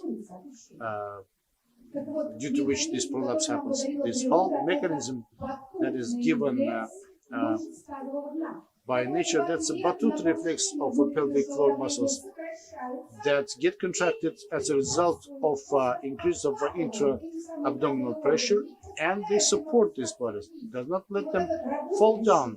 And this working better protects women from the prolapse. But hypodynamic, this is the sickness of civilization. We sit and we exclude these muscles from the tension, from movement. They do not get recovered. We don't train these muscles, and as years move on, plus the ruptures during the birth, we're getting these points. These weak muscles help these organs to fall down, and we get the prolapse that we talked about. Can you imagine? Now we have an instrument to overcome this problem. That's high intensity focused electromagnetic therapy, HIFE. These are the 3 and 4D visualization of changes happening in muscles. This is the treatment dynamics. You have plenty of our articles and articles of our colleagues about how muscle tone changes. Some more studies are waiting for us, and this is not just stress urination, but we're talking about sexual dysfunction, etc. So MCELL is a tool that is the most productive one in the case of pelvic floor muscles problem. And this outcome is definitely scientifically evidenced. The body core, couple of words, Maria will speak about that. Of this technique, I will talk about only those aspects that are clearly related to gynecology, post-delivery diastasis. That's to change the whole of the abdominal floor and prolapse again.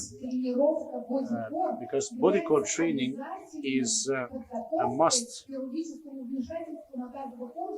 preparation to the surgical intervention in those countries. Sorry, I'm running out of time. In those countries where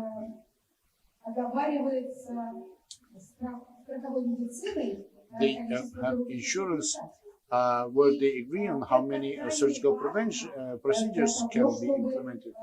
This is very important for preventing the recurrence of these diseases. And we see the high-fem technologies that affect the body core.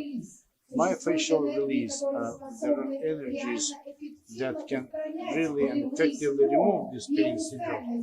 Myofascial syndromes, hyperkinetic syndromes, we have technologies that can help vulvovaginal remodeling, improving the tissue, and not only synthesis of collagen and elastin, and neurogenesis as well. And these outcomes good, great functional and aesthetic outcomes, being accompanied with great sensations, because highly developed technology is pretty much close to magic. As said, Paulo Coelho said, you can love the soul without knowing the body, but then get crazy or completely out of your mind when you touch the body of the beloved soul. This is about harmony.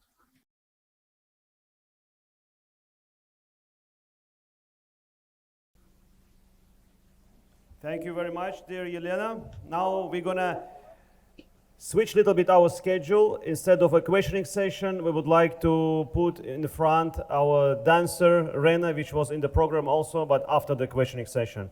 Because we're a little bit off the schedule, but obviously that's why we need to do this kind of changes. So let's now enjoy the dancing program of our Rena dancer. Yoo-hoo!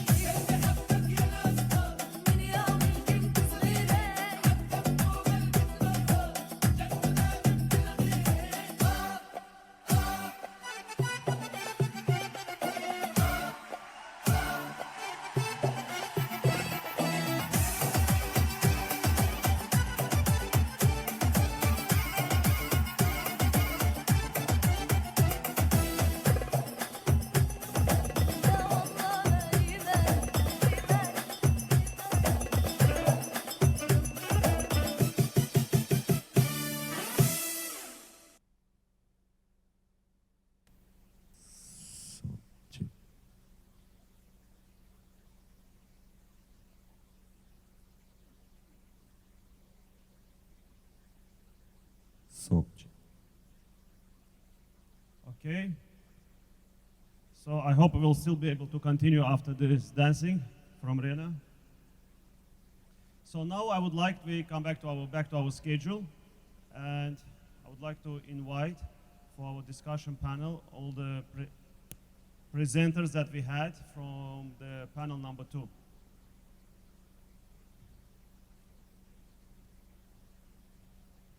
Speakers, can I ask you to come to the stage?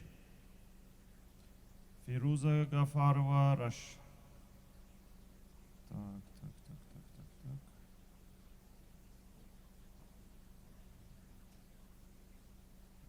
Dr. Jahangir and Elena. Everybody's here. So, Ilona, are you going to help me with the questioning session? So what do we have for our group of speakers?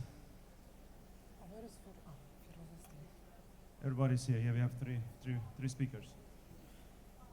So we can do it. Sure. Yeah, it's on.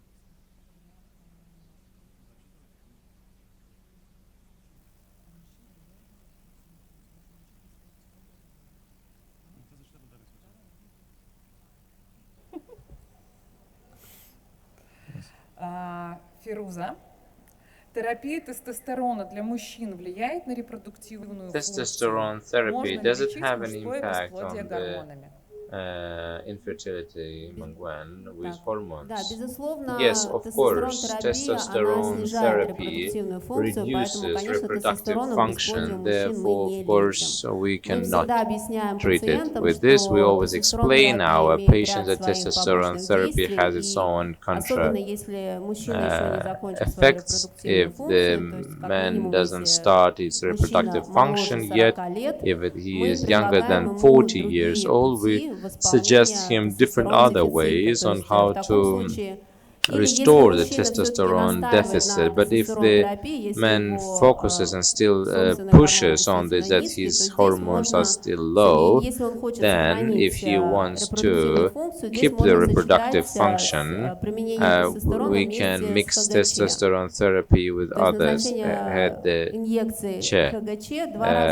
two times injections that will help to keep this function. If there is a DHEA dysfunction or deficit, then at the expense of this there will be additional testosterone production, and of course positively have an impact on the reproductive function. Likewise, we can also review a different other HGH and Clamid medication to keep this reproductive function with young men. Thank you very much, Next Firuza. question is to Professor Jahangir. They say thank you, doctor, for a great presentation. And the question is, in your experience, what is the percentage of likelihood of natural conception and successful delivery for women with low AMH?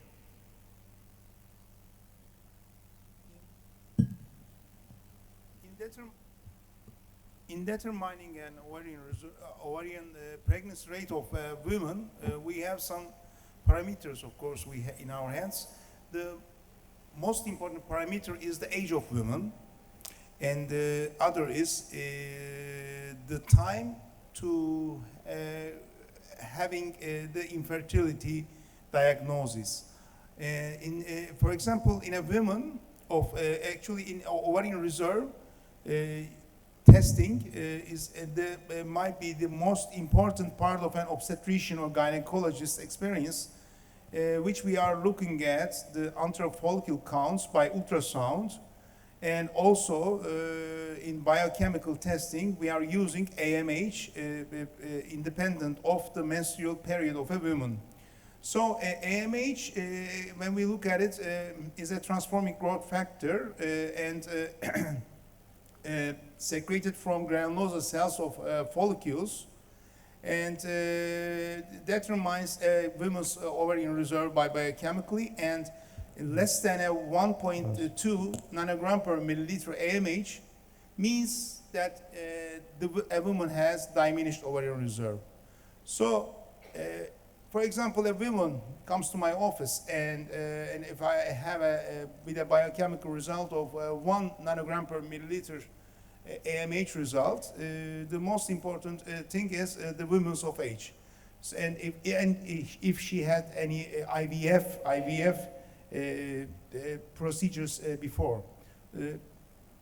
We cannot conclude with a percentage of pregnancy rates, but I may say that, for example, a woman less than 35 years of age with an AMH result of 1 might get pregnant in a 40% rate and have a live birth rate in 30% to 25%.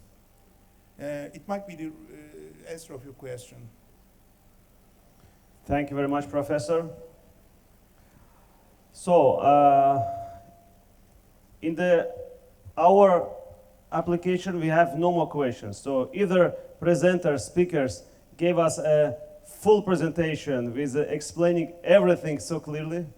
No? Yes? Oh, okay. Sorry. You told me that. Oh, I was updating, and that's why. Я сказала, что пока к Елене Силантьевой не поступили вопросы, и было написано, вопросов нет, So there were прекрасный no спикер. questions. Слушаю с огромным удовольствием. Однако у нас есть свои заготовленные вопросы, и заложенных полчаса для того, чтобы была панельная дискуссия. I'm sorry, my bad. So let's continue with the questioning. Елена, ну, во-первых, из-за того, что the пришлось, first к сожалению, place, немножко well, тайминг, а we're мы жестко in идем terms в of тайминге timing. ко всем. Вот, поэтому извините. Sorry Может for быть, the очень хотелось бы, time чтобы вы рассказали limitations. о БТЛ, к которому Can you мы speak about подошли, и BTL о том that стенде, you had, который здесь and also about the присутствует stand благодаря вам. that is present here? Просто я лично могу Because of сказать, you, I can не скрываю personally это, say у меня I'm есть not проблема like hiding this. I have возрастная с age-related докапыванием, problem с with, держанием. И когда я иду в практике, and when I я have in прыгала, practice, это было, I я прыгала jump, раньше, и я and I чувствовала, как у felt меня that есть некие проблемы, I had some и issues, благодаря стульчику and БТЛа я because of эти проблемы BTL, решила, хотя он выглядит совершенно таким, I solved как this сказать, issue. ну вроде сидишь и сидишь. Элегантным. Элегантным, да. Ну нет, Yes, когда it сидишь, вроде looks, ничего не it looks in the происходит, но я tables, it реально doesn't имею look личный special, опыт, it's an и, может быть, elegant, вы and можете I think побольше device, and maybe поделиться you именно, have, you какие can share девайсы this, предлагает what are БТЛ the для того, devices чтобы that решать эти BDLs действительно возрастные offers проблемы. to solve these Дорогая Илона, я вам issues благодарна related вдвойне. to this. Во-первых, потому что вы великая First of all, женщина. you are a Я об great этом woman. говорила вчера и I повторю spoke about сегодня, this, потому что вы позволили yesterday, себе говорить that you об could интимных speak проблемах about this публично. intimate Для этого problems in требуется public. огромное личное For that, you мужество. need to И have это this подвиг personal во имя courage and здоровья this deed for the остальных sake of женщин, health которые of other молчат. А women во-вторых, who do not speak. за то, что вы And in позволили second мне place, сказать because you о allowed me моей to любимой speak about компании, my великой loved компании, company, great которая company, единственная that в is мире the only in the производит world that целую produce a линейку whole production line высочайшего with the качества high и quality, хай-тек highest технологий quality, high-tech оборудования для technology женского on for здоровья. the Больше woman нет в мире ни health. одной There is компании, no other которая company in the производит world that линейку produces из a 5 production line out аппаратов of для 5 женского devices for здоровья. woman И health. солистом в And этом хоре the solo является, performer конечно, in моя this любимая choir Энселла, is кресло Encella с High FM chair, энергией. high FM Это энергия, energy. This скрытая в кресле, energy is которая, hidden in the проникая chair прямо that через одежду в enters тело through женщины, the clothes заставляет into the body of the сокращаться woman, мышцы тазового forces дна, которые мы to не можем идентифицировать ментально. forces the muscles Сокращаться to значительно сильнее contract и more значительно strongly эффективнее, and more чем мы могли бы это efficiently сделать than what we самостоятельно. could И do именно это ourselves. And порождает this фантастический specifically результат. leads Не to a только fantastic преодоление result, not недержания мочи, only, of course, профилактики from опущения, this, лечение but also, сексуальной дисфункции, и я могла бы treating продолжать sexual этот список dysfunction, состояниями and для I мужчин. could, Это и continue with эректильная this дисфункция, erectile это и симптомы dysfunction, нижних мочевых this путей, is, это и недержание also мочи после urinary простатэктомии, incontinence, это и хроническая тазовая боль this у is женщин и у also мужчин, other, это и качество спермы у мужчин. Все quality это related те to состояния, sperm, которые and so может these are корректировать all things that HFM-энергия. can be Но corrected with прелесть high компании FM BTL energy, в том, but что имея BTL's огромное огромный отдел разработок, который занимается инновациями, и не только в гинекологии, но и в эстетической медицине, она создает аппараты, которые как инь и янь охватывают все сферы здоровья и счастья женщины. Это и слизистая оболочка влагалища, о которой я так много говорила, даря увлажнение. Это и кожа, создавая пуш-ап-эффект, вы видели на фотографиях. Это Exilis Ultrafan. Это, наконец, M-Sculpt, M-Sculpt Original, Neo, те, которые влияют на бодикон. И вот вся эта совокупность аппаратов, она позволяет критично изменить качество жизни женщины, даря ей столь желанное женское счастье. Да, спасибо. Я действительно не скрываю, чем я пользуюсь. Я и лазер делала, и стульчик, и занимаюсь даосовскими практиками. Есть такие яйца, которые делают в даосовских практиках. И это все вместе совокупно работает и позволяет быть не только качественной в плане мочедержания, но и в плане нашей интимной жизни. Я бы сказала, нашего удовольствия прежде всего. Pleasure. Итак, следующий вопрос. Now the next question Фируза. is to Firuza. Терапия это было? No, we had this one. Женщине после 40 стоит ли начинать какую-либо превентивную гормонотерапию? Если да, то какую? Я женщина после 40, мне это тоже все интересно. I'm also, Maybe over I'll just translate 40. quickly for Professor. Women after 40, is it necessary to start preventive hormonal therapy? For what? I'm sorry. For women after 40 years old. Превентивную гормонотерапию. Да. No, it's a question for Firuza. I'm just translating to you. This is a question to Firuza. Да, на самом деле очень интересный вопрос. Yes, it's actually a very interesting question. It concerns many women, and we hear this from a number of patients. This is all individual, yes. Now, given the fact that, well, the woman has a menstrual cycle regularly, then if we see the hormones reduction in blood, we can review this. We obviously need to look at the clinical symptoms, and regardless of the regular cycle, if there are symptoms of deficits, such as insomnia, PMS, maybe estrogen dominant conditions, and so on, we could look at the hormones. This is all individual here, because as I was showing in slides, the hormones are at the optimal level, the 25 years after that, everything goes down. Now, some women need to have the hormonal therapy before 40, and this all the testosterone too, that in many cases that goes down after 30, and the testosterone can be viewed, of course, earlier, and the application of this can be viewed earlier. This is again a very individual thing to consider here. Спасибо. Thank you. And well, next we have Dr. Ercan. Dr. Ercan. У меня к вам, пока мы Now, у нас дело в том, что с интернетом не given that очень we хорошо, поэтому kind эти of running вопросы не problems так with быстро internet, that is why these подгружаются. questions are not И kind есть of очень loaded дежурный quickly. вопрос There are практически some для more каждого regular спикера, questions который that всем интересен. basically А лично applies to вы all чем speakers. пользуетесь в What своем do you долголетии? personally use in your long Jahangir. life, This Jahangir? question is for you. For Dr. Jahangir, right? For Dr. Jahangir? Especially you, people are interested. In your life longevity, what do you use? Actually, for longevity, we do not have a specific treatment, but the main idea was in my presentation was to preserve the future fertility of women in a woman's lifetime. So for the longevity, we may only think about the oocyte and embryo preservation in IVF practice. And in today's medicine and today's world, due to concerns in a woman's reproductive career and also the education career, So we have to think about it. And the main idea, the main outcome of my lecture was all about it. I mean, to prevent their fertility. Otherwise, for example, in Azerbaijan, we have also the donation cycles and to receive an oocyte from an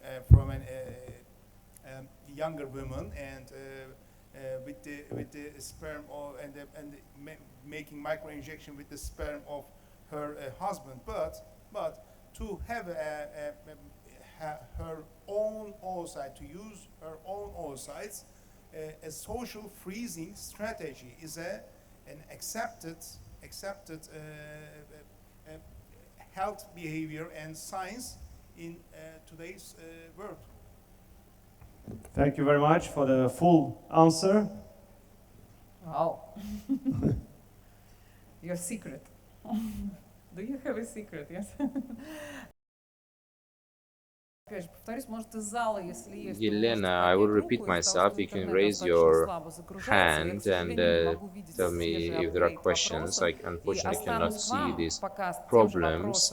And so this is your personal woman longevity. I will try to approach your needs. I am 58 years old and of course I am in menopause. В этой связи я использую менопаузальную гормональную терапию. Это эстрогены и прогестерон. Кроме этого, я имею возможность использовать всю линейку аппаратов компании БТЛ. Я ежедневно занимаюсь йогой. А еще, мне кажется, самый главный секрет – я гедонист. Я стараюсь каждую минуту получить максимум удовольствия от всего, что дает мне жизнь. От фантастического Баку, от прекрасной еды, от замечательной музыки, от таких чудесных, позитивных коллег, которые меня окружают. Вау, превосходно, превосходно. Great, your energy, yes. I finally have this question. There's a question then to you. First of all, bravo, and second, what are there any scientific proofs about this special massage practices? If we look at this specific massage, then some, let's say, manual работы с целью миофасциального релиза мышц тазового дна, то да, yes. не слишком большое количество работ, но они точно есть. И сегодня под моим руководством завершается диссертационное исследование одной из моих учениц, посвященное гиперкинетическому синдрому. И в рамках этого исследования мы тоже будем много публиковаться и по мануальным техникам, и по аппаратным техникам миофасциального релиза. Но это не массаж беременной женщины промежности маслом перед родами. Вот я не про то. Я про специфические техники сертифицированных специалистов. Спасибо. Я как человек из телесной терапии примерно понимаю. Окей, доктор Фируза. Я бы зачитала вам два вопроса, они сразу то, потому что они примерно в одной теме, с вашего позволения тоже. Во-первых, спасибо за презентацию. Скажите, пожалуйста, как женщине только что перешедшей рубеж 40 лет поддержать репродуктивную? И второй, пожалуйста, расскажите про репродукцию у мужчин, если планируется ребенок, можно мужчине вводить тестостерон? In a man. Well, let me start from the second question because, in principle, the first, both of them are kind of similar. If there's a 40 plus and men would like to start testosterone and keep their reproductive function way in parallel, have this endogenous production of testosterone, we can speak about ENG or clamid. И первый вопрос повторите, пожалуйста. Can you repeat the first question, please? То есть, как сохранить репродуктивную функцию with men after 40? Now here, можно, конечно, we can, проверить, of course, check all уровни гормонов, да, можно the и в крови hormones посмотреть, and можно both in посмотреть blood. метаболиты We can гормонов, look то at есть the понимать, metabolites насколько and критична understand to what extent it is critical функция the гормонов в function данном возрасте. in Здесь, this конечно, одной волшебной age. таблетки Of нету, course, there is здесь это no panacea полностью ваш here, лайфстайл, здесь but it's надо all about учитывать и your генетику, lifestyle. We need to посмотреть consider the уровень genes. AMH, When и, look at the соответственно, MAH уже исходить and из этого. То есть also, посмотреть you уровень know, прогестерона во look at the второй фазе progesterone цикла, and оценить это. Если есть уже недостаток, то if можно there уже are, начать let's say, gaps here, терапию. we can Также start можно the рассмотреть therapy. прием And ДГА. we can Опять же, also если speak есть about the дефицит, это все DGA, индивидуально. and Через it's all прием ДГА мы тоже individual, поддержим and through DGA, функцию we наших can остальных also keep стероидных the гормонов. function of the other Здесь можно steroid рассмотреть и hormones. пептидные We can look at препараты, the можно peptides рассмотреть products. We и can also терапию have с a look at стволовыми the клетками. То есть therapies здесь with у the нас достаточно stem много stem инструментов, да, в cells. There are антивозрастной different parts in медицине. the То есть anti-age медицина движется вперед, и, конечно, тут опять же все forward, and here индивидуально, everything is персонализированная individual, медицина. Наши personalized. сапплементы, наш сон, это все Medicine, our также влияет supplements, на наш гормональный our фон. sleep time also has an impact on our Спасибо. hormonal background. И следующий And вопрос next question будет о мужчинах. will be about men. Какой процент Which вообще percent? из опыта? Do you hear the translation? Can you hear it? Which percent? Какой процент у вас Which мужчин и percent женщин out of пациентов? what is the percentage of men and women patient do you have? What's the Yeah, proportion right. men Doctor- between men and women? Dr. Jahangir. Jahangir, please. So this question is related upon the infertility percentages in men, actually. No, what is the proportion? Closer. No, it's okay. It's on. It's on. This question is actually upon the men's encouragement in the reason of infertility. I may say that 19% of the population have the infertility problems. It's also appropriate in Azerbaijan and as if in all around the world. And 10% is related to men's azoospermia, due to azoospermia. So after the invention of intracytoplasmic sperm injection with micro-injection techniques, and we have good solution with the men's infertility problem with the micro-TESE, which means microscopic testicular epidermal sperm extraction. We only need maybe 8 to 10 spermatoids to fertilize the egg. So men's to deal with the men's infertility might be a easier procedure in today's fertility practice. But of course, we shouldn't forget the combination of male factor with the ovulation and also other tubal infertility and the peritoneal infertility factors of women. So in combination might be related to 20%. Thank you very, very 20%. much. Thank you. Спасибо большое. В чат я Thank вижу, you. I вопросов нет. see Может быть, в no зале есть questions еще in chat. вопросы, Maybe так anyone у нас else here пока from the audience would like to время не go on and зажглось. ask question. Мы идем жестко по таймингу, поэтому We have very good timing now in place, so if you have any questions If you from have the questions, raise audience, your hands. We have a microphone please. over here. They're going to bring microphone to you. If no, we can take the. Oh, any questions? Добрый вечер. Good evening, dear colleagues. I would like to ask a question to my colleague, to Dr. Jahangir. Well, I coming from the same background. We have here a mature. So, what is the integrative approach? How do you prepare a woman? We have this. How do you prepare a woman in terms of integrative approaches in your clinic? Thank you. To have the comments normal. So what integrative practices do you apply? What is the integrated practice? I couldn't understand integrated practice. Do you ask for our control ovarian stimulation cycles or IVF practice? We usually use Микрофон дайте обратно, пожалуйста. IVF практика. IVF, IVF, Integrated IVF, practice, IVF, IVF Что такое practice, integrated IVF. practice? Это когда мы Integrative is IVF, подготавливаем when we женщину prepare the и woman, активация IVF, яичников. and activate the, yes, Активация. IVF. Yeah, you are asking about our IVF practice in Libonadea. We are using mainly the antagonist protocol in our control ovarian stimulation cycles.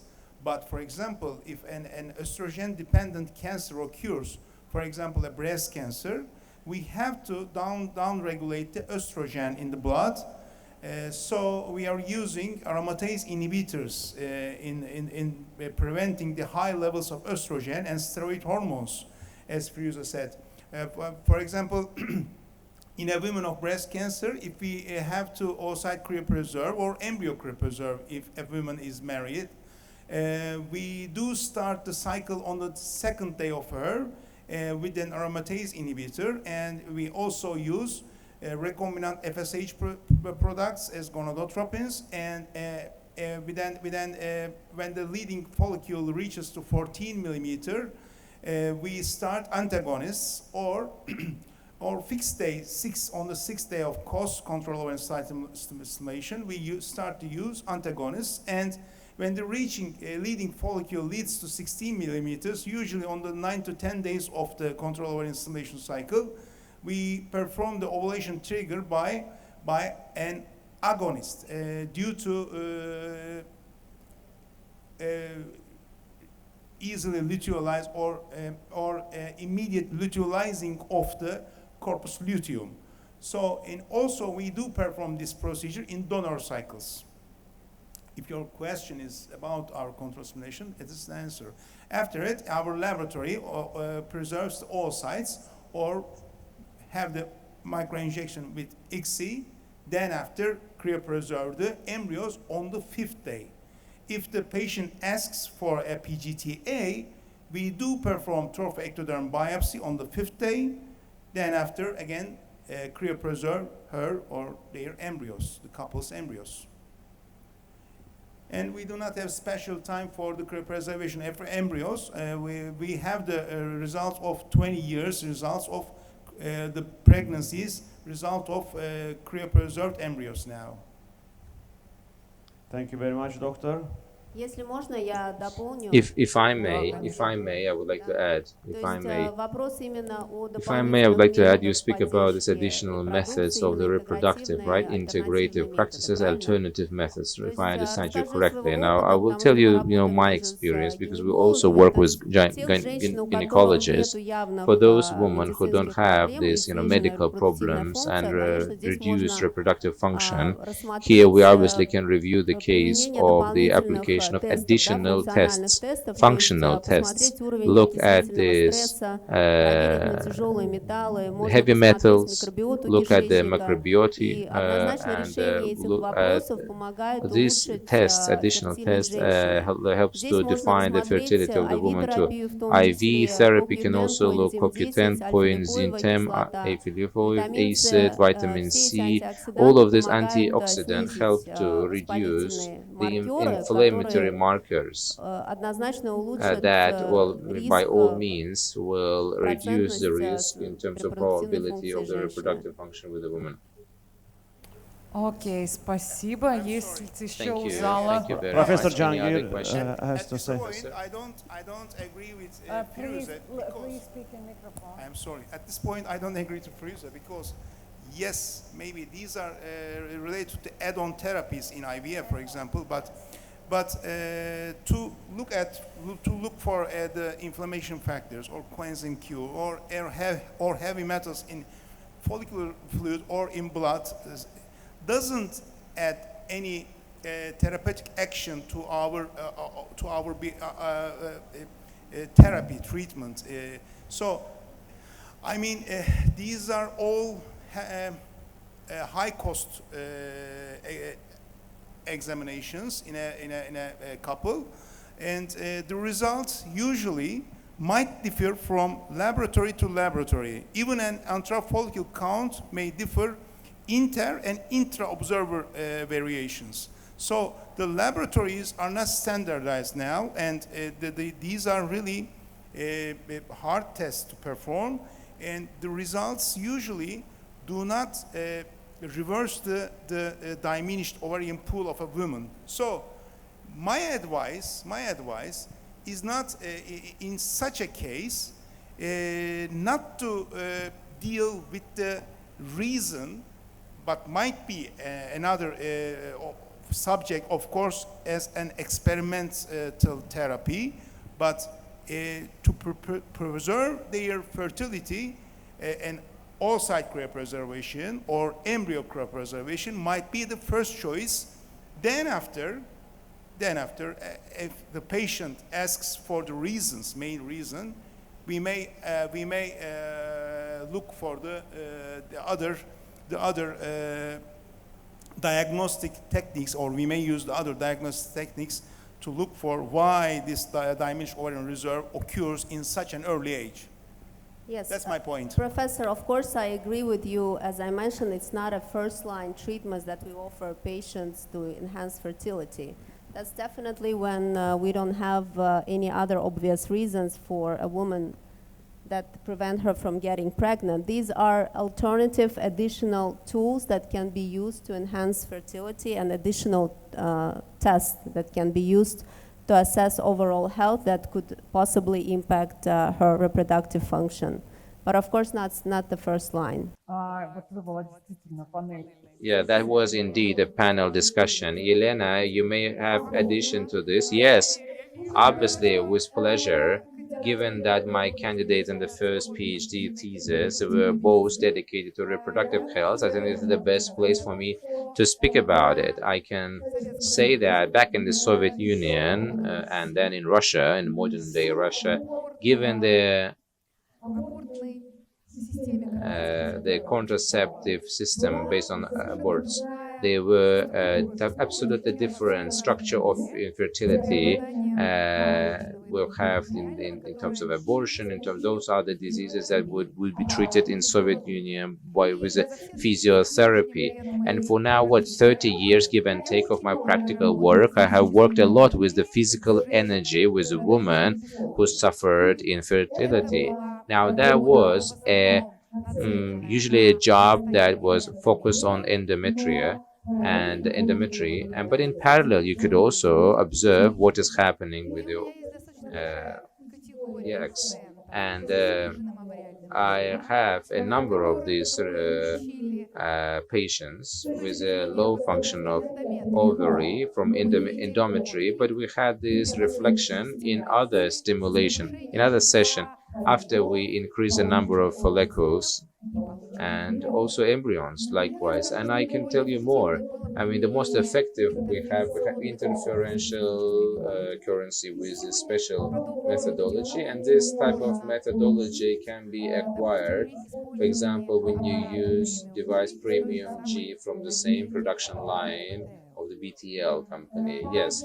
And on top of this, it is also known that there are different approaches that could have an impact and on what Ms. Firuza spoke about, yes, but as a reproductive, let's say, person by background, and by spirit, I believe that you need to find this right balance between what the woman desire to have the genetically own child and realistic opportunity to give her a child in a very short period of time. You don't need to entertain yourself with the idea of unsubstantiated methods of taking back of what was lost, the infertility lost. You need to do everything possible to offer as early as possible to use the donation of eocytes or advertise and raise awareness to have this vertification extended infertility process. Thank you very much. Thank you. I think we can conclude with this, with panel discussion, and let us thank, of course, all of the speakers once again. Even I learned a lot today. И что ж, мы тогда наши места и приглашаем. Thank you very much. And we continue with our schedule. Thank you, Ilona. Okay. Now we're going to have a short break for another dance for you. Sultan dance, and then we continue with our third panel session. Thank you.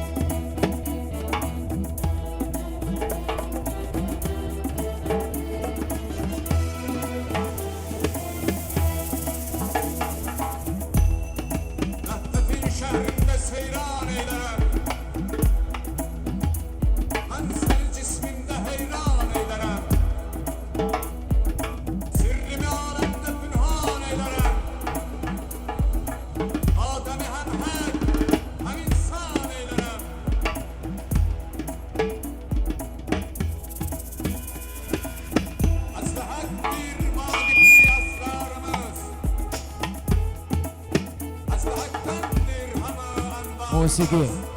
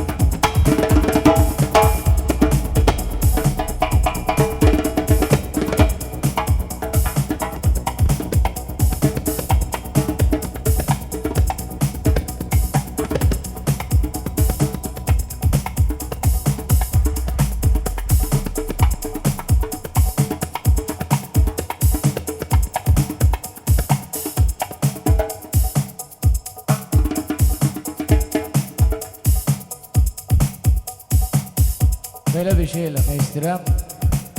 İfanın sonluğunda sizlə birlikdə bitirmək istəyirəm. Göstərdiyim ritmi təkrar eləyərsiniz.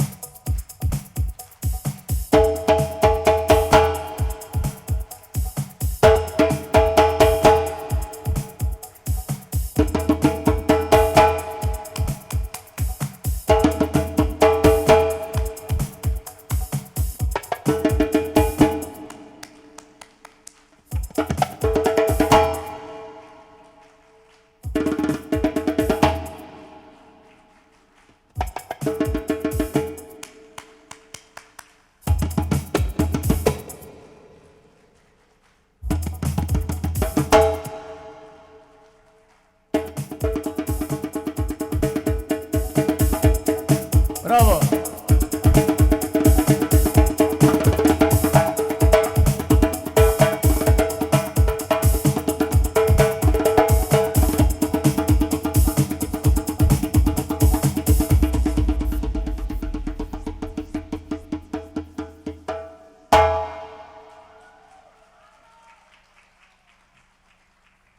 Okay, guys, we're about to start. Please, everybody, come take your seats. We are starting our third Начинаем, panel of займайте свои tonight, места. which Третья is панель заседания very нашего important вечера. topic. Очень важные Guys, темы. please come from the, take your seats. Пожалуйста, It's a male садитесь. and female longevity. Это What can be more important than мужское и that? женское Male and female долголетие. Что longevity. может быть важнее этого? And our next speaker is a doctor Следующий спикер, who is going to present you endocrinology hormone therapy.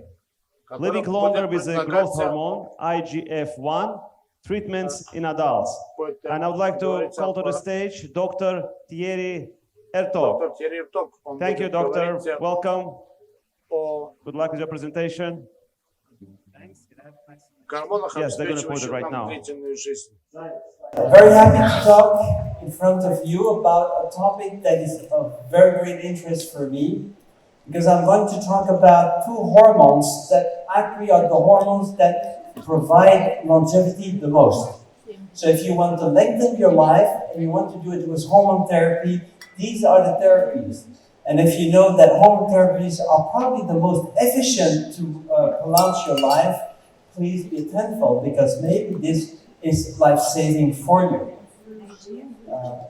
Looking here. So I wrote an article many years ago in the 1995 or 96 about growth hormone in aging adults, and I showed that growth hormone in all aspects improves actually health. For example, it decreases fatigue.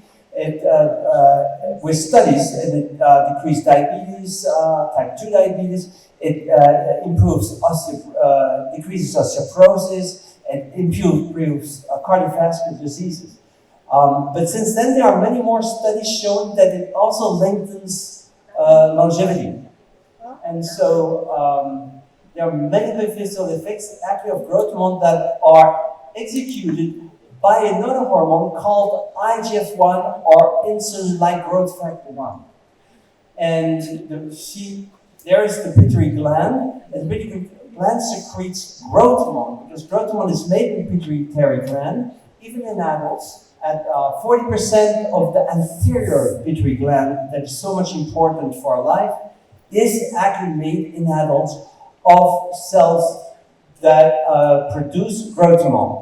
And so the growth hormone goes then into the liver and will stimulate in the liver and in other places, but mainly in the liver, the secretion of this fantastic molecule, IGF-1.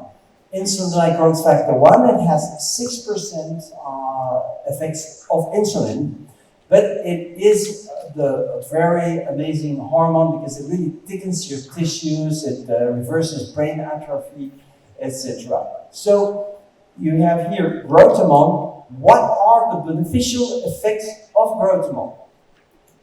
When you have, for example, a growth hormone deficient dwarf, so if we know all that when we grow up, we remain small if we don't have enough growth hormone. So those who didn't have enough growth hormone are like here, and they are small and they are on the dwarfs. And actually, if a person has too much growth hormone during childhood, what happens is that increases too much in size and becomes a giant person of 2 meters or longer or higher. And so it's really a fantastic hormone to be able to change that. It can double your volume of the body by increasing your size. It can thicken your muscles, etc. So the growth hormone is really a hormone that also has a very important impact on your mind. When you see here, for example, it gives you power, it gives you bright intelligence. You are really more intelligent when you have enough growth hormone than when you have low growth hormone. You can see interactions, do multitasking easier. So it gives you lucidity, it clarifies your mind. You see solutions all the time. It's really very pleasant to be on growth hormone. I see solutions all the time, so why should I worry? And multitasking and memory is also better, long-term memory, but also short-term memory. And then you feel especially a feeling of freshness inside of your body. When I started growth hormone at age 38, suddenly I didn't know I was tired before, but I felt fresh like you feel fresh in the spring. And so you get energy and stamina, endurance, and then specifically you recover quicker. You sleep 4 to 6 hours, and it's almost enough to recover well. And serenity calms down anxiety because it calms down the adrenaline, and then it gives you spiritual reality. I've become much more spiritual, and you will see that in the lecture at the end of tomorrow. It gives you insight because it calms down all your body, and you're not embarrassed by excessive tension. And deep sleep, it makes you sleep deeply, and that's why you recover better. I always say that, like adolescents, if a cannonball goes in the garden somewhere, they will continue on sleeping. They will sleep so well because they're full of growth hormone. And so before growth hormone, an aging person, one of my first patients, many years ago, I started in 1992, I believe. And you see, after 2 months of growth hormone and 4 months of testosterone, see the change.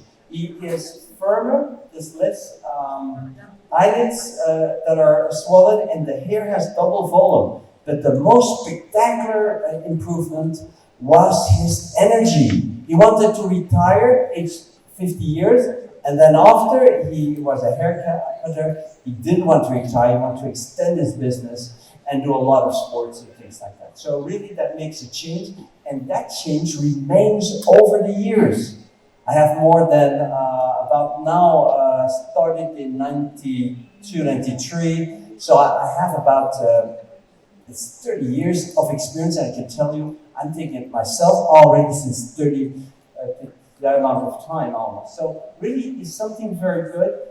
For example, this study, growth hormone treatment during 6 months, you get an improvement where the person looks like this if the dose is enough, because sometimes it's too expensive for the patient. You get just lower doses that are enough to improve psychological health. But 2.5 kilos of muscle mass more water also in the body, and less fat, 6 kilos of fat less, so it changes the body composition that you have with it. And especially the fat that decreases is the visceral fat, the fat on the belly that is detrimental. And you have 8 times higher IGF-1 in this study, and also stimulates the thyroid function. So if you are on thyroid therapy, you have to decrease the dose when you take growth hormone. And it very strongly decreases the psychiatric scores. This is an absolute good product for many psychiatric patients. It would calm them down. And So it's a useful hormone that reverses also the aging of the body, gives also power to the body. You breathe more deeply, you have more volume in your chest. It also tones and relaxes the muscles, so you have a more relaxed back, but it's straighter. As I always say, it gives you the attitude of a king, of a queen, where they are very solemn but without the tenseness. And there's low fat mass if you give this hormone, and the fertility is improved. You have 3 cases on 4 of azoospermia that are reversible with growth hormone. Imagine that. We talked about fertility a little bit ago. Here is something that really improves the fertility. And I had one patient where I did that experiment. Azoospermia was transformed into a valuable sperm of about 20 million per milliliter, which is not much, but it's much more than 0. Thick scalp hair, thickness of scalp hair, younger toned face, and then specifically growth hormone gives more elasticity. So sagging cheeks with age are uplifted with it, and it's the most frequent body sign that is improved with growth hormone. You get a firmer face.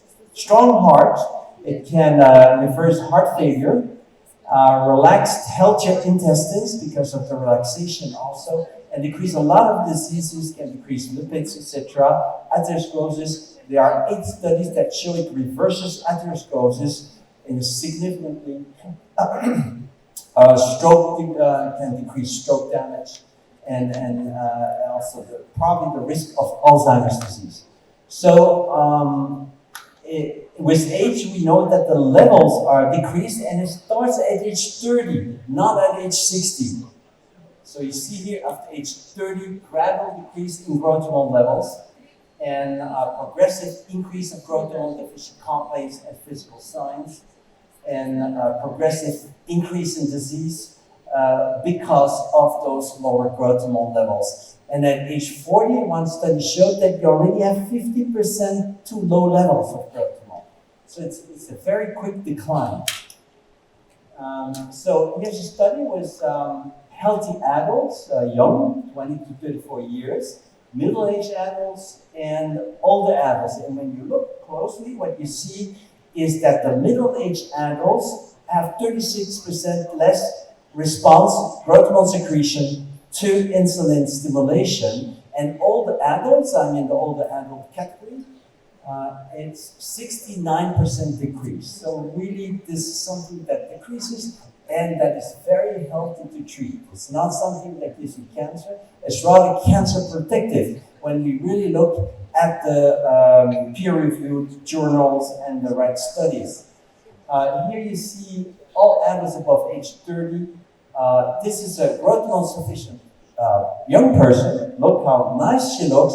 And slowly with aging, we age. The major factor, in my experience, is a lack of growth hormone and IGF-1 that gives all these changes that you see gradually. So you know that the person on your I think right is actually the most growth hormone deficient person. So you have also lower these lower levels are linked to more mortality. So when you look here at patients that have low growth hormone, what you see who had hypopituitary, they were receiving the pituitary gland didn't work well. So that gives thyroid deficiency, sex hormone deficiency, cortisol deficiency, and growth hormone deficiency. Well, all treated with for all the other hormones except growth hormone. And what happens when you see that those who were not treated, these were expected expected mortality in healthy adults, but when you look here, it doubles when you have a lack of growth hormone that is severe. Doubles. And so that most of that is attributed to more cardiovascular death. So the heart is more fragile and the blood vessels are more fragile. And you see here, this is very interesting study. Study done in Switzerland. There were families where some of the children were not producing growth hormone because of genetic deficiency, and the other brothers and sisters of those children that were producing normal levels of growth hormone. What does it do in the whole lifetime on the life expectancy. Well, first of all, those who were not affected by genetic disorders had a normal mortality not significantly different from the general population. Now, no closing. The boys, the 5 boys that had isolated growth hormone deficiency were followed for whole life, didn't take growth hormone, and they had 19 years less of life compared to their brothers who lived longer. The brothers lived till 75 years, they lived on average of 56 years, okay? So they lose 19 years of life, all right? 25% of their lifetime because they didn't take growth hormone. And the 6 girls besides take growth hormones, it's even worse. Growth hormone is even more important for women, actually. And 34 years of life less. Are you willing, because you also get growth hormone deficient with age, are you willing to lose 10 to 30, 40 years of life just because you don't take the treatment, because you wait till there's more science? There's more double-blind placebo-controlled studies with growth hormone in adults than in any other hormone therapy in double-blind placebo-controlled studies. Only oxytocin mirrors it. All the rest have less. Testosterone has less double-blind placebo-controlled studies than with growth hormone in adults. So it may increase longevity. So here's, you see, for example, the serum IGF-1 level. So growth hormone cannot be checked in blood during the day. It's only at night. There's a nighttime peak. During the day, there's neglectable levels. And so you need to check product of growth hormone. Growth hormone goes in the liver and makes more IGF-1. It triples the concentration of IGF-1. And so by checking IGF-1, you can check growth hormone activity. And studies have shown that per 100 nanograms per milliliter of serum IGF-1, ideal IGF-1 would be 250 to 300. So per 100 nanograms increase, you have 40% increase in survival. It's an association. That doesn't mean it's a proof. But when you have a lot of studies showing association, it becomes a proof. And so there's higher, so what happens with higher growth hormone IGF-1 levels is that what happens with people with a disease that can kill them shortly, so like heart failure. Well, here's a study on kidney failure patients, so they have a short life expectancy. And those with a lower IGF-1 levels, that is below the average, not more, just below the average. And with a high serum interleukin 6, which is a marker of inflammation, so with inflammation above the median, so there are relatively many people out there.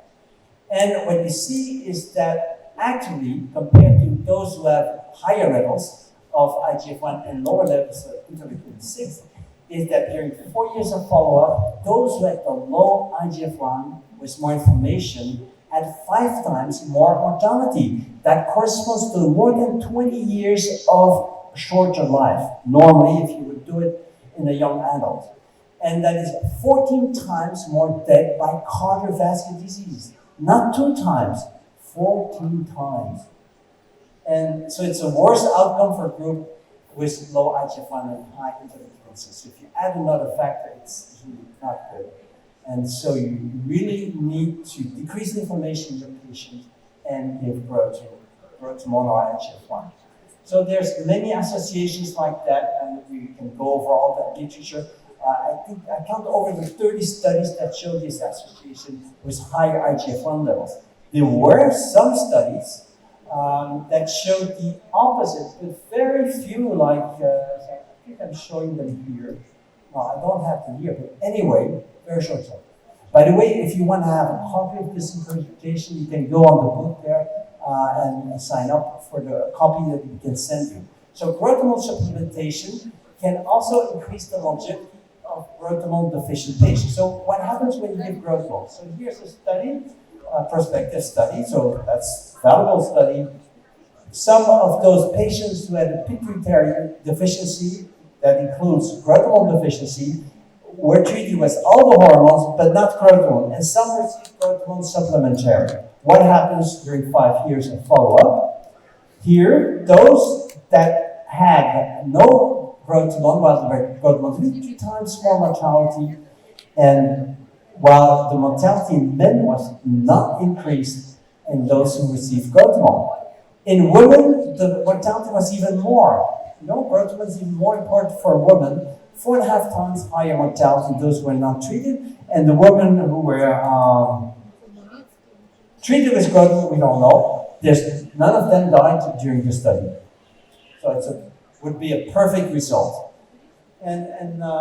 So now, what about a person who has cardiovascular diseases? Well, first of all, we must know that there's more deaths from cardiovascular disorders in patients who are growth hormone deficient, severely growth hormone deficient. Women always more than in men. It suggests that higher growth hormone IGF-1 levels with growth hormone might increase survival. So here's another study. We're not treated with growth hormone, more cardiovascular deaths, almost double, more cardiac deaths.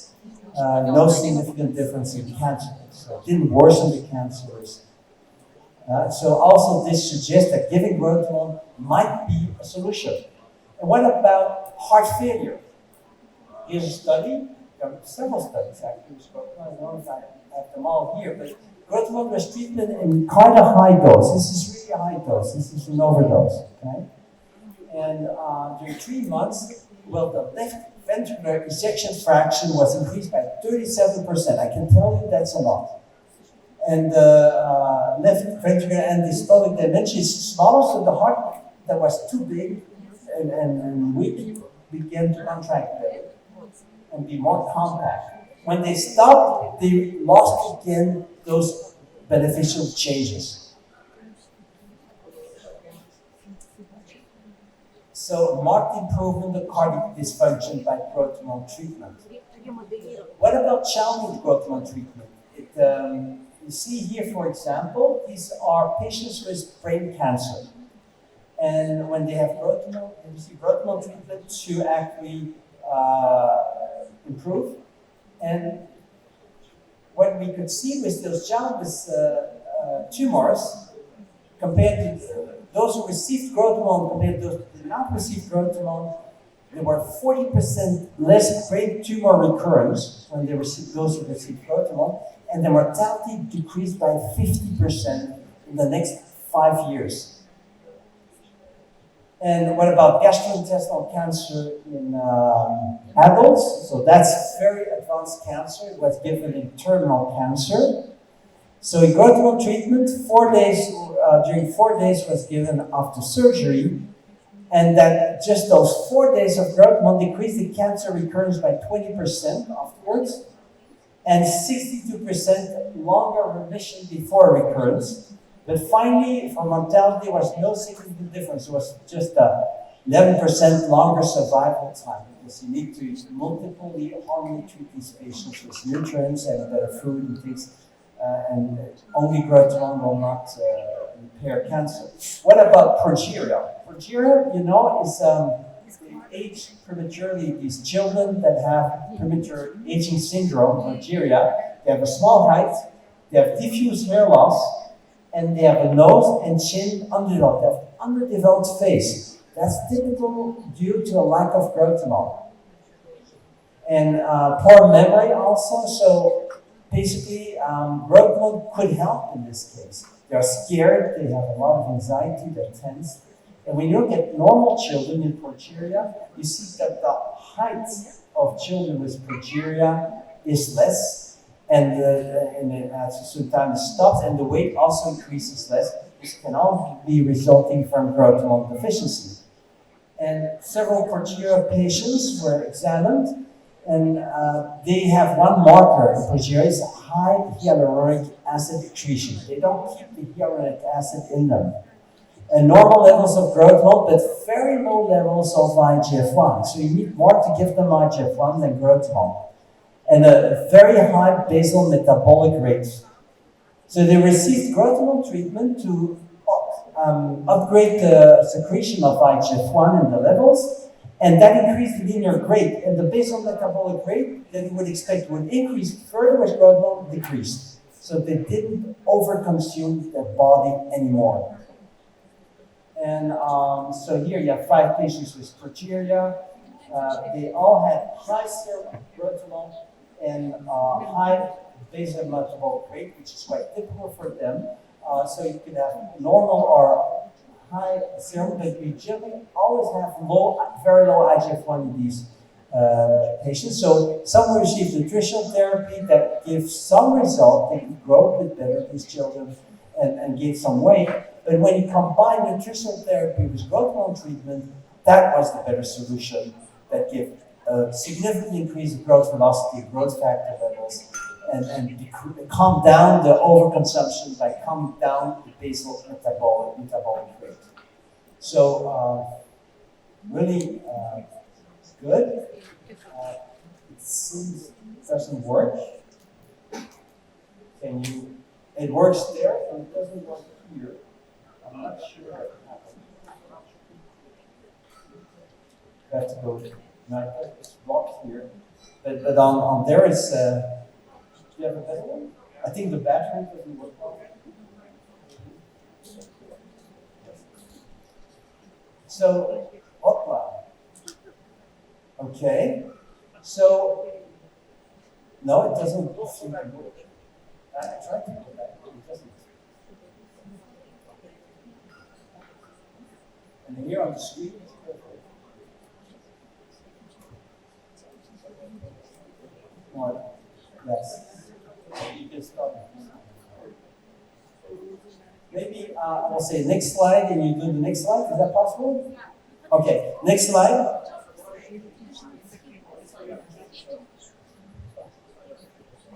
Okay, so Werner syndrome is premature aging syndrome in adults. You know, we all have Werner syndrome because we age. If we don't have a sort of Werner syndrome, we won't age. Let's say those who have a super Werner syndrome, and when you examine them, you see they have 17 times in one study, just on one case report. You don't have many studies with those premature aging syndromes and the hormone. 17 times less fasting serum growth hormone was detected. In women, you do have a certain secretion and level of growth hormone, but it was 70 times lower. Men, you don't. And you see, this is typical premature aging. I think it's in a way here, but Japanese patients, and they also have lower growth hormone response to insulin margin. So they do have a growth hormone deficiency compared to other people of their age. And so one patient, for example, had no growth hormone pulses. For women, they have growth hormone pulses during the daytime, and they had very low serum growth hormone. And so Werner syndrome was clearly in her with low growth hormone associated. And she received a single daily growth hormone treatment.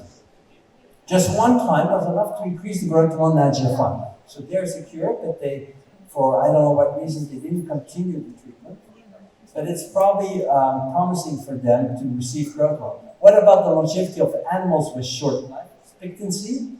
What you see is you have aged mice and give them growth hormone treatment. These are mice that are old, and they were treated when they got to be old, when they needed growth hormone in a certain sense. And that, if they received that 18 months, it more than doubled their survival. At 21 months, almost all were still alive. So it kept them living, let's say, several months more. Something like 6 to 8 months more, just by giving it the right time when they were starting to age. And here's normal rats and rats with growth hormone deficiency. And those without growth hormone treatment of those rats with growth hormone deficiency compared to healthy rats had normal and median maximal lifespans, but had an 18% less tumor incidence, 24% less disease burden, and more hemorrhages. But those with growth hormone treatment had a longer life than healthy rats. So you live longer compared to healthy rats. And maximal lifespan was also longer, and there was less tumor incident, even more. The only side effect was all this disease was more intracranial hemorrhages. But it's the only study where you really see something wrong with growth hormone. But I just want to make your mind think that not all is in paradise. Despite they had more intracranial hemorrhages, they lived longer, so they had those intracranial hemorrhages also at a later time. So that's from intracranial growth hormone deficient animals treated with growth hormone were delayed by 14 weeks compared to the other rats with growth hormone deficiency were not treated with growth hormone. So are there some really contradictory animal studies that may shorten life? There is in a special species of mouse, the long-lived Ames dwarf mouse. And when you start growth hormone early in life, which you should not really do, you start growth hormone in adults, in humans, for example, at age 30, but you don't start generally at 15 years unless there's some growth hormone deficiency, and then you give a small dose. Now, you have to understand that these studies with animals, with especially rats, always overdose. So what we're seeing here is the consequences of overdose. And so it shortened their life expectancy by 28%. It must be said that mice that don't have the mutation of these dwarf mice actually were living shorter, so they still are living longer than the normal mice. These are mice species with an abnormal long dose. Okay, I have to stop here somewhere. So let's go over these studies. Just shows you that on average the results are good. Okay? Transgenic mice that overproduce growth hormone generally have no problems of longevity, and the growth hormone treatment of animals usually makes these animals sick. So we're not, those studies that show adverse effects, when you look into details, you can say this does not concern the normal growth hormone treatment in adults. And there's one contradictory study, also in human, with two studies in it. One publication where doubled overall mortality in critical ill patients. Now the problem in these patients that you see is that you may never give growth hormone to a person who has cortisol deficiency, and they usually have cortisol deficiency, these patients. And the growth hormone can decrease by 20 to 30% the growth hormone. So you should not do that. They receive the dose that is 10 to 70 times more than the usual dose in adults, normal adults. So 7 milligrams a day, you never will give that to an adult in one of your patients. That will be crazy. So it's a study of overdose, and they died by the typical disease you die from when you're cortisol deficient. So it's possible due to adrenal deficiency. You see here, for example, the cortisol production being lowered each time when you give growth hormone. So give growth hormone to a person cortisol deficient. Okay, I think I have enough.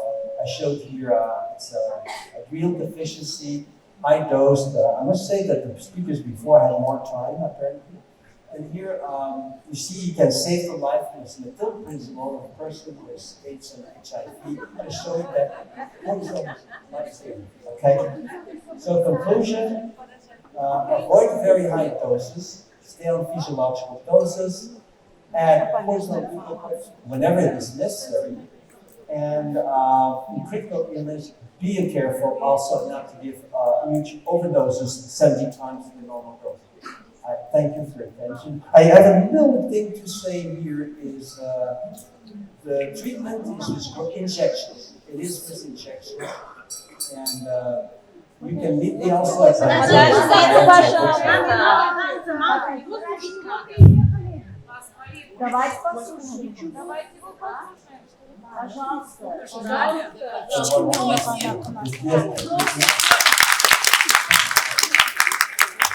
If I may have a little more time, because I think there were other speakers that got much more time, and we were 1 hour and a half delayed, but this is really the treatment, certain times injections to give, and doses are between 0 to 5 and 0.4 milligrams a day, but you have to start low and then slowly increase every 10 days.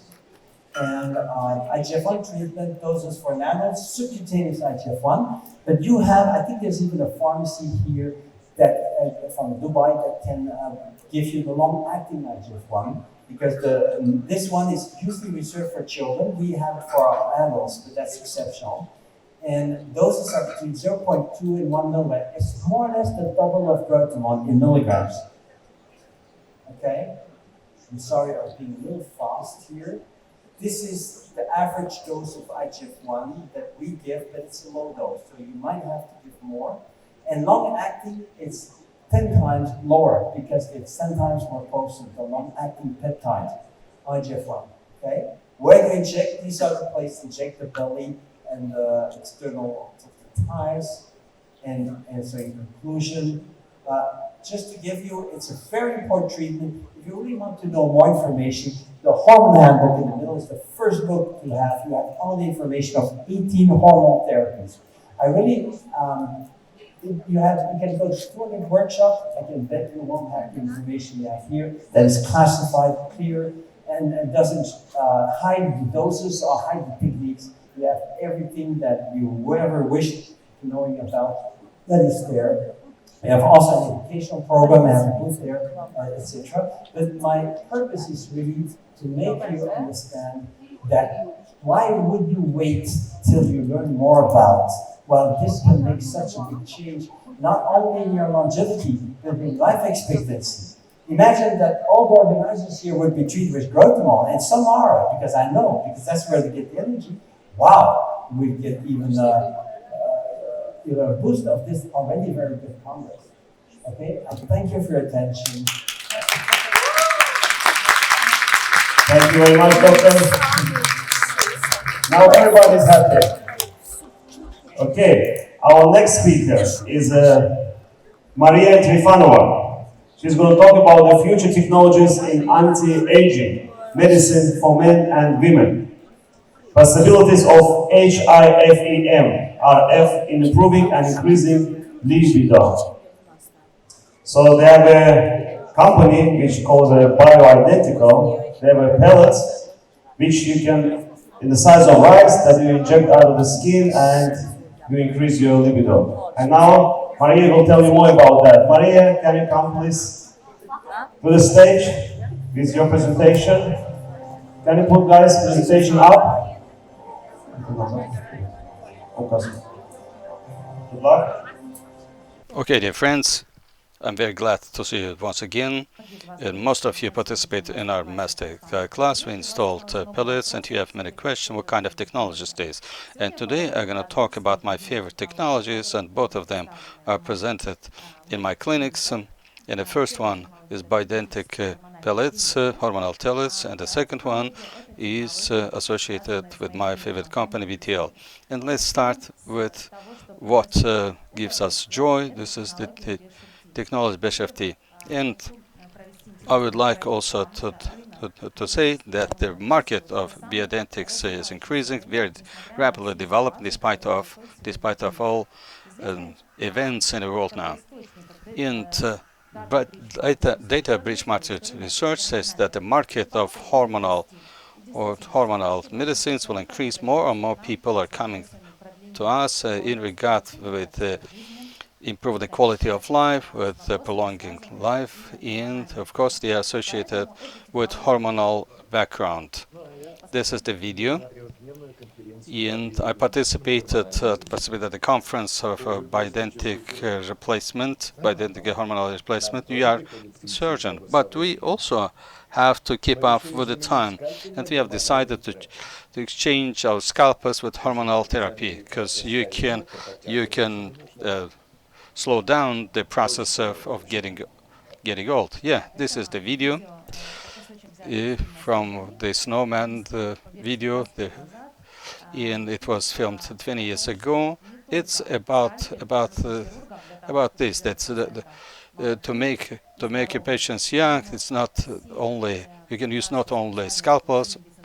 And so I think that a lot of medical specialists now interested in this technology, and this technology is in demand now because hormones are playing key roles in all organisms. This is the source of our mood and health, our sexuality, and level of libido. Without hormones, we are not harmonious. That's why I recommend to be in harmony with hormones. What are hormones? We all know that the world comes from the movement and it's linked with metabolism and the quality and the number of our hormones are linked with how you feel and of course our physical and mental activity. That's why we need to understand that we always have choice to choose synthetic or bioidentical hormones, and of course it depends on our doctors who are implementing this technology. And mostly men are coming to us, and I always say that bioidentical pellets, this is a good choice for men, first of all, because they are very happy users of this technology, because men do not take regularly pills and they don't want to use cream regularly, but pellets, this is what they really need. You put it and during 6 months your patient, a man, is happy and of course he will come back. And what issues they have? Men, they have depression, overweight, lack or no libido, fatigue, apathy, low muscle bulk, and visceral fat, and no desire to do sport.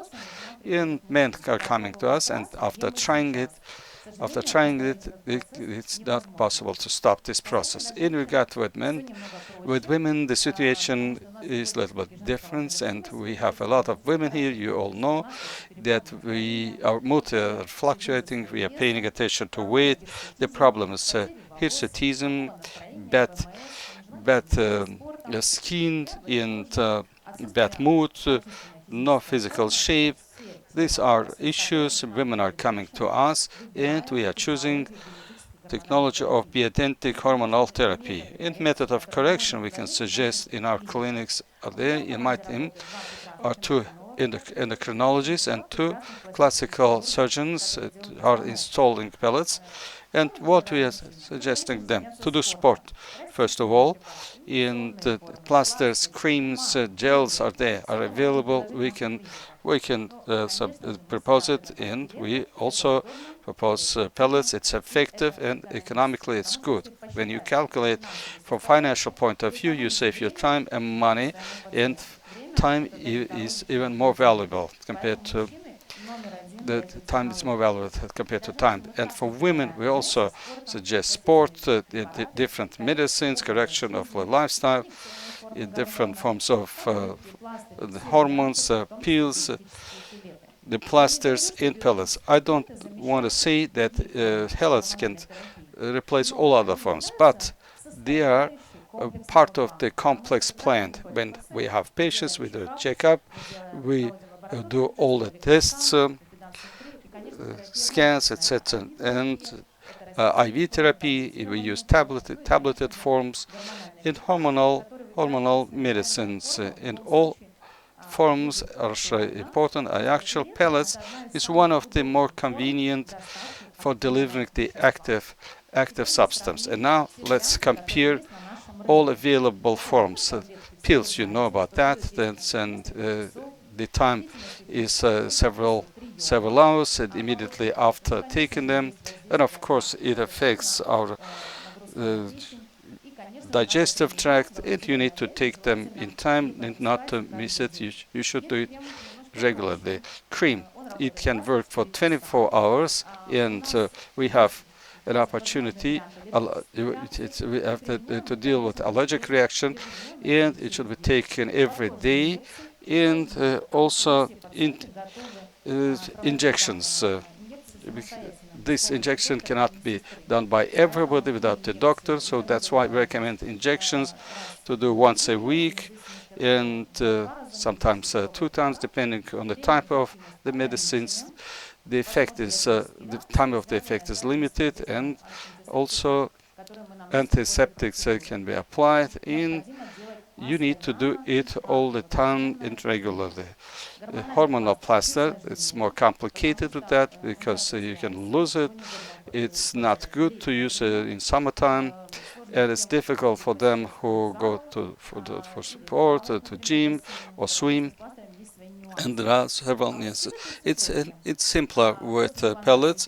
After implantation, the effect is from 3 to 6 months, and we do not have allergic reactions, and they are not declared, and the only side effect is hypothermia in the field of the installation of pellet.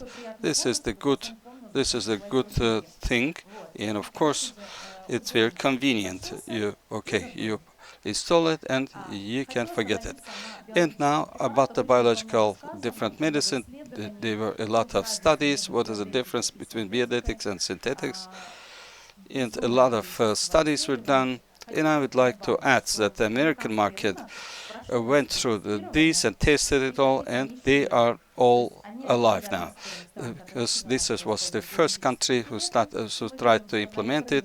And we see that on their market there are injections when from 15 up to 150 times a year, and creams are there, and pellets you do only several times, 5 times a year. What is a BioPel? This is the company which came to us from Brazil. It's originally a Brazilian company. In 2019, I fell in love with this product because, in contrast with others, pellets and non-hormonal pellets, we have the spectrum, big spectrum, more than 20 different types. And of course, pellets are small, and on masterclass, if you participate, you could see that it's very easy to install. The surgeon did this today, although he did it for the first time. It's good for men and women. It's small, and dosage, the range of dosage is wide. And Robert Benjamin Greenblatt, Robert Goldman, Ronald Kanne, and Susie Vallet. These are scientists who have developed first. And by the way, the last one wrote a lot of books about the hormonal therapy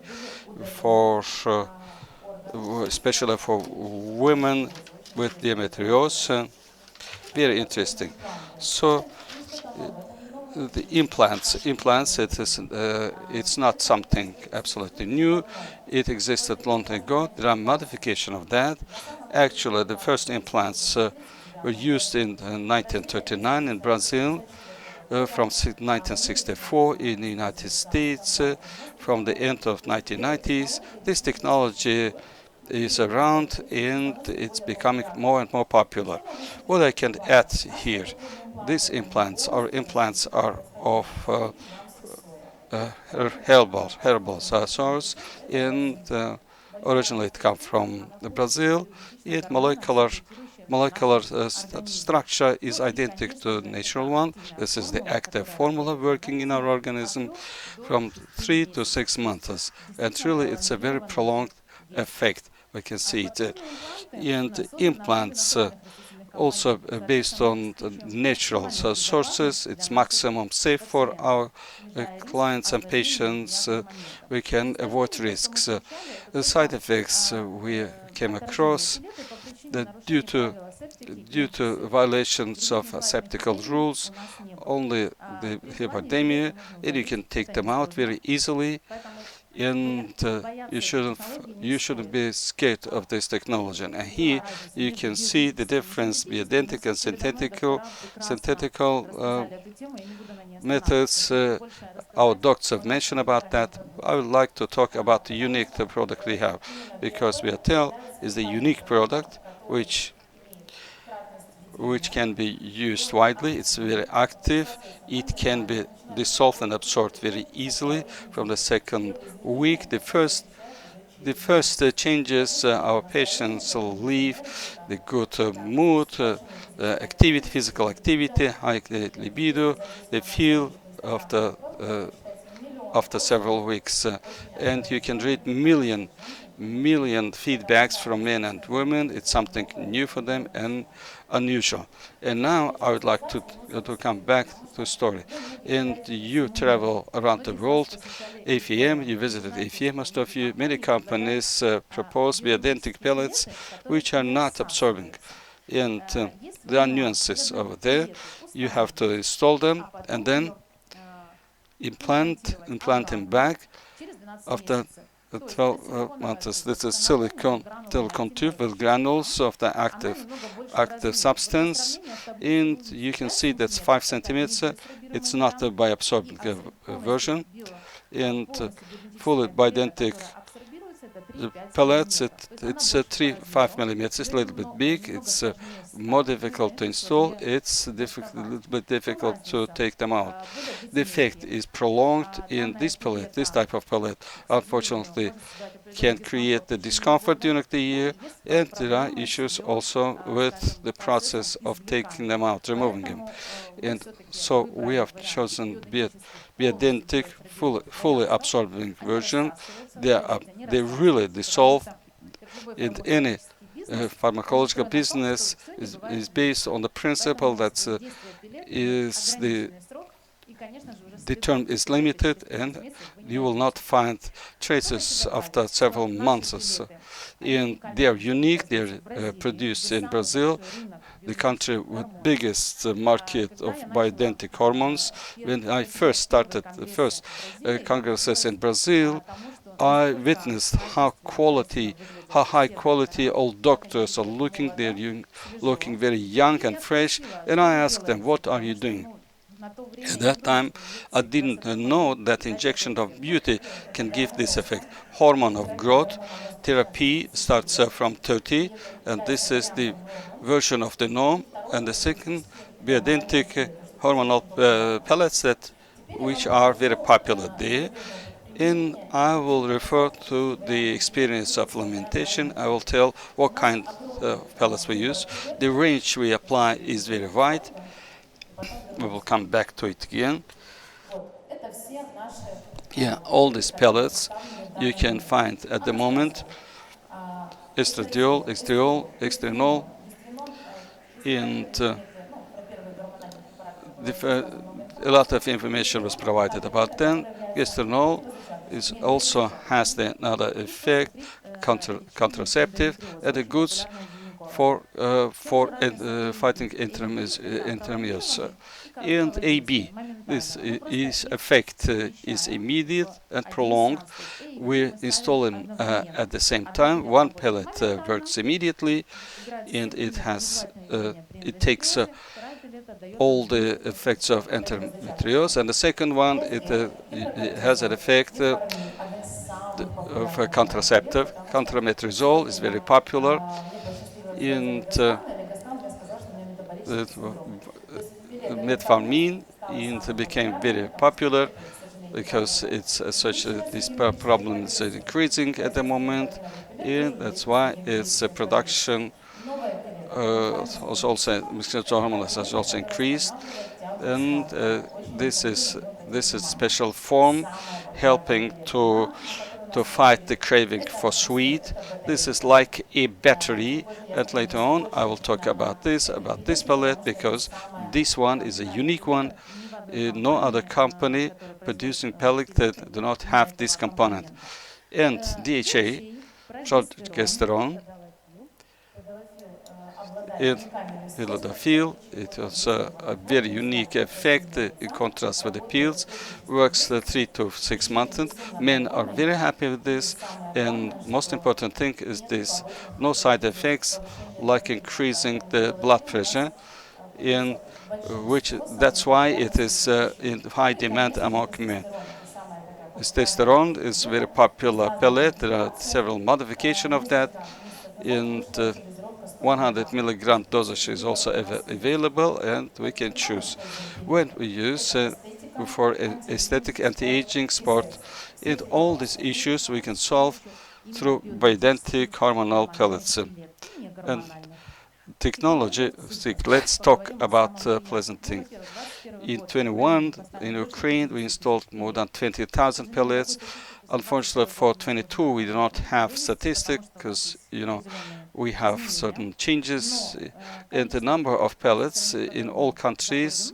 We apply is increasing. The number of those who want to test this technology is increasing, and we have followers. We have the great number of patients doing the third, fifth, or eighth.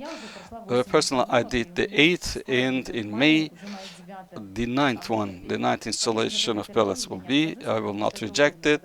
It's very handy when you travel. It's not handy to have the creams and other phones, but with this pellets, it's much more easier. More than 1 million people throughout the world installed biodentic pellets, and the big number of pellets are produced in Brazil, and then it's used in the United States, and Ukraine will come third.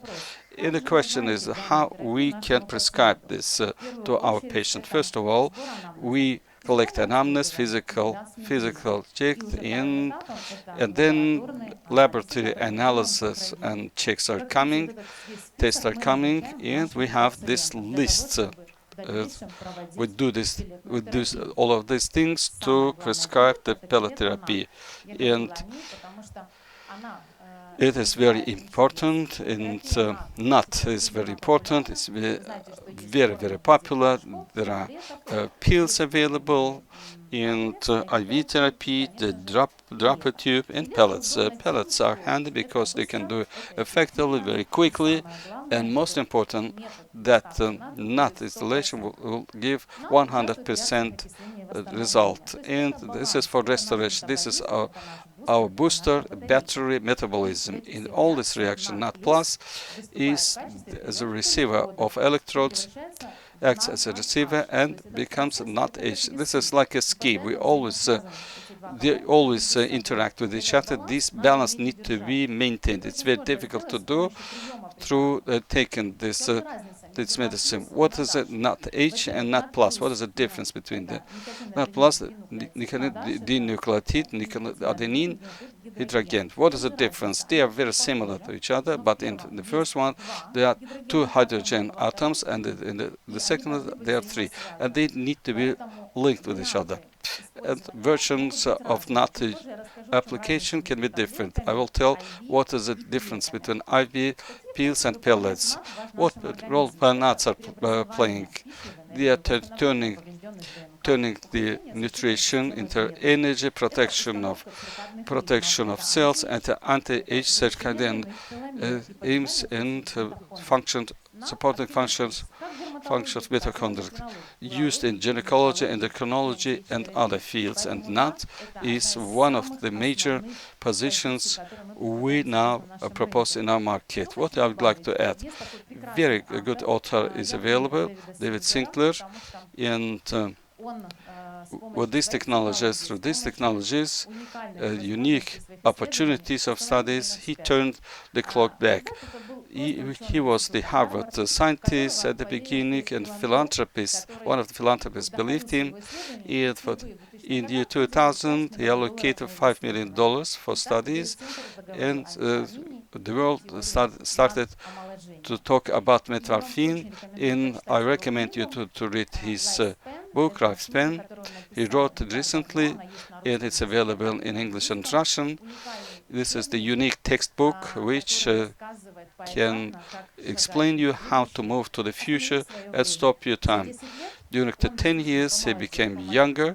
Not only his mice he experimented with, but also all people around him became younger.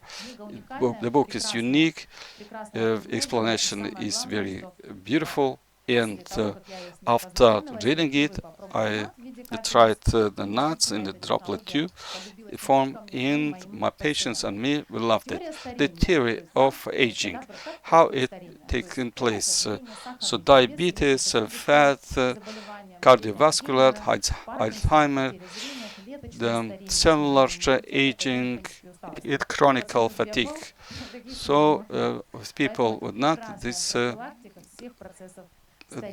these symptoms doesn't show. And activation of ferment, we can suggest the inflammation, less of inflammation.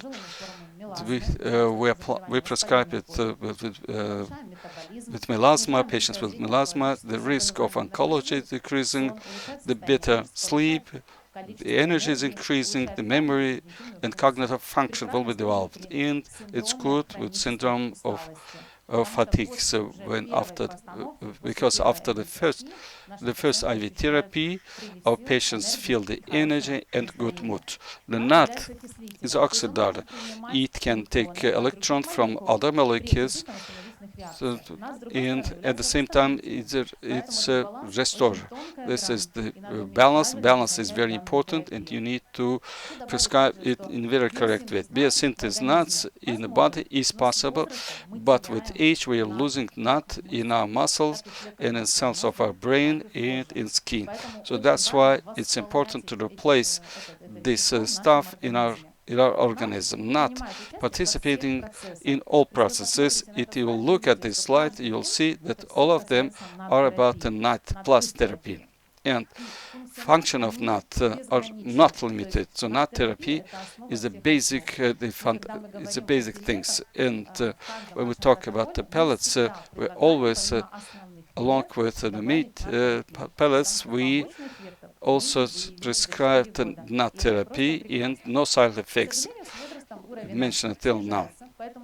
And you can suggest this therapy from 30, especially for those who are actively, who are very active in rhythm of living in megapolis is very active, and we see immediate improvement because our patients feel better cognitive functions, memories are increasing at maximum level. What I would like to add about the nut, of course, about our experiments we do with our patients. This is combination of testosterone and nut, and as you see, patients came to us with the latent form of obesity. We ended up at the level of stand-up. It was 64 and 62 kilograms after the therapy, and I remember her very well. Her fat was 37, became 27. Of course, this is because of the testosterone and nut. Syntox steels. And it changed me absolutely. I had ovulation. As you see, our patients change not only their lifestyle, but after installing pellets, they change also their husbands. Very interesting processes are going on in the body on the organism of our women, and you look at your patient differently. So as a result, we have these stories. Probably she is very close to me in terms of the number of pellets installation. Our patients who tried it once, they cannot stop, but this is like a drug, but a very healthy one. And how you can increase the nut level if the patient is not ready for pellet therapy? I do not insist on this therapy. I suggest to start with this. If you are afraid, you can start with that. If you enjoy it, you will come and we will start pellet. And we recommend to do sport, but just show me the person with the hormonal disbalance to those who are doing sport. And until we restore all the basic processes, the wish to do something good will not appear. And of course, we need to normalize our lifestyle, our nutrition, and recommend our patients to have healthy sleep, at least 8 hours, and supplementation. Of course, we give medicines in forms of tablets, pills, and others. NMN is available, nicotine NMN, and one of the primitive forms of nut. NR is very cheap one, and of course IV therapy, which is very popular, and pellets. We start with small dosages. IV therapy is recommended everywhere in the world. starting from 200 milligrams in IV therapy has some complications. First of all, it's a long process. Dropper tube can take up to 2 hours, from 2 hours dizziness, in vomiting, tachycardia, and other complications. I had this therapy multiple times. It's not so pleasant. You need to lay down and wait. At least you need to take 250. We recommend 500 milligrams. And after the procedure, she stands up, but patients feel after that, she feels the magic. The battery is on. And one of my patients said, I did this. One of the patients said, I did. Why? I paid a lot of money. I see no effect. But then I started working at home, and I started cleaning my home till 5 o'clock in the morning. And the magic of IV is short term. It's not 3-6 months, and patients understand this. You can save money if you do pellets, and after this they come to the pellet. We combine pellets and dropping tube. We start, for example, with a dropper tube and continue with pellets, and we can do it throughout the year. No side effects, that's true. After nuts, after implementing nuts, only hyperthermia can be seen. And I need actually another presentation, not this one. What I would like to add in regard with pellets. Pellets now are very popular, extremely popular. A lot of people use this therapy, and I would like to share with you cases. Patients who came to us and did this therapy. 45 years, edema, extra weight, low libido, fatigue, and it was decided to DHA and pellets, not metformin, 150. As a result, you see how they look like. They lost weight, and we see that the muscle mass has increased, and of course very pleasant processes took place. The fats decreased, and all these patients are happy with the results. Another case. This is another case. Another patient using pellets based on testosterone. She's very well known in Ukraine. She's very popular on Instagram. She is a porno star in Ukraine, actually. Testosterone she needs for her career. In pellets based on testosterone were installed.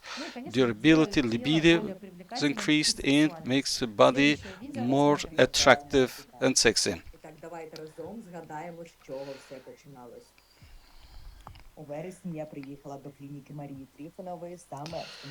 I came to the clinic of Maria Trifonova to install pellets, and I was tested before installing pellets.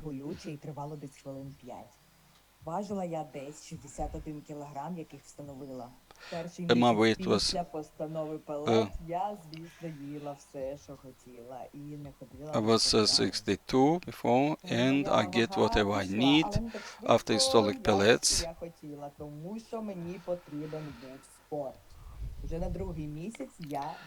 And only after several months I started doing sport, and figures are proving that this therapy was very good. And of course I also later on changed my lifestyle, my nutrition, my diet.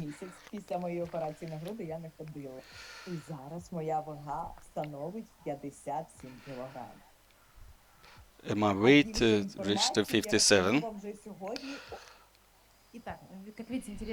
Okay, as you see, very interesting case.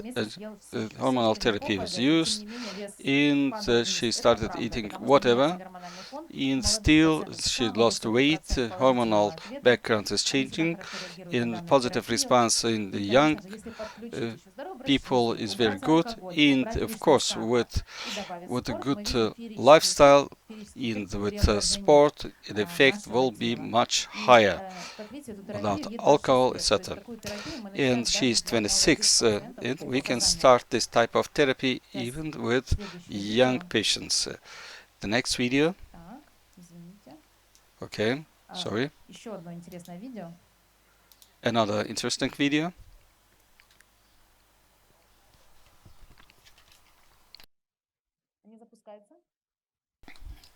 Cannot start.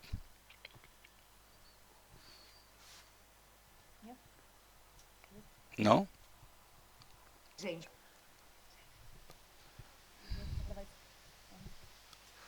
Okay. You know the serials. When the first one started, we didn't know what they're talking about because she looked very bad. Only Samantha know that she used the hormonal therapy, and she probably lives with a young lover, probably. It really changed the lifestyle, makes the women more attractive, sexy. And I'm switching to another presentation. No need to introduce me. It was only one, and this is the second. Please start the second presentation. Presentation will be about technology associated with the first one. Testosterone pellets are increasing the muscle mass. It's very important. We see how the quality of our body is changing. The muscle mass is decreasing, and without the supplement, the support, it's very difficult to improve the situation. Of course, gym is there. I always was thinking, I'm doing sport, why do I need all of these things?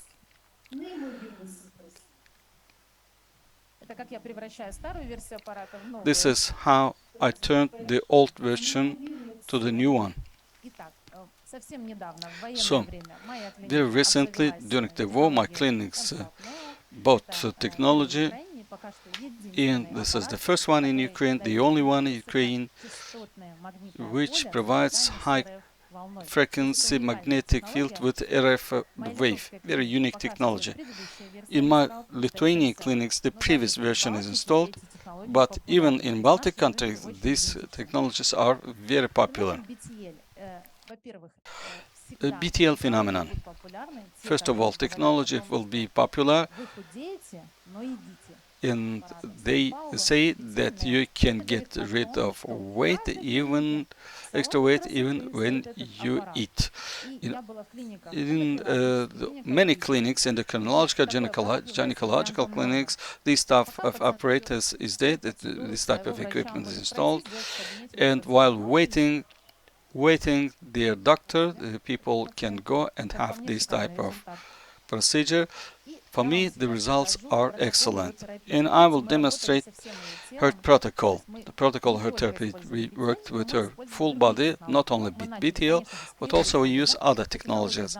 We started with cryolipolysis. This is the freezing of fat with cold, very phenomenal one. This procedure has very good future. Also, we added HIFM, 6 sessions. Before and after, and the changes are colossal without the lipoxy. The treatment is very complex. We work with the belly zone and also with others, with other parts of the body. But BTL is not finished only with that. Not only limited with that, as you see, before, after. The procedure is very simple, 10 minutes. By the way, it's me. But before it was my assistant, but video is very cool. The technology we start to use personally and your patients are very good, because without any surgical involvement, you can deal with it. It does a problem, the flat belly, and to get rid of extra fat. This is the magic. with high fame. And this technology is loved not only in Ukraine, but it's really loved in all countries. And this is the result. And I use closely to technology, BTL and pellets, biodynamic pellets. I have all the line of apparatus, and I actively move these things. 3 letters are magic, giving you beautiful body. 20,000 squat actually during one equivalent of squats. You cannot do in your gym whatever weight you use in gym. This is the unique technology increasing the muscles in buttock zone. And Brazilian type buttocks are very popular now. You can do it surgically, but why do you need to use this traumatic method if you have technology through 3 ticks sessions, you can get the same effect. And this is very cool. And the shape of the body is changed. Do I have a couple of minutes to finalize? BTL company suggesting very safe apparatus. Millions of studies were made. We do not see changes in the blood, no loss to liver, MRT is proving it, and we check the safety. BTL is unique, although other apparatuses are available. And no need to save, because if you use other phones, then you're under risk of complications, you and your patients. Or it's too bad that I cannot show it to you. Complications patients may experience after using the similar ones, not our one, not our technologies, and burns. Analog apparatus, unfortunately, they do not give the controlled heating, but in our case, it's controlled. Up to 43 grade degree, you can increase it, and then you can turn it off. It's a wonderful video how our patients are reacting to new technologies. Just a moment.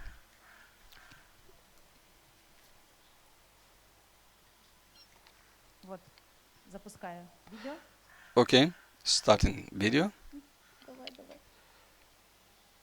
Go.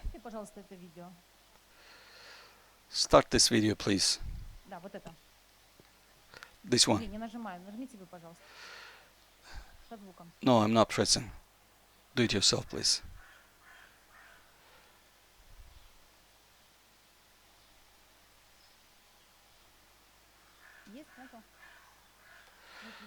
Yes, not? Doesn't show? Actually, this is how men are reacting to this chair. If in your clinics there are men, first of all, let them sit on this chair, and later on we'll do all the pellets, we'll demonstrate it to all others. And the chair must be at the entrance of all clinics, and it will give not only health but also joy. Please, dear participants, test this technology. Thank you, Maria. Your presentation was very good. So everybody must go and sit on these chairs. Остались самые стойкие. Тем, кто хочет получить новую информацию. Грахам Симпсон.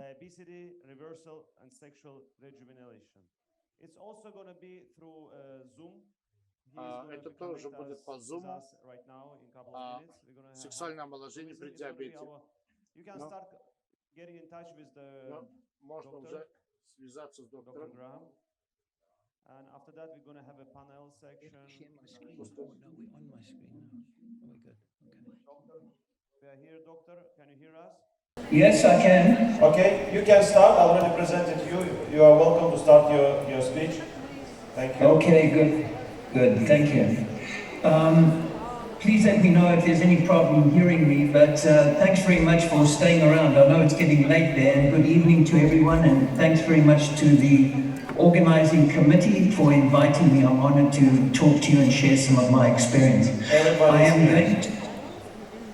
Everybody's here, waiting for a presentation. Please continue. Okay, so I am going to, my objective is fivefold. I want to talk a little bit about the new science of epigenetics, which is very critical, I think, to any anti-aging program.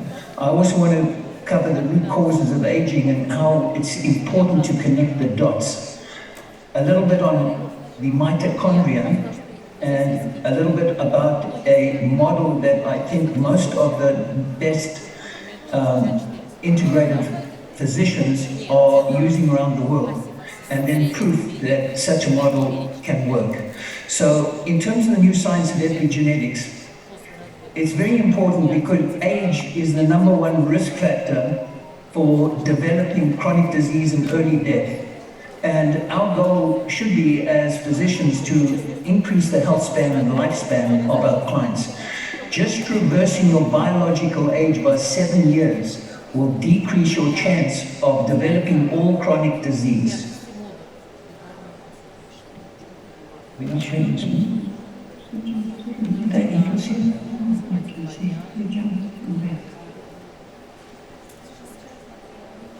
Can you see the screen? Sharing screen. It's this one, sharing screen. No, we can see you well, we can hear you well, but we don't see the screen.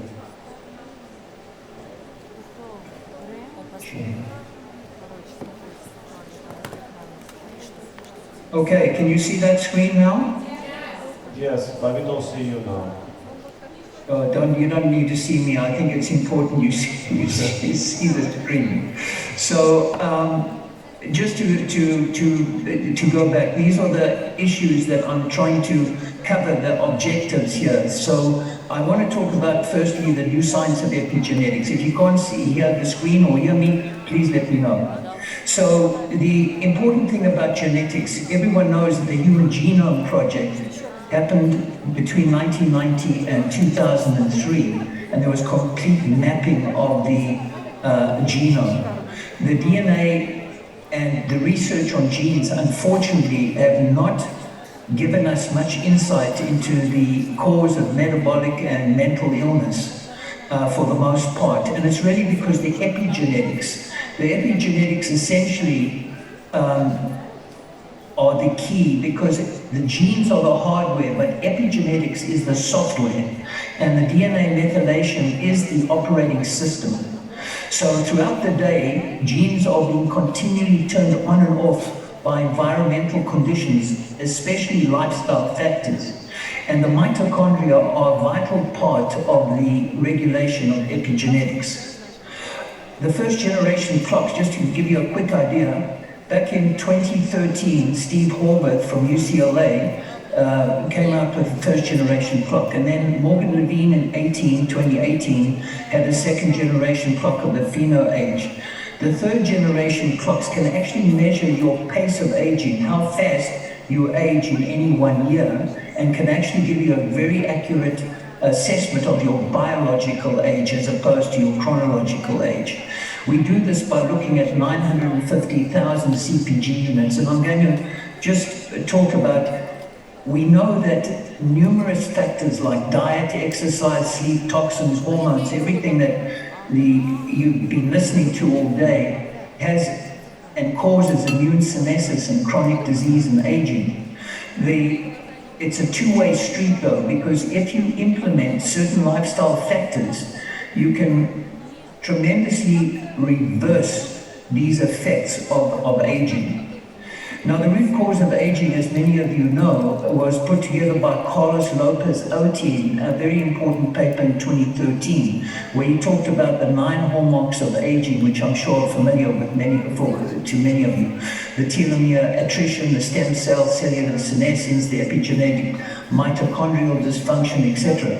What wasn't added was the microbiome dysfunction, and we know that the microbiome has emerged as probably one of the most important factors for aging. Now, I want to talk about metabolic stress, because what if all the hallmarks of aging are really due to metabolic and psychological stress? Here in the United States, 70% of Americans are now overweight or obese. Nearly more than half the population now has diabetes or pre-diabetes. 88% in fact of Americans have insulin resistance. And this diabetes, this insulin resistance, is the #1 health risk after age for the development of chronic disease and an early death. We can now quickly reverse diabetes and therefore biological aging. Essentially, the world is fat, diabetic, and sick. And this epidemic of the 21st century, it was not COVID. It's this. And this is due to insulin resistance, essentially from a Western diet of processed food together with increased amounts of sugar, grains, and vegetable oils. So this is the important point I want to make here, is that 80% of what we see as doctors around the world is cardiometabolic disease. Obesity, non-alcoholic fatty liver disease, hypertension, GERD, gout, atherosclerosis, cancer, Alzheimer's, malignancies are all related to the same basic problem of insulin resistance. So 80%, as I mentioned, around the world, this is really the elephant in the room. What most people and even physicians don't recognize, that this is due, all these chronic diseases are due to insulin resistance. And this has to be fixed first before a lot of these anti-aging therapies. The US numbers don't lie. As I mentioned, 80% here in the US, and by the way, in other countries like the Middle East, where I was just a few weeks ago, and other parts of the world, India, all over Mexico, they have tremendously high rates of insulin resistance. So why is this? The diet, our genes haven't changed. Most of us have genes that are hundreds of thousands of years old. Our environment is what has changed.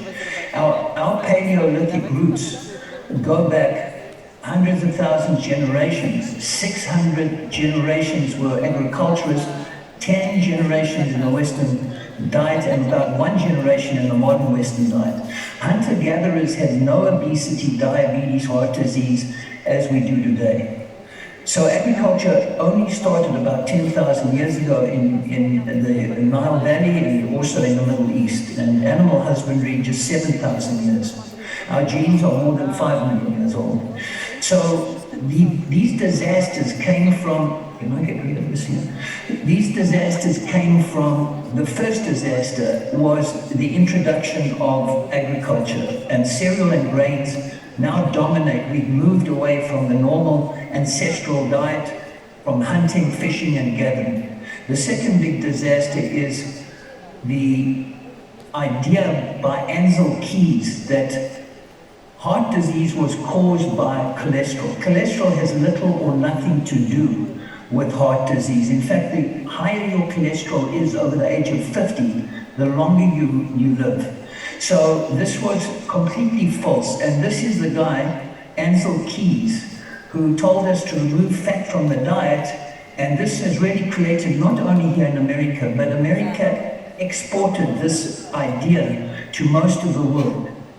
And Ansel Keys was a physiologist. He never treated one single patient in his life.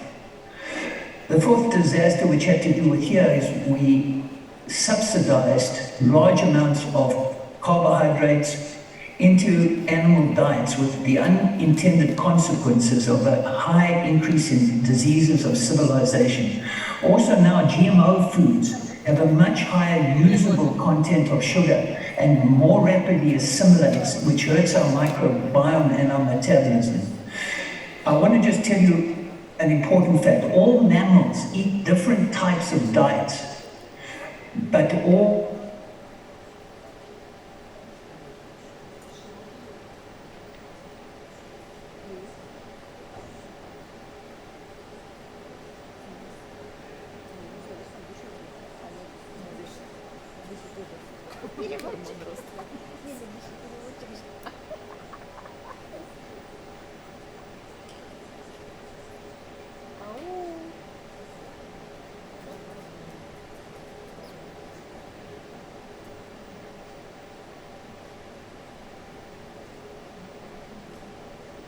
Recording in progress. To survive periods of food shortage. For instance, Just as Darwin emphasized the survival of the fittest, there's an equally important message of survival of the fattest. And an overriding principle of evolution is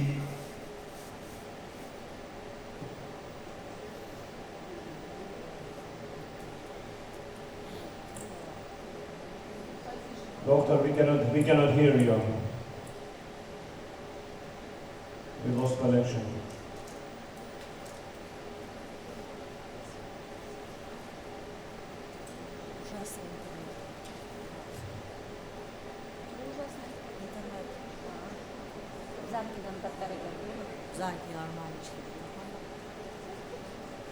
recording in progress. A very important aspect as well, uric acid, and a very good book by a friend of mine, David Perlmutter, Drop Acid, really goes into this in detail. But just shortly, it causes oxidative stress and it causes fat production increase.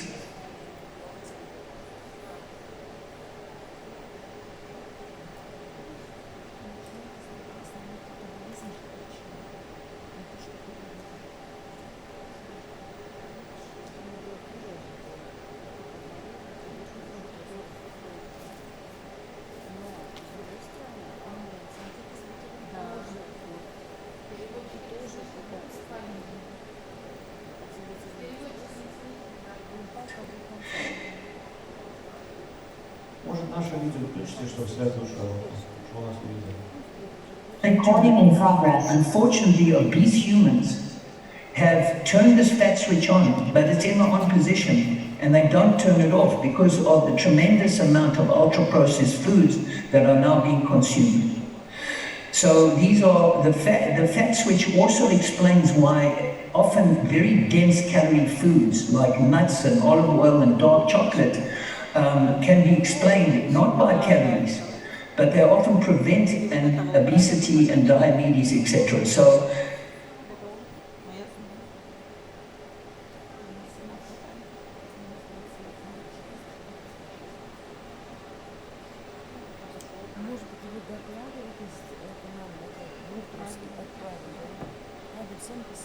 А можно сделать запись? Невозможно ж так слушать. Быстро слайды, как галопом по Европе. Да. Поэтому надо всем писать. Просто писать. Пусть вот эту группу делают конгресс. Recording in progress. Only ate 4 to 5 pounds of sugar. Today, the average person here in America is eating over 150 pounds of sugar, 200 pounds of grain, and a lot of adulterated oils. So this is what's driving the obesity epidemic. So you must ask yourself how much total sugar per day is actually healthy for a woman or man. In women, no more than 6 teaspoons a day. That's enough in 1 glass of orange juice. Men, no more than 9 teaspoons a day. In fact, once men develop, and women more than this, you begin to develop non-alcoholic fatty liver disease that is now affecting 1 in 2 people in America and similar things in the rest of the world. What makes up 20 grams of carb? As you know, 1 teaspoon of sugar is 4 grams of carb. A banana is more than medium size, more than 20 grams of carbs. Half a cup of rice. In fact, 1 serving of basmati rice is 10 teaspoons of sugar. So this is our major problem. The other thing I wanted to point out is good evidence to show that the lower the fat in the diet and the higher the carbohydrates, the more small and dense the LDL and more likely atherogenic profile. For instance, men who ate a diet of only 10% fat, 2 out of 3 men have an atherogenic profile. Whereas a diet with 35%, 1 in 3 men, and with a diet high in fat, 1 in 5 men. So fat is your friend. You do not die from fat, you die from sugar. What exactly you know about insulin resistance? When blood sugar rises, the pancreas, Переводчик тоже достался по этим короче. Да, он устал.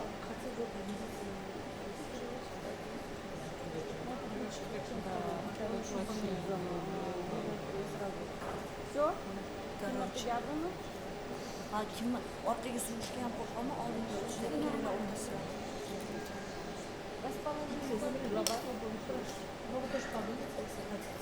Лабор тестостерон начал действовать? Нет? Начал. А что учеба? Начал. Нормально, да? А что уже горит? Там же горит. А что расскажите?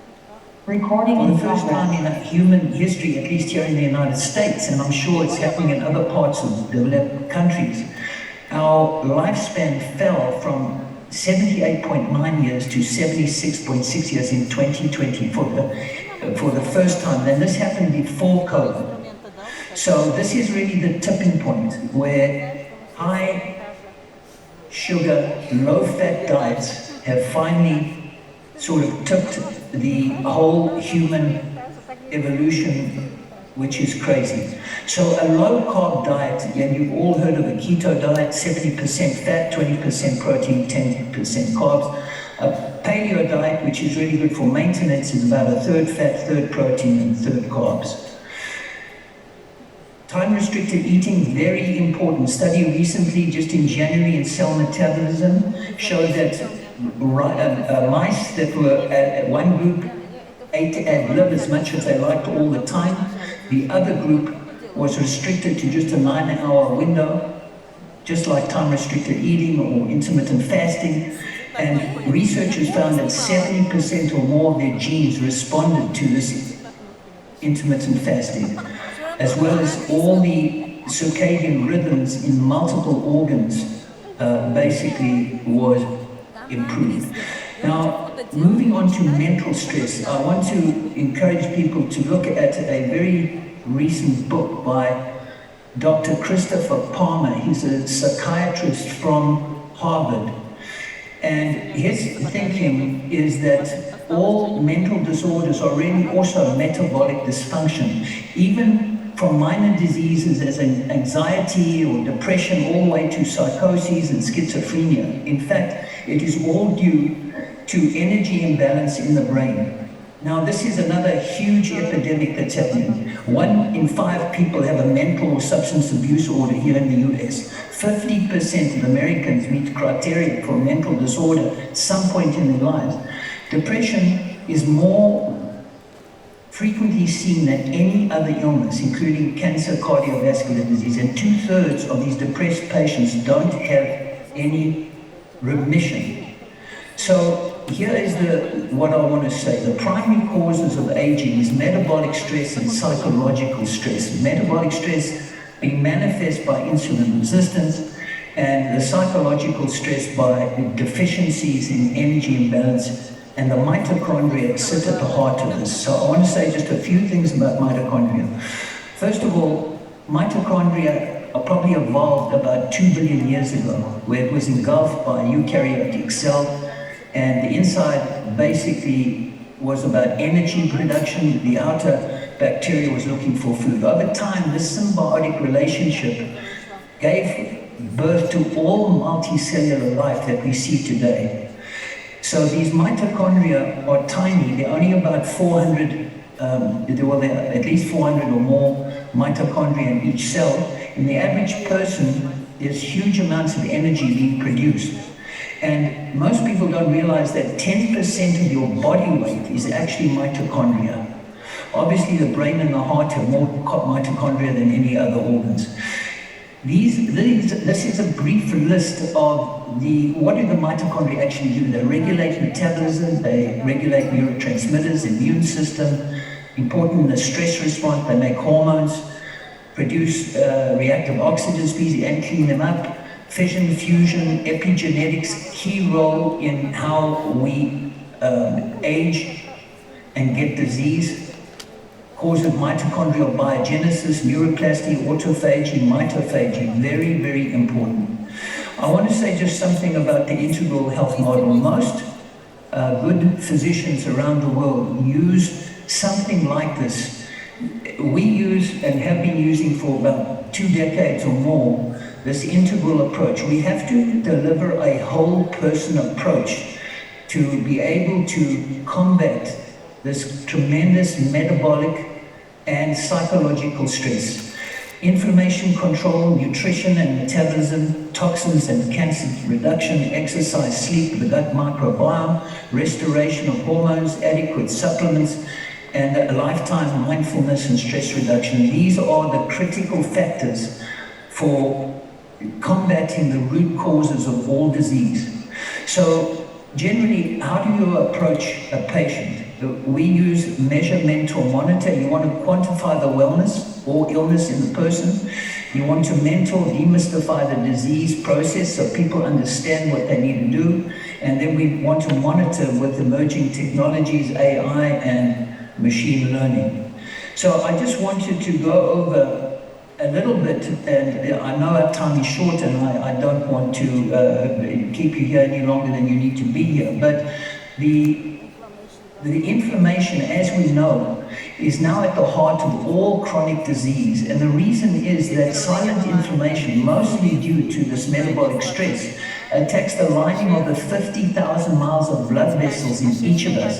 That's why it has such a widespread effect. Just a couple of things, and hopefully this will be available to you or you can always contact me to get you this, but just for your own health as well as your clients, you have to eliminate the toxic triad. You want to get the hemoglobin A1C, fasting insulin, and uric acid all below 5. A body fat in a female should not be more than 28% and a male 20%. A BMI and your weight is useless. You have to look at the body fat. You have to treat leaky gut. D3 omega really helps, lowers the LPS. Detoxing heavy metals, moderate exercise, not too much exercise, and managing stress. Nutrition, obviously what we're talking about, your intermittent fasting, eating only real food, grass-fed meat, wild-caught fish, avoid sugar, grains, and adulterated oils. Be particularly wary of gluten, dairy, and lectins. No artificial sweeteners, are very toxic and will raise your sugar even higher than a Coke, because of its effect in the microbiome. Toxin reduction, air, water, food, personal care products, very important. You have to minimize all these toxins in your life. Avoid all plastics, plastic water bottles, etc. There's a very good book by Shana Swan called Countdown.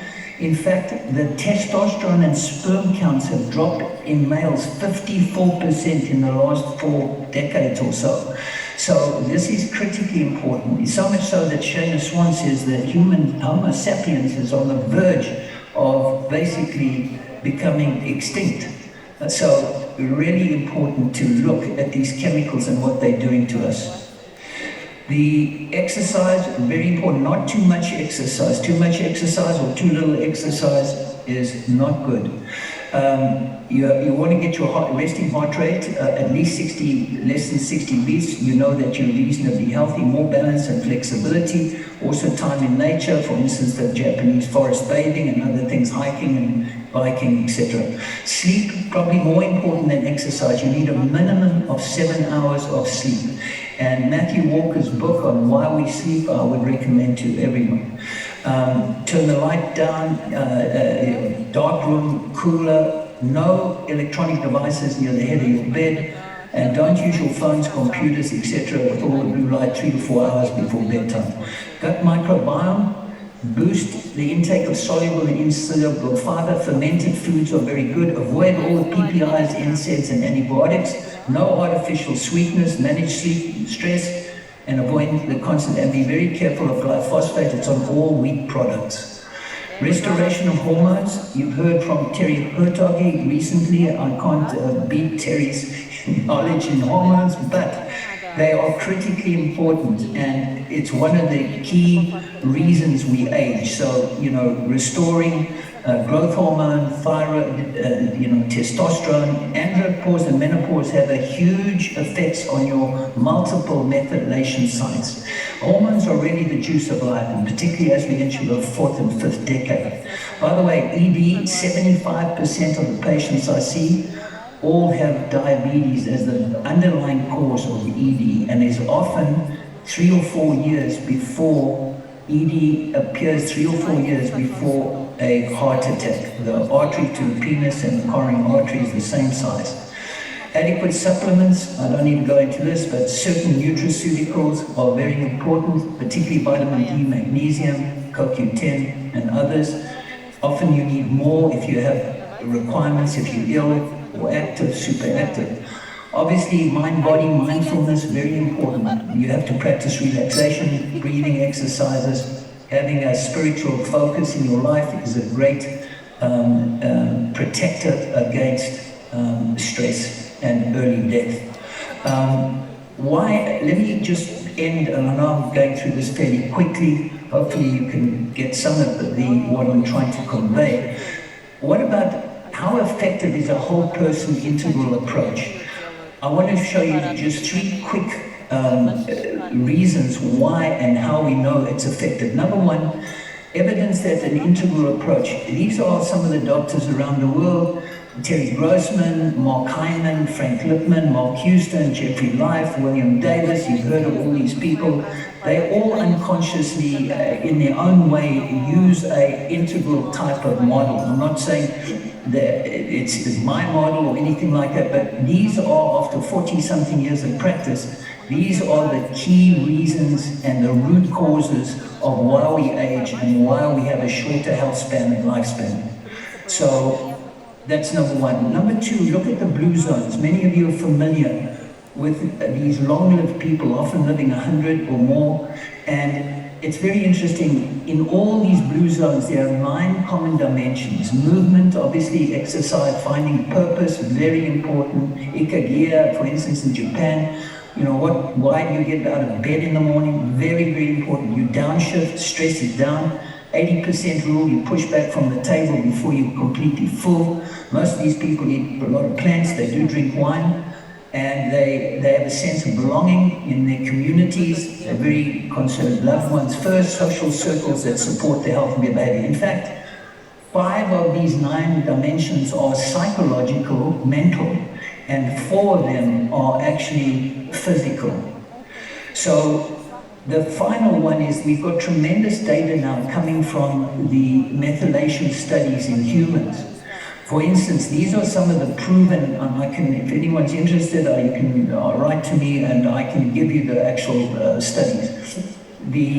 One of the things, again, you must keep your body fat as a woman less than 28%. As soon as you go up, you start aging and getting chronic disease. You have to improve this insulin sensitivity and recover metabolic flexibility. You have to be also very careful. We know from methylation studies that moderate drinking is probably only 1 or 2 drinks a week. So it's a lot different from what I used to advise my clients. Obviously, smoking and toxins, exercise too much or too little is harmful. Diet quality, like the keto, Mediterranean, DASH diet, very, very important. Time-restricted eating is hugely, think about our ancestors, they were lucky to eat every 2 days.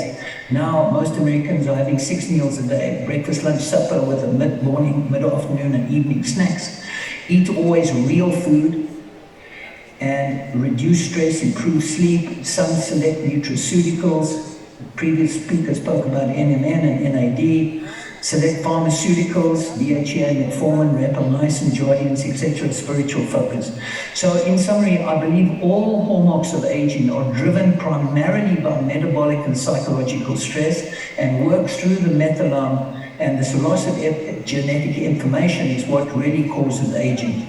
There are a couple of emerging anti-aging therapies I just want to touch on: hyperbaric oxygen, mTOR inhibition with rapamycin, telomerase, the TA65, but there are other things, senolytics, fisetin, quercetin, santina, therapeutic plasma exchange, the sirtuin activation, hormone manipulation, other anti-aging substances, spermidine, lactoferrin, and others. Hormesis, very important. Our body likes to go between fasting and feasting, between slow exercise, high exercise, cold, heat, etc. So exosomes, stem cells enable rejuvenation. 2 Nobel Prize winners, anti-aging. This is what you're going to be seeing in the next decade, is gene editing with CRISPR. And the Yamanaka factors, David Sinclair and his group used 3 of these to reverse retinal vision loss.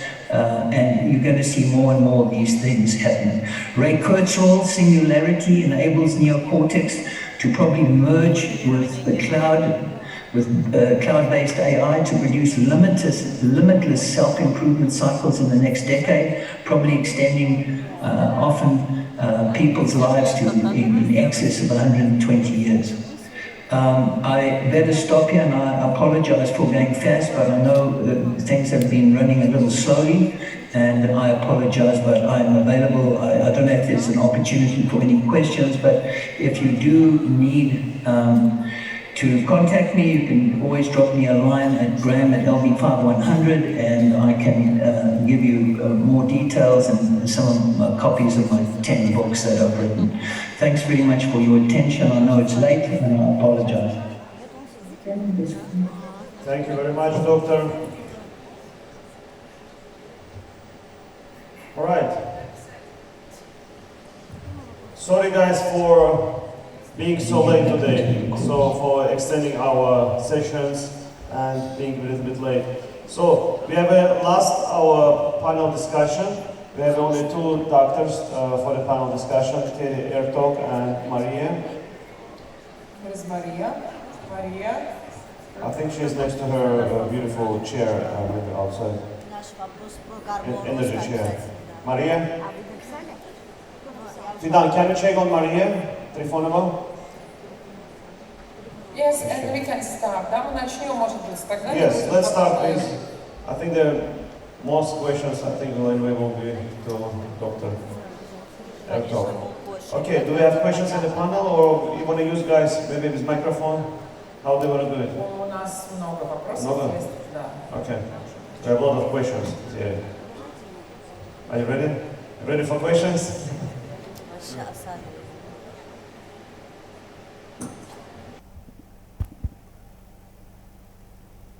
Okay, you're gonna start? Да, мы можем просто, вот интернет внизу хорошо работает, а наверху нет. I can start with the first one. Can you please comment on the well-known link between GH injection and possible cancer development?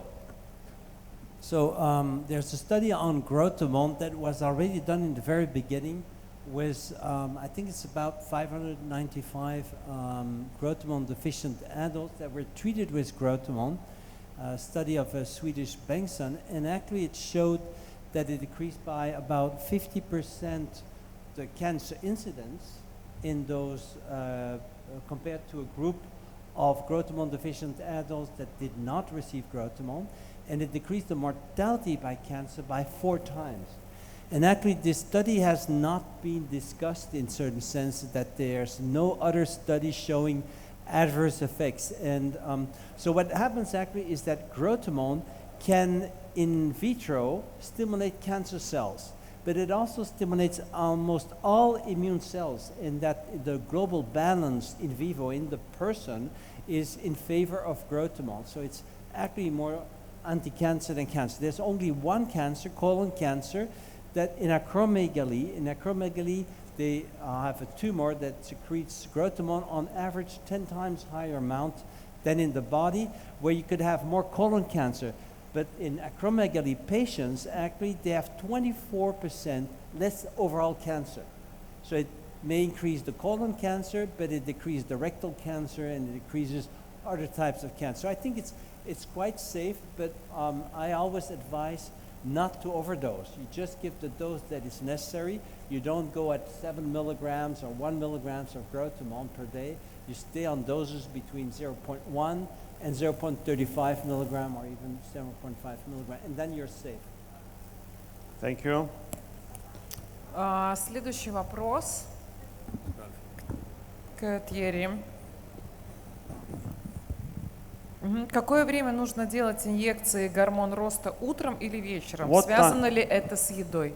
What time should you do the injection of the growth hormone? Either in the morning or in the evening? And does it will somehow comply with the food, consumption of food, before or after the food? No, not necessarily with the food, but it's generally always before bedtime, before you fall asleep, because what you need to do, and that's valid for all hormones, you need to give them at the moment they have peak levels. And actually, peak level in your blood is the first 3 hours of your sleep. The first 2 hours and a half even of your sleep, you secrete about 75% of your normal growth hormone production. And that works better because there are also more receptors at this moment. If you would inject them in the morning, most of your patients will actually have an adrenal deficiency because growth hormone decreases the cortisol, which is very good at night because you need to sleep. So if you calm down cortisol, that wakes you up, it's perfect. But if you do that in the morning, then you will be without energy, you will inflame, you will get infections, etc. So I wouldn't advise in the morning. There are exceptions. There is some patients, but it's very rare, it's like 2 patients on 100, that when you inject them in the evening, they're on thyroid therapy, they get heartbeats, and they are like overdosed in thyroid hormones, and it keeps them awake. And those very few patients do better when they take it in the morning, but that's really exceptional. Thank you. И следующий есть вопрос. Какие есть противопоказания для применения и как определить, в каком возрасте надо начать принимать гормон роста? What are the side effects for the injection of the growth hormone, and at what age it's better to start? So globally, growth hormone, you always have to be careful that the person has no adrenal deficiency. So a patient who has a hollow face, has pigment spots on his or her face, has these dark circles under the eyes, they are generally adrenal deficient, they have low blood pressure, and they do not tolerate growth hormone very well. And what we do is, if it's available in you, we give IGF-1, because IGF-1 regenerates the adrenal glands, so it increases the cortisol production. That's no danger. And then in the second phase, we start with growth hormone. So you need especially to watch out for this. You need, of course, to watch out not to overdose. There's almost never problems with the injection. There can be inflammation locally, but my patients do not disinfect the needle, and they use sometimes several times the needle again, and it works well. But of course, it has to be done clean or sterile. So basically, not much problems. There always is a balance. Growth hormone doesn't work well if the person is very low in testosterone. You will not have a muscle increase that is sufficient if there's not enough testosterone, if there's not enough animal protein. So vegans will not respond to growth hormone so well because you need to have more animal protein to actually make more muscles. So you need to know that. And one of the ways to make growth hormone work better is to include again at least amino acid supplements in them, or to make them go over to a more animal food-based diet without cooking it to a high temperature, that you don't make it toxic. Спасибо. Thank И you. еще Next вопрос. question. У нас блиц. Следующий вопрос. Доктор делает перерывы в своей гормональной терапии гормоном роста? И увеличивается ли дозировка гормона роста с возрастом? Окей. Делает ли он перерывы? Да, делает ли перерывы в своей гормональной терапии? In your hormonal therapy, do you do some kind of breaks between the treatment and? Увеличивается ли дозировка do гормона роста? Do you decrease and the dosage, you know, with the time? С возрастом. With the age. With the age. Normally, it is not necessary to do a break. When you give a hormone in general, you will make that the endocrine gland works less. But it's a good thing. It doesn't wear and tear too quickly anymore, because now, for the moment, if you have an untreated patient for a hormone deficiency, that gland produces the maximum it can, and it will decline in action, and it will age quicker. So on average, when you give a hormone supplementation, it's about 30% less that the gland produces of its own hormones. But if you stop within a week or 2 or 3 for thyroid function, you go back to the initial levels. Even if you stop 20 years later, you will go back to the initial levels 9 times on 10. And the other time is that there's been an infection in the gland, that the gland doesn't work anymore. So this is a much better result, because with age normally the glands decline in action, and here you block that decline by providing hormones that help. I always give the parallel that I showed to my patients. You compare, you have a small car who goes with a little motor, goes up a very steep hill every day. that motor will have to overproduce and will break down quicker. But if you put a second motor to that car and it goes up the hill, then it goes easy and it can go for very long because there's this supplementary help. And that is what happens with hormones. So it's quite safe. You just have to avoid overdosing. Another question. Do you personally use growth hormone? I use growth hormone since the age of 38 years. I almost never stopped one day.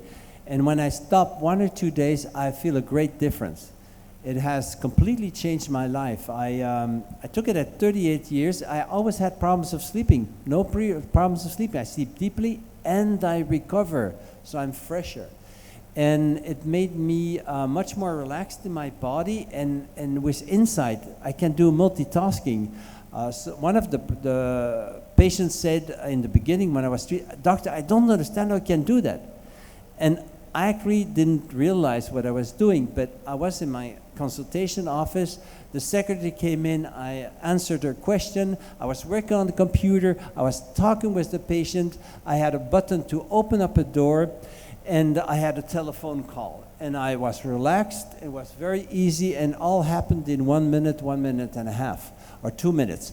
So it was multitasking, and I can tell you, tomorrow, I will have a session on spirituality, practical, you will feel spirituality. I can tell you that growth hormone has helped me a lot because it completely made my body relaxed, and then you can feel the world that it is much more.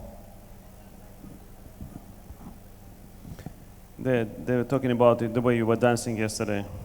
Yes, well, not a dance. Dancing with the spiritual world. So they like dancing there. So we have several more questions. Let's see if we have time for all of them. So which level of IGF-1 is considered optimal? So if you're an average sized person, as a woman it is around the 250 micrograms per liter. If you're an average size man, it's around the 280, 300. However, it's not enough to ask in blood the IGF-1 level. You have to ask the IGF-PP3 level. IGF-PP3 is a binding protein, main binding protein of IGF-1 in blood. If it's very high, it keeps all the IGF-1 in blood, and there's not enough going in the cells. So the values I gave you is for an IGF-PP3 of 3,000 micrograms per liter. It's about 10 times to a little bit more than 10 times the value that you need to have of IGF-1 in blood in micrograms per liter. And so now you must know that men or women who are very tall and big and have a lot of muscles, they need more IGF-1 and a higher IGF-1 to IGF-PP3 ratio. A person who's very thin, small bones needs a lower amount. That you will learn when you will be treating. And I can recommend you one thing. Start with treating yourself, your own deficiency. It already starts at age 30. And if you do that, you learn more, because I hope even, and I wish you will overdose. Then you know that your feet swell. So you recognize the sign. If the first thing that will happen when you overdose, the feet is swelling, then you know you have to take a lower dose. So you learn a lot by treating yourself. And you will convince your patient much more to take the treatment when you say, I take it. And you look better and you look firmer. It's a beautiful destiny, you know, when you go in that direction.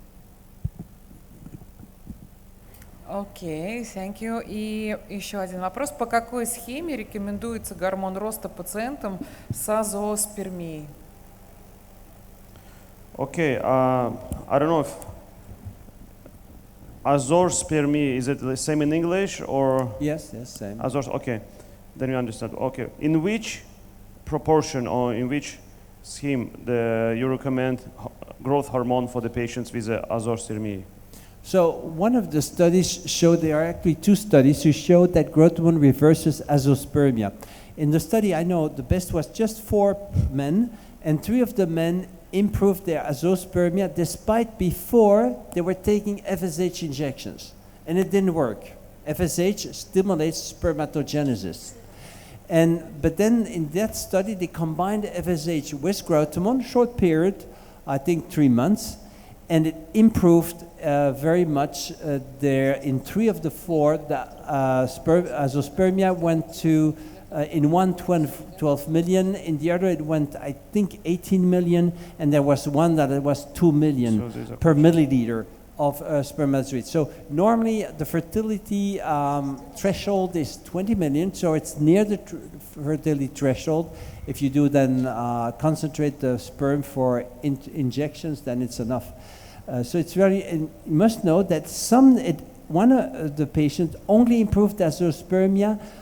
It was about 2 or 3 weeks after stopping the growth hormone, 6 weeks, I think, after stopping the growth. So it takes time, because to make optimal spermatogenesis, you need 6 months. And so when you give 3 months, you might have only improvement in some later on than the first 3 months. Thank you very much. Thank you. И сейчас у нас такой же блиц будет к Марии. The same quick question will be addressed to Maria. And the first question is about the title of the book and the author of the book you recommended. So, Maria, you recommended actually this book. Maybe you can later on send to the chat, or now. David Silver, Lifespan, and we will send the name of the book in Russian also. It's available in Russian. Where have you been? You're so beautiful.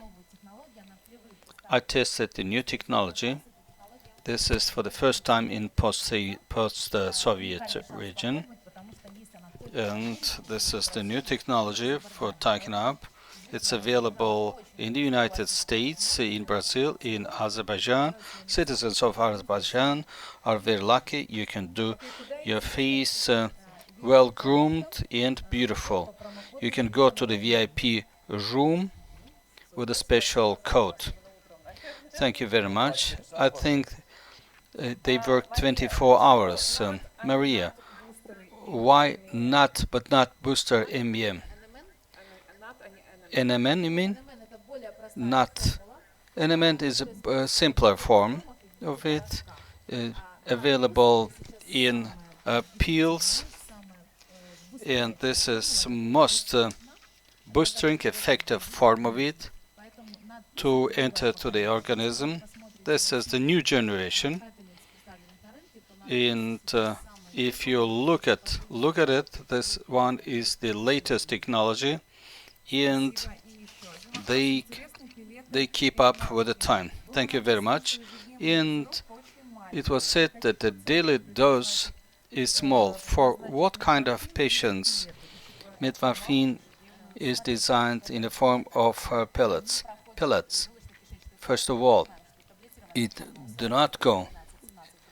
pellets do not go through the digestive tract, and the second thing is the daily dose. 1 pellet. We do not recommend 1 pellet of metformin.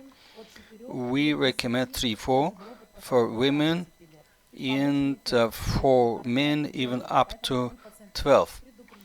Diarrhea is a side effect. We warn about that. You need to be very cautious, and the digestion window must be there. That's why pellets used be properly. And the last question. And now VIP room is there, it's available, and after you left, what Azerbaijani citizens will do? Organizers of this conference are actually distributors, and now you can come to our ladies, beautiful ladies, and ask for pellets to start your practice. And please go there, test it in BTL technology. This is the unique opportunity. Basic everywhere. In Monaco, in Paris, you stand in a queue. But here it's available easily. Please test it, love it, and buy it. I understand this room is available 24/7. It's up to you. Yeah, for those who are here with us.